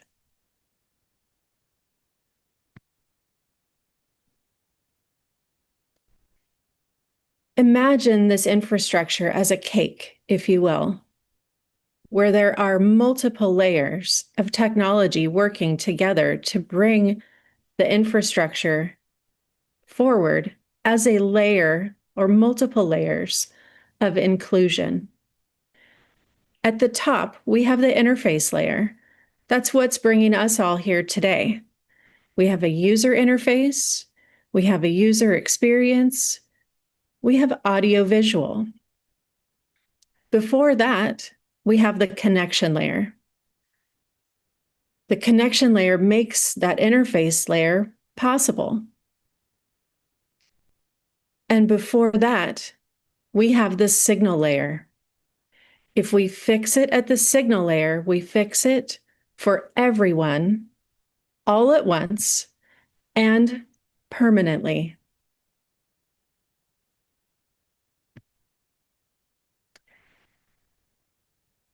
You might be surprised, but the global mandate already exists. The United Nations Sustainable Development Goals speak directly to inclusion and accessibility. Sustainable Development Goal number 9, number 10, and number 17 speak to the global mandate of inclusivity and accessibility. The connective tissue between all three is the signal reach.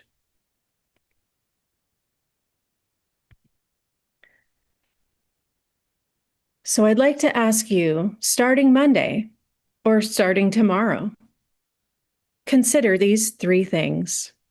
First, expand your definition. Add a line to your accessibility product roadmap. Does connectivity infrastructure reach the populations that you and your teams are intending to serve? What's the impact? What could be the impact? Second, build the bridge. Accessibility advocates and satellite infrastructure builders aren't always in the same rooms yet. Use your network and your relationships to change that. And third, follow the signal. The most exciting accessibility work of the next decade won't come from a user interface or a browser. It comes from us.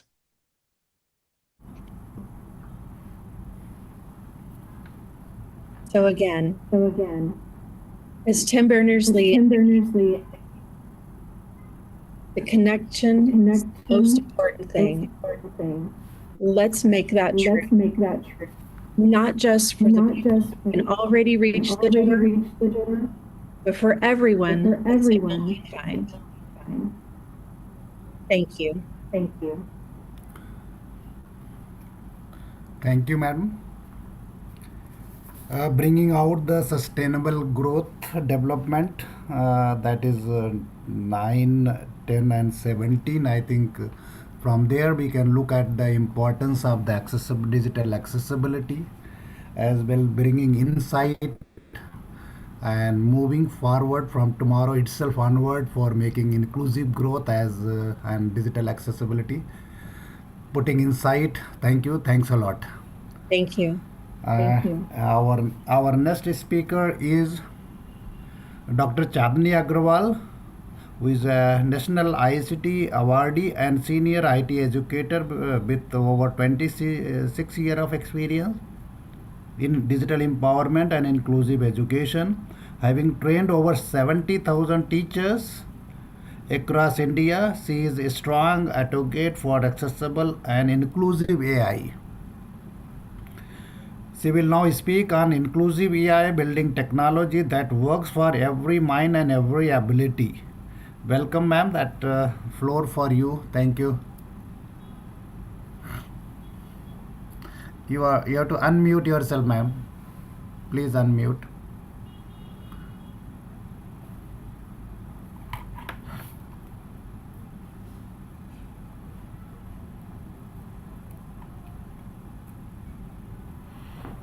Am I audible? Yes, now you are Yeah, audible. thank you so much. First of all, I would like to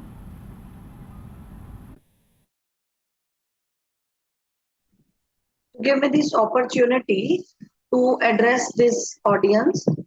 So before wasting any second, let me allow to share my screen first. Just share my screen.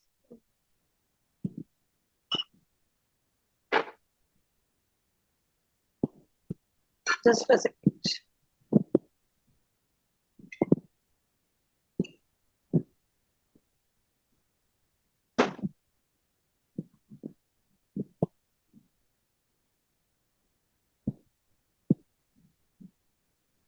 Is my screen visible?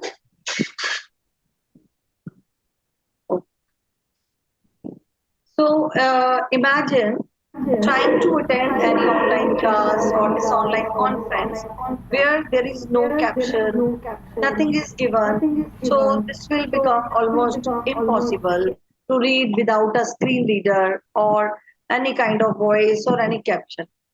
So imagine the technology is moving ahead rapidly while millions of people are left silently behind because sometimes technology is biased. So the technology should not create any barrier, rather it should create bridge. So today my topic is building such type of technology that works for every mind and every ability. So accessibility is a right, it's not a feature. So let's move to the next part of this slide. So my question is, can everyone truly access the digital world? Do you face any type of problem when we are using up? Every person is using it in a different way. Rather, AI works on prompts. The prompt gives us the different answers, but sometimes some people have difficulty. They struggle in reading the screen with the simple text reader. They are not able to validate the information generated by AI, right? Like AI always, I mean, we cannot always believe on AI. So except when we have the inaccessible part, like we should have the different screens, different texture on screen, like some people, they are comfortable with high contrast, they need captions, or they work on the screen reader. They rely or they dependent on this. So for many people, the technology is not inconvenience. It becomes like invisible. They feel it difficult when they use it in their own terms. So AI sometimes AI is not giving simply same answer or the same accessibility or visibility to everyone. So it's not about the technology alone. It's about the participation, dignity, and providing the equal opportunity. So I was listening to the session and I was looking at the everyone is talking so good about how we can make the technology so accessible, so inclusive. So right, AI is a big like we train our child and he learns so many things during his journey of life. In the same way, AI learns. So it is, I mean, slowly and gradually, it will become a part and parcel of every person, no matter what kind of the they have any kind of impairment, or the technology will become inclusive in terms of like if anyone is able to do one task and he can help the other person who is feeling struggle. So if we see million people left behind because of bias, AI is biased sometimes. So they face. I just had a talk with so many people. They feel they are saying it gives different answer if we write our disability. So that is very. I mean, felt very bad when I heard this. Some like if I say copy this link from the chat window, and after the session chat is over, how will they access? So like their speed of copying or their speed of doing work may be less than a normal person. So here AI should help them.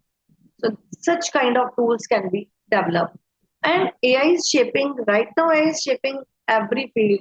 It can be like in communication, like we hear so many slides and everything can be generated in a minute. So that can also be, it is giving speed, but at the same time, we need a check. So accessible education empower individuals and create inclusive societies. Safety cannot be optional. At the same time, we all are under a great risk in terms of cybersecurity. So it should also be taken care of. And the inclusion drives innovation. Like when we design any kind of technology, it should become better for everyone. So even AI ethical framework also talks about the frameworks, which is the sector-based and the right-based. That right-based framework says that it should be of such type that it maximize the benefit for everyone and minimize the struggle or the challenges or the risk. So we should always think about this ethical framework also while creating any tool which is about the any kind of inclusion or the for any section. We should always take care of ethics and bias also. At the same time, AI open the door of opportunities. So when it design at the beginning, when we are developing any app, any tool, so at the beginning, at the time of problem scoping, at the time of designing, the inclusion should be part of our solution. So then only it can provide, it can become enabler of independence, communication, and participation. So what the power of AI can provide, that each and every person has equal right. So there should not be a kind of digital divide. So I say there should not be a kind of AI division in any part of society. So like AI powered captions are there, video transcript is there. Even like I have done research using computer vision and AI where I have generated faces out of the masked face. So now computer vision has like a magical wand for visually impaired, and it has created like magical things for hearing impaired people. So I am associated with visually impaired people from past, I think, 20 years. And during these 20 years, I have seen a change how AI has enabled them. So AI can be used for reading and writing support. It can give their voice assistant. A language translation is there now. Language is nowhere a barrier. So personalized learning is there. Even adaptive interfaces can also be handled. So AI is not like just it is not transforming the technology, it is designing AI for everyone. Even I say AI should adapt the learner rather than learner should struggle to the AI tools. So it should be of such type. So many tools are under development, like Seeing AI, like ma'am has Kelly ma'am and Kalra ma'am has already discussed so many tools. So my topic is little bit different, where we are trying to design technology for every mind and every people, because everyone has equal right on the earth to have everything. So AI is only as fair and accessible as the data, design, and intent behind that. So when AI is designed without inclusion, it starts giving some kind of barriers. So the design should be like it should unbiased. It should create the like real case studies and should have more training for the inclusive part.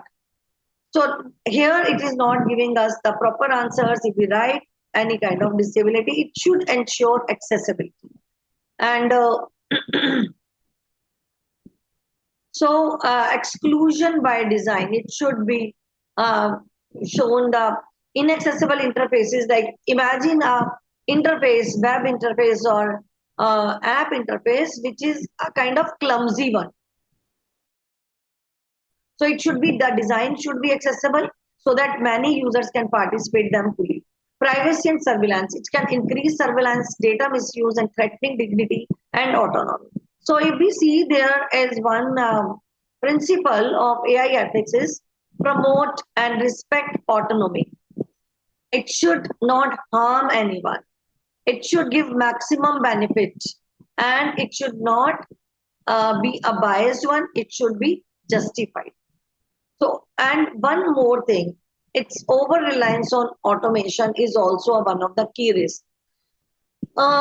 We are providing our maximum information, which may be harmful one day, especially for vulnerable population. Lack of transparency, black box systems, they make it difficult to understand, trust and challenge the decision. So whenever we find anything, we use AI. If you have any kind of doubt, just have a 3 checks for this, right? So this appropriate impact is of people with disability, they face greater risk. So when AI systems are not accessible by default. So what can be the real impact of this is it reduces opportunities in education, employment and services. It widens the inequality and social exclusion. Now each and every person is using AI rather in terms of creating codes, in terms of creating such kind of images and for other tasks also. So it may create a gap. So greater vulnerability to harm, scam and digital abuse, and like out of 4, if I say out of 4, every 2 people, they are in any they are victims of this cyber crime. So here AI is at the same time AI giving us opportunity. It's a double-sided sword. So we have to be very, very careful in terms of how AI is taking up our data, how we are using it. So it may lose trust in case of technology and in technology and institution of people. But what I suggest, we should make use of careful tools here also. And non-inclusion AI does not have technical flaws, but it may create a real world harm. So responsible AI is very, very essential. So the solution is at every stage, we should be very, very careful. We should be very, very vigilant about using AI. So if we combine accessibility, education, and the cyber safety, so we will get a holistic approach to inclusive AI. Right? No single solution can create any kind of inclusive technology, but together they can create transformation. See, I have created 2 tools basically. What I believe in bridging the gap of the normal people and the special need people through tools, not using AI. Although the tools creation with AI is in the process, in the pipeline, but I have created some tools, like I post that tool, like I have created a tool, if you paste your content, it will convert it into Braille. And that can be printed as a simpler notes to the people who want to use those notes, and that can be printed. How this idea came into my mind, I'm associated with a group of more than 50 girls, like a kind of orphanage, and more than 50 boys, they live in a different orphanage. So one day I visited there for a session. So I saw white plain books were there. So I asked them, it was during COVID time. So they told me, ma'am, we have pain in our ear every time we listen the lesson and we cannot remember. We need such kind of notes and books which can help us. So at that time, I created that tool. So that motivated me to create that tool where I can create simplified notes and copy paste in the Word and get the printout done. So if we have AI, now it will simplify. It is around, I created tool in 2018 or 19. It was the COVID time, so at that time was 2020. So one day I met the visually impaired children. So I asked my students to create a tool with ASL sign language. We created a sign language tutor. And then later on, we created Indian sign language tutor. And we performed the action research on this. If students, they learn, normal students of our school, if they learn sign language and they communicate with the hearing impaired, both students, they behave like a common community. And both students, they were so happy. They played there because they have learned their sign language. So it's not always we are creating tool for special people. It may possible we can communicate with their special language. So this will create a common communication, a common community where real inclusion happens. So when we combine this together, we build a digital world that includes, empowers, and protects everyone. And it provides accessible security interface. It can give us the clear alerts and guidance in case of any kind of fraud awareness. And it can build trust and to explore and contribute. So with AI, yes, it is possible to provide equal opportunities to everyone and create a wonderful, beautiful world together where accessibility and education and surely in this era, cyber safety work together with AI.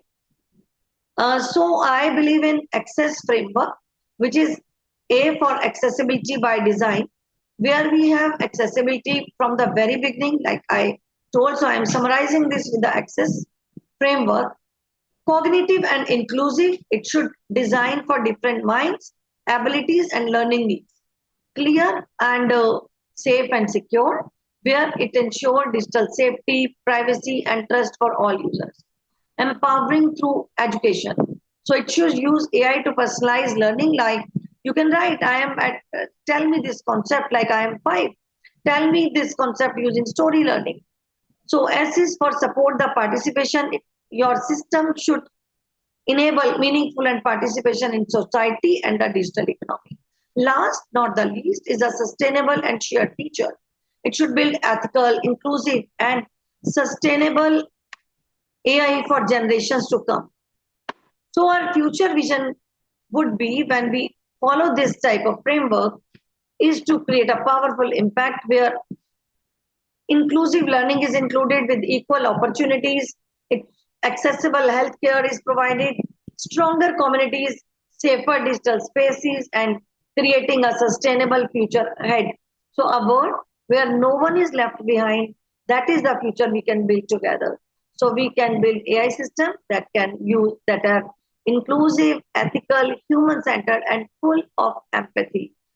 So our promise is to, and I commit to create inclusive society where no one is left behind. So future is inclusive, future is ours. Together we can design, build, and use AI that empowers every mind, every ability. And how we can do this: be aware, be inclusive, be responsible, be an advocate where your voice can be amplified. You can share knowledge, like such kind of platforms are wonderful platform where we can share our knowledge and be the change. Even a small action, small step can give a big impact, like a small drop can fill a pitcher. So diversity is our strength and inclusion is our feature. Thank you so much. The stage is open for any question. I'll share the link of both of my tools and the presentation in the chat window. Thank you.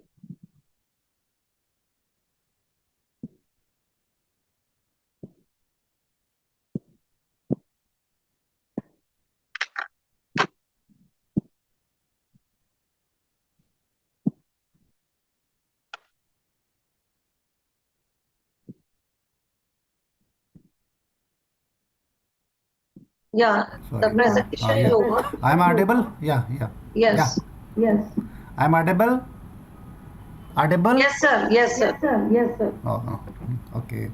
So thank you, ma'am, for bringing out the emerging technology, use of emerging technologies such as AI, which should be like, ethical and responsible, explainable, and so that it can convert the disability or any disability into the opportunity and make the inclusive society and convert these disability into the asset. I think this is the theme what you have represented it, and thanks a lot for putting up effort for bringing such beautiful slides. And I think it was very informative, and information was much more what you have spoken in the slides. Thank you a lot. So our next speaker is Monisha Gandhi. She is available? Yes, hello. Yes, she is waiting and she is available. Okay, thank you. She is one of the successful person in embroidery export. Last 12 years, she is working into that area. And she has been a volunteer at the Ummeed Child Development Center. She has also been a strong parent advocate for inclusive education at her son's school. She is the co-founder of Buddy Up Network. So I think, Madam, is a platform for you. Please go ahead. Thank you. So thank you very much for having me here today.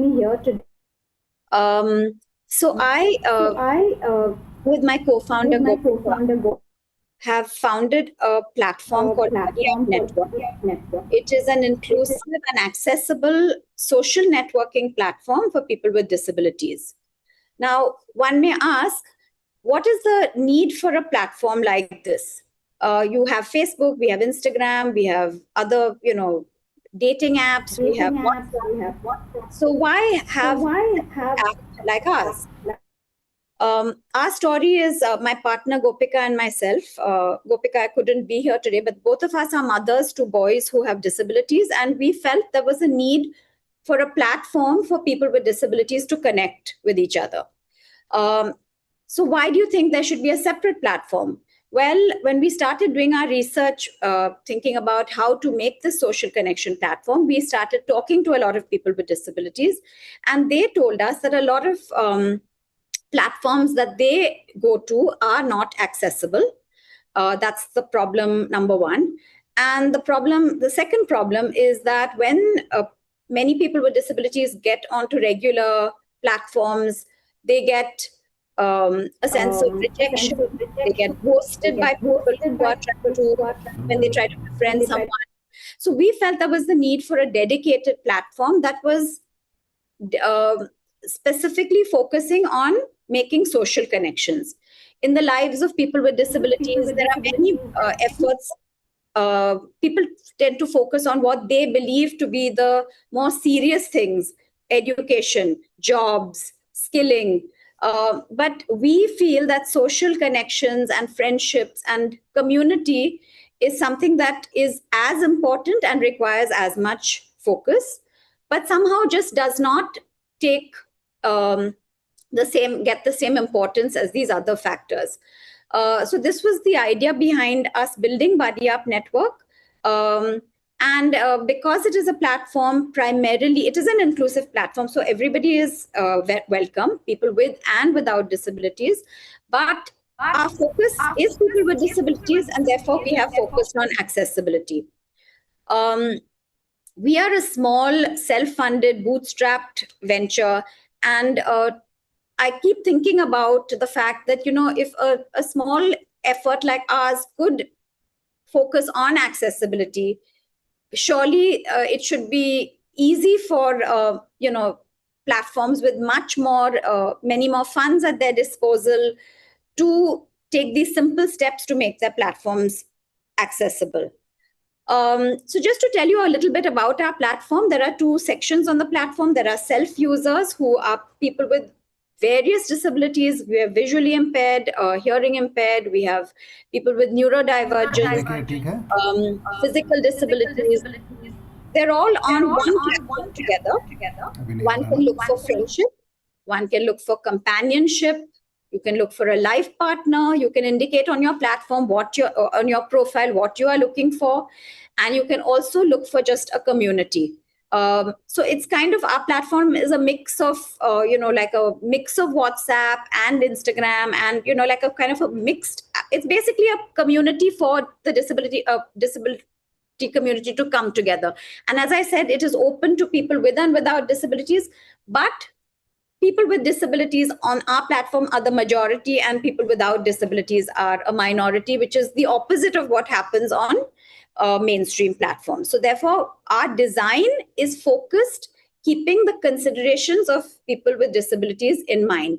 So when you make a profile on our platform, one of the things that you mention in your profile is your disability. So the fact is that, you don't have to then later on mention it or have any fear of being rejected. For you come as a person with disability with great pride and about your identity as a person with disability, and it's not like an after thing that you have to mention to somebody after getting into a conversation with them.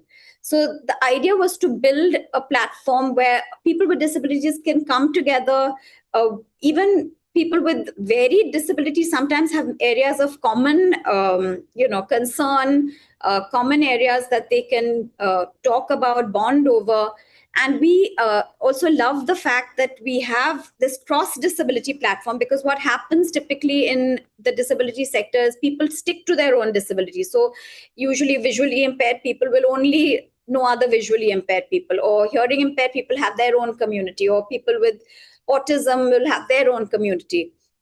So as a parent to a person with disability, I also, for many years just knew my area of disability that I was focused on. So I think it is wonderful to have a platform where people with disability of, all kinds of disabilities can come together, share their common concerns and find friendship and community, with each other. And I think, as I said before, our biggest focus is really on accessibility. We are screen reader compatible. We are, it's something that is very new to us, as founders, but within a course of the year, we take feedback from our users. Every time there's an update, if someone comes to us and tells us, oh, this button is not accessible, or this aspect is not accessible, we go back and in the next update, we try to fix it. So I really feel like we need to bring conversations about accessibility out into the general population, because people are just simply unaware. And I think it is something that everybody can and should, focus on. I think that's a very brief introduction to our platform, which is, as I said, an accessible and inclusive platform for people with and without disabilities. So we hope, a lot of people out there will join the community and find friends and companions and, the kind of support networks that they are looking for. If anyone has any questions, I'd be happy to answer.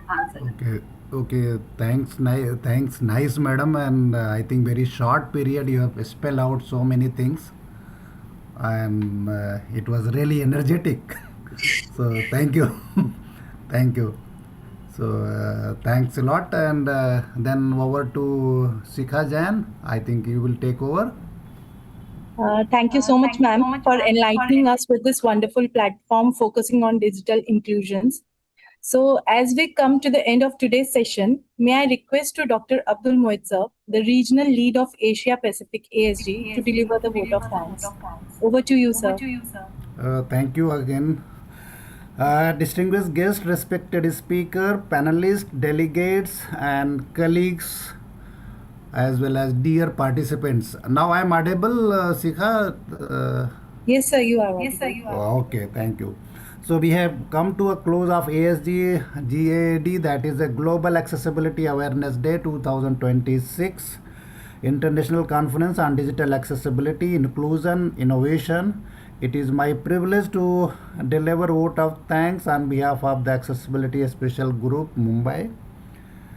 As we are aware that theme of GAAD 2026, that is design, develop and deliver.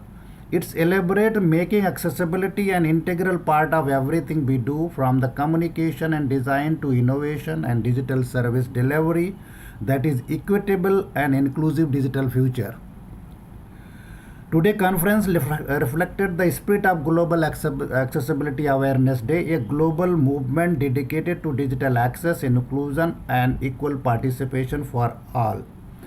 I believe in one sentence I will put it that disability cannot be considered as a drawback. It can be considered as an opportunity to become inclusive with the use of the digital technology and digital accessibility, and that the same person can become an asset for the society, for the country. And can become asset and for the country as well as society.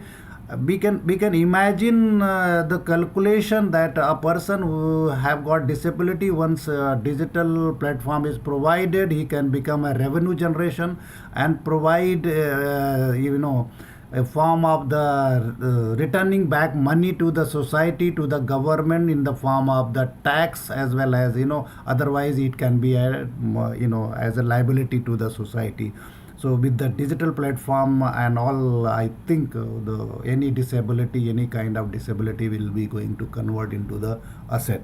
So with this mind, I would like to express my gratitude to Dr. Ashutosh Pathak, Chair ASG, for his inspiring leadership, vision and warm welcome to address that set tone for today's program, which was very successful as of today. Our sincere appreciation goes to Mrs. Sally Wentworth, President and CEO of Internet Society, for delivering the inaugural address and emphasizing the importance of the building and a secure, inclusive and accessible digital ecosystem across the world. We extend our thanks to all distinguished speakers, experts for enriching the conference with their knowledge, experience and unwavering commitment to the accessibility. All the speakers has spoken to the commitment as well as how to bring the digital accessibility inclusive. First speaker, Mr. Dan Yark, for sharing the valuable insight in building the culture of accessibility within the internet society. That is some point, at least some disability may happen to anybody's life, that will complemented by the digital technology to become a normal and workable person. Then we had Dr. Sambhavi Chandrasekharan for delivering the lecture on accessibility governance. Shift up operation, I think very elaborately explained, and how leadership commitment is required for making the inclusive and digitally accessible of all the system. Then we have Mr. KVS Rao, giving the government perspective in India for how digital accessibility has been implemented and how its fruit has been being taken by the disability people, as well as enjoying the use of the digital technology. Then we had Dr. William for introducing the futuristic concept related to the 6G AIGC and accessibility of future media as well as sharing insight into the involving internet of everything ecosystem. Then we had Mrs. Shruti Pushkarna for emphasizing the influential role of media in amplifying the use of digital accessibility and inclusivity. I think they have put a lot of data, and that will be very useful for putting the perspective of the digital accessibility requirement. Then we had Mrs. Gunela for her powerful thought on disability leadership and digital right that was provided. Then we had Dr. Arpita Jain, who has given demonstration as well as insightfulness for the vocal accessibility, which is very important, and making voice user interface inclusive and accessible to everyone. And then we had Mrs. Shikha Jain, who has presented WCAG 2.2 compliance requirement. Sorry to interrupt you. I think Dr. Bharti Kaushik want to say something. Okay. Ma'am, please. Thank you so much for, first of all, namaste to everyone. And I'm really sorry for joining at 8:30, but I believe looking at the International Accessibility Day and Global Accessibility and Awareness Day today, I just wanted to share a little thing about NCERT initiative, only one initiative. I'll not be going into many more initiatives, if you permit me, sir. Because I know the formal thanks and all are going on. Yeah, go ahead, madam. Make it short and sweet Of and course, impressive. of course, don't worry about it. And I'll not go and beat around the bush. I just wanted to share with you UDL based textbooks. Hope these are visible. This is an NCERT textbook for class 2. It's a Sarangi textbook. And if I flip over the pages, you can see it's printed. It's like a workbook. Okay. And now if I'm going to say that these textbooks are accessible for all, how? These textbooks are accessible for all with the help of this device, which is called Smart Speak Reader. It has a logo of NCERT and it is one of its kind textbook that has been developed by NCERT. And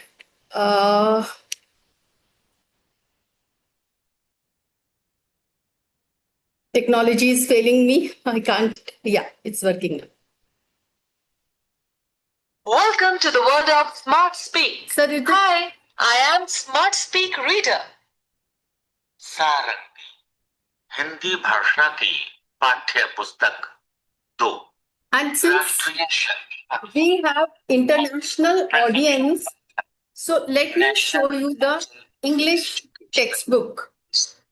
Joyful Politics, Class 2, National Council of Education and Research and Training. Object 1, dice. I look like a cube. I have dash faces, dash edges, dash corners. In this picture, the box with paper, one star on each surface and ribbon at the edges is kept on the table. The jar of pom-pom balls is also on the table. Hina is saying, can we put these balls on the corners? Sir, hope the device was audible. Okay. So your expressions are telling me that you are finding it's okay. So I'll not go into the features in detail.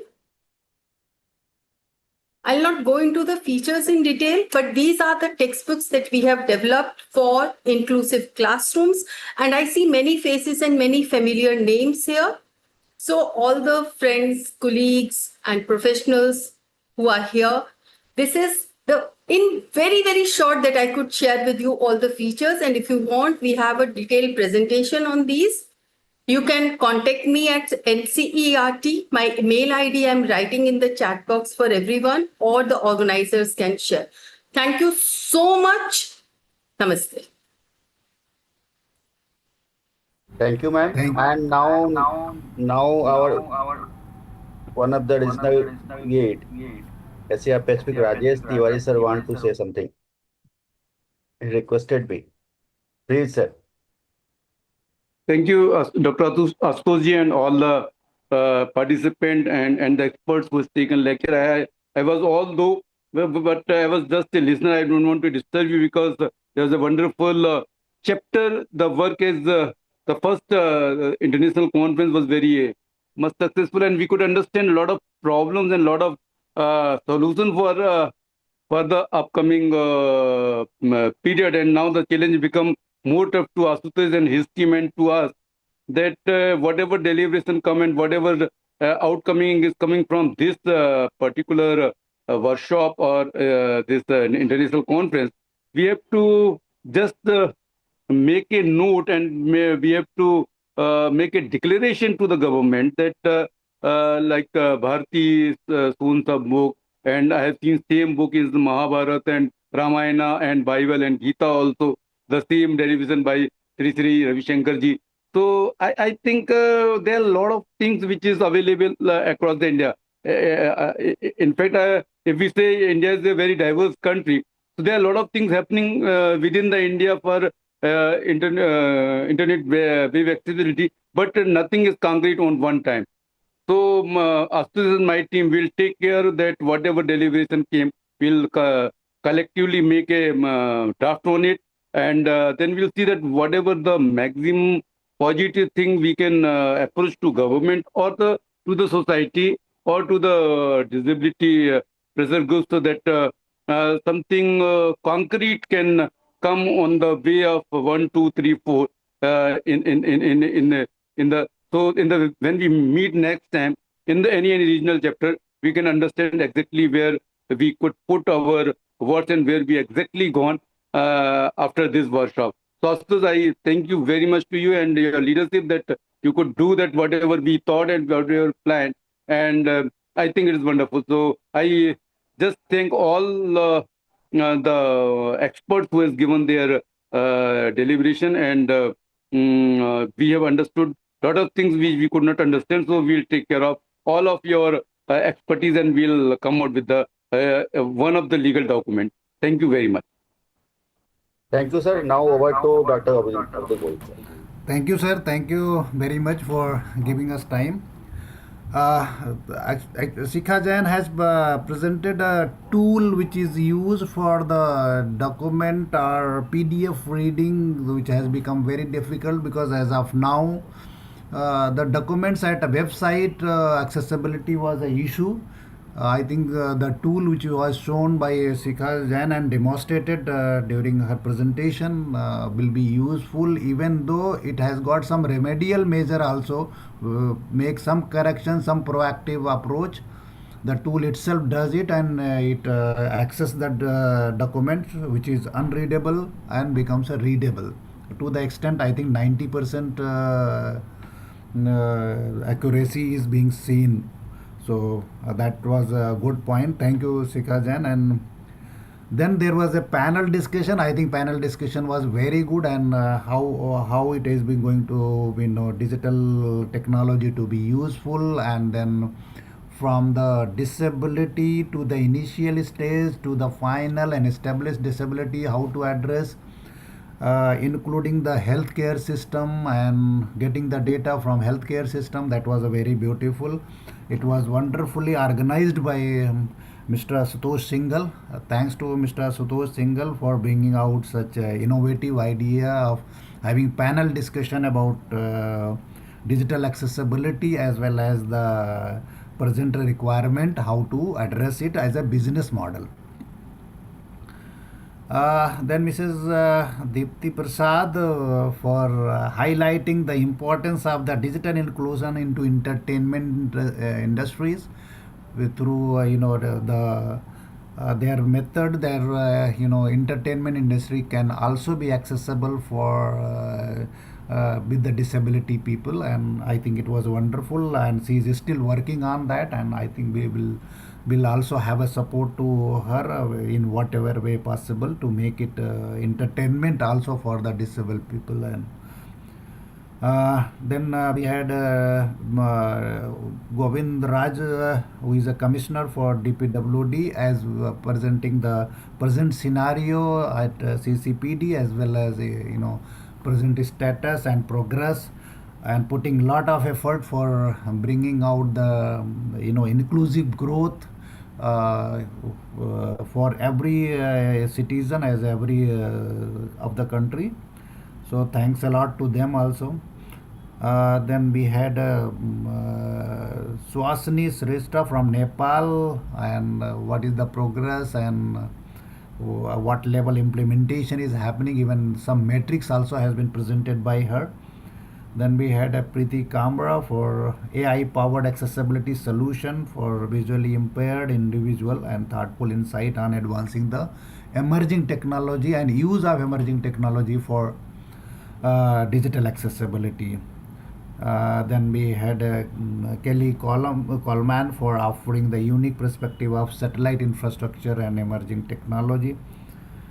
And then we had another speaker of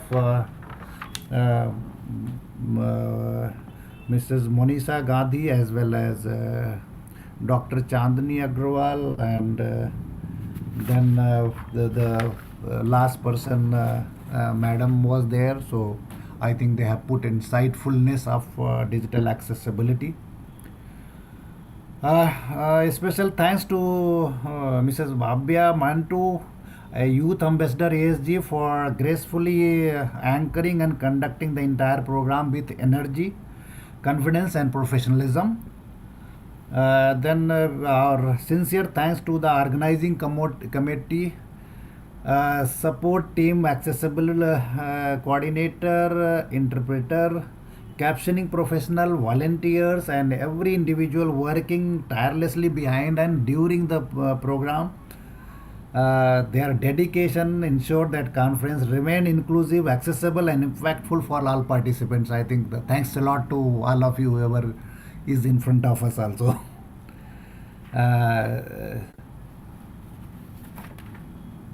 And then last but not least, that thanks to all attendees, researcher, policymaker, accessible professional, who were the part of as a participants, and with the enthusiasm and meaningful engagement throughout the conference. A special note of gratitude Mr. Ashutosh Singhal for his valuable inputs and contribution from the inception of this program to the successful completion of the event. Mr. Ashutosh Singhal was even involved last time awareness program, and he has provided the insightfulness, as well as he was responsible for providing the training, as well as making the disabled people to me as accessible, digital accessible. And I think he was very energetic last time also, and this time also he was. So a special thanks to Mr. Ashutosh Singhal. With this, today's discussion was a very important message. Accessibility is not an option to afterthought. It is a shared responsibility and pathway toward the dignity, innovation, and equal opportunity. As we conclude this conference, let us continue working together to build a digitally inclusive world where technology empower every individual, regardless of ability, geography, or circumstances. Thank you all once again for making ASG GAAD, that is Global Accessibility Awareness Day 2026, a remarkable success. Wishing everyone good health, continued collaboration, and more accessible future ahead. Thank you. Have a wonderful evening in India, and warm greeting to participants joining us from across the globe. Thanks a lot, and I think with this we have to conclude. Over to Mr. Ashutosh Pathak ji, if you want to say a few words. Thanks a lot. Anything, anybody, if have something to say, please go ahead. Thank you. Yeah, thank you, Dr. Mohit. Just one thing I want to say to see the interest about the participations of such kind of event. Only I want to say to all the participants, we are going to organize the series of the such kind of program. And after that, we are going to prepare the one documents about this program, about the conclusions and the action plan, what is required. That we are going to submit the different society, civil society people, and along with the government, if required, the different governments, so that they will implement and they will do something for the society in form of the digital accessibility, inclusion, and innovations. Thank you. Thank you, everyone. Thank you. Thanks a lot. And if anybody has been left out, a special thanks to them for providing the contributing for this program to making it successful. Thank you. That's all from our side. So we have to say bye-bye. I think it is dinner time in India. And most probably refreshment and breakfast at other countries. So I think Mr. Dan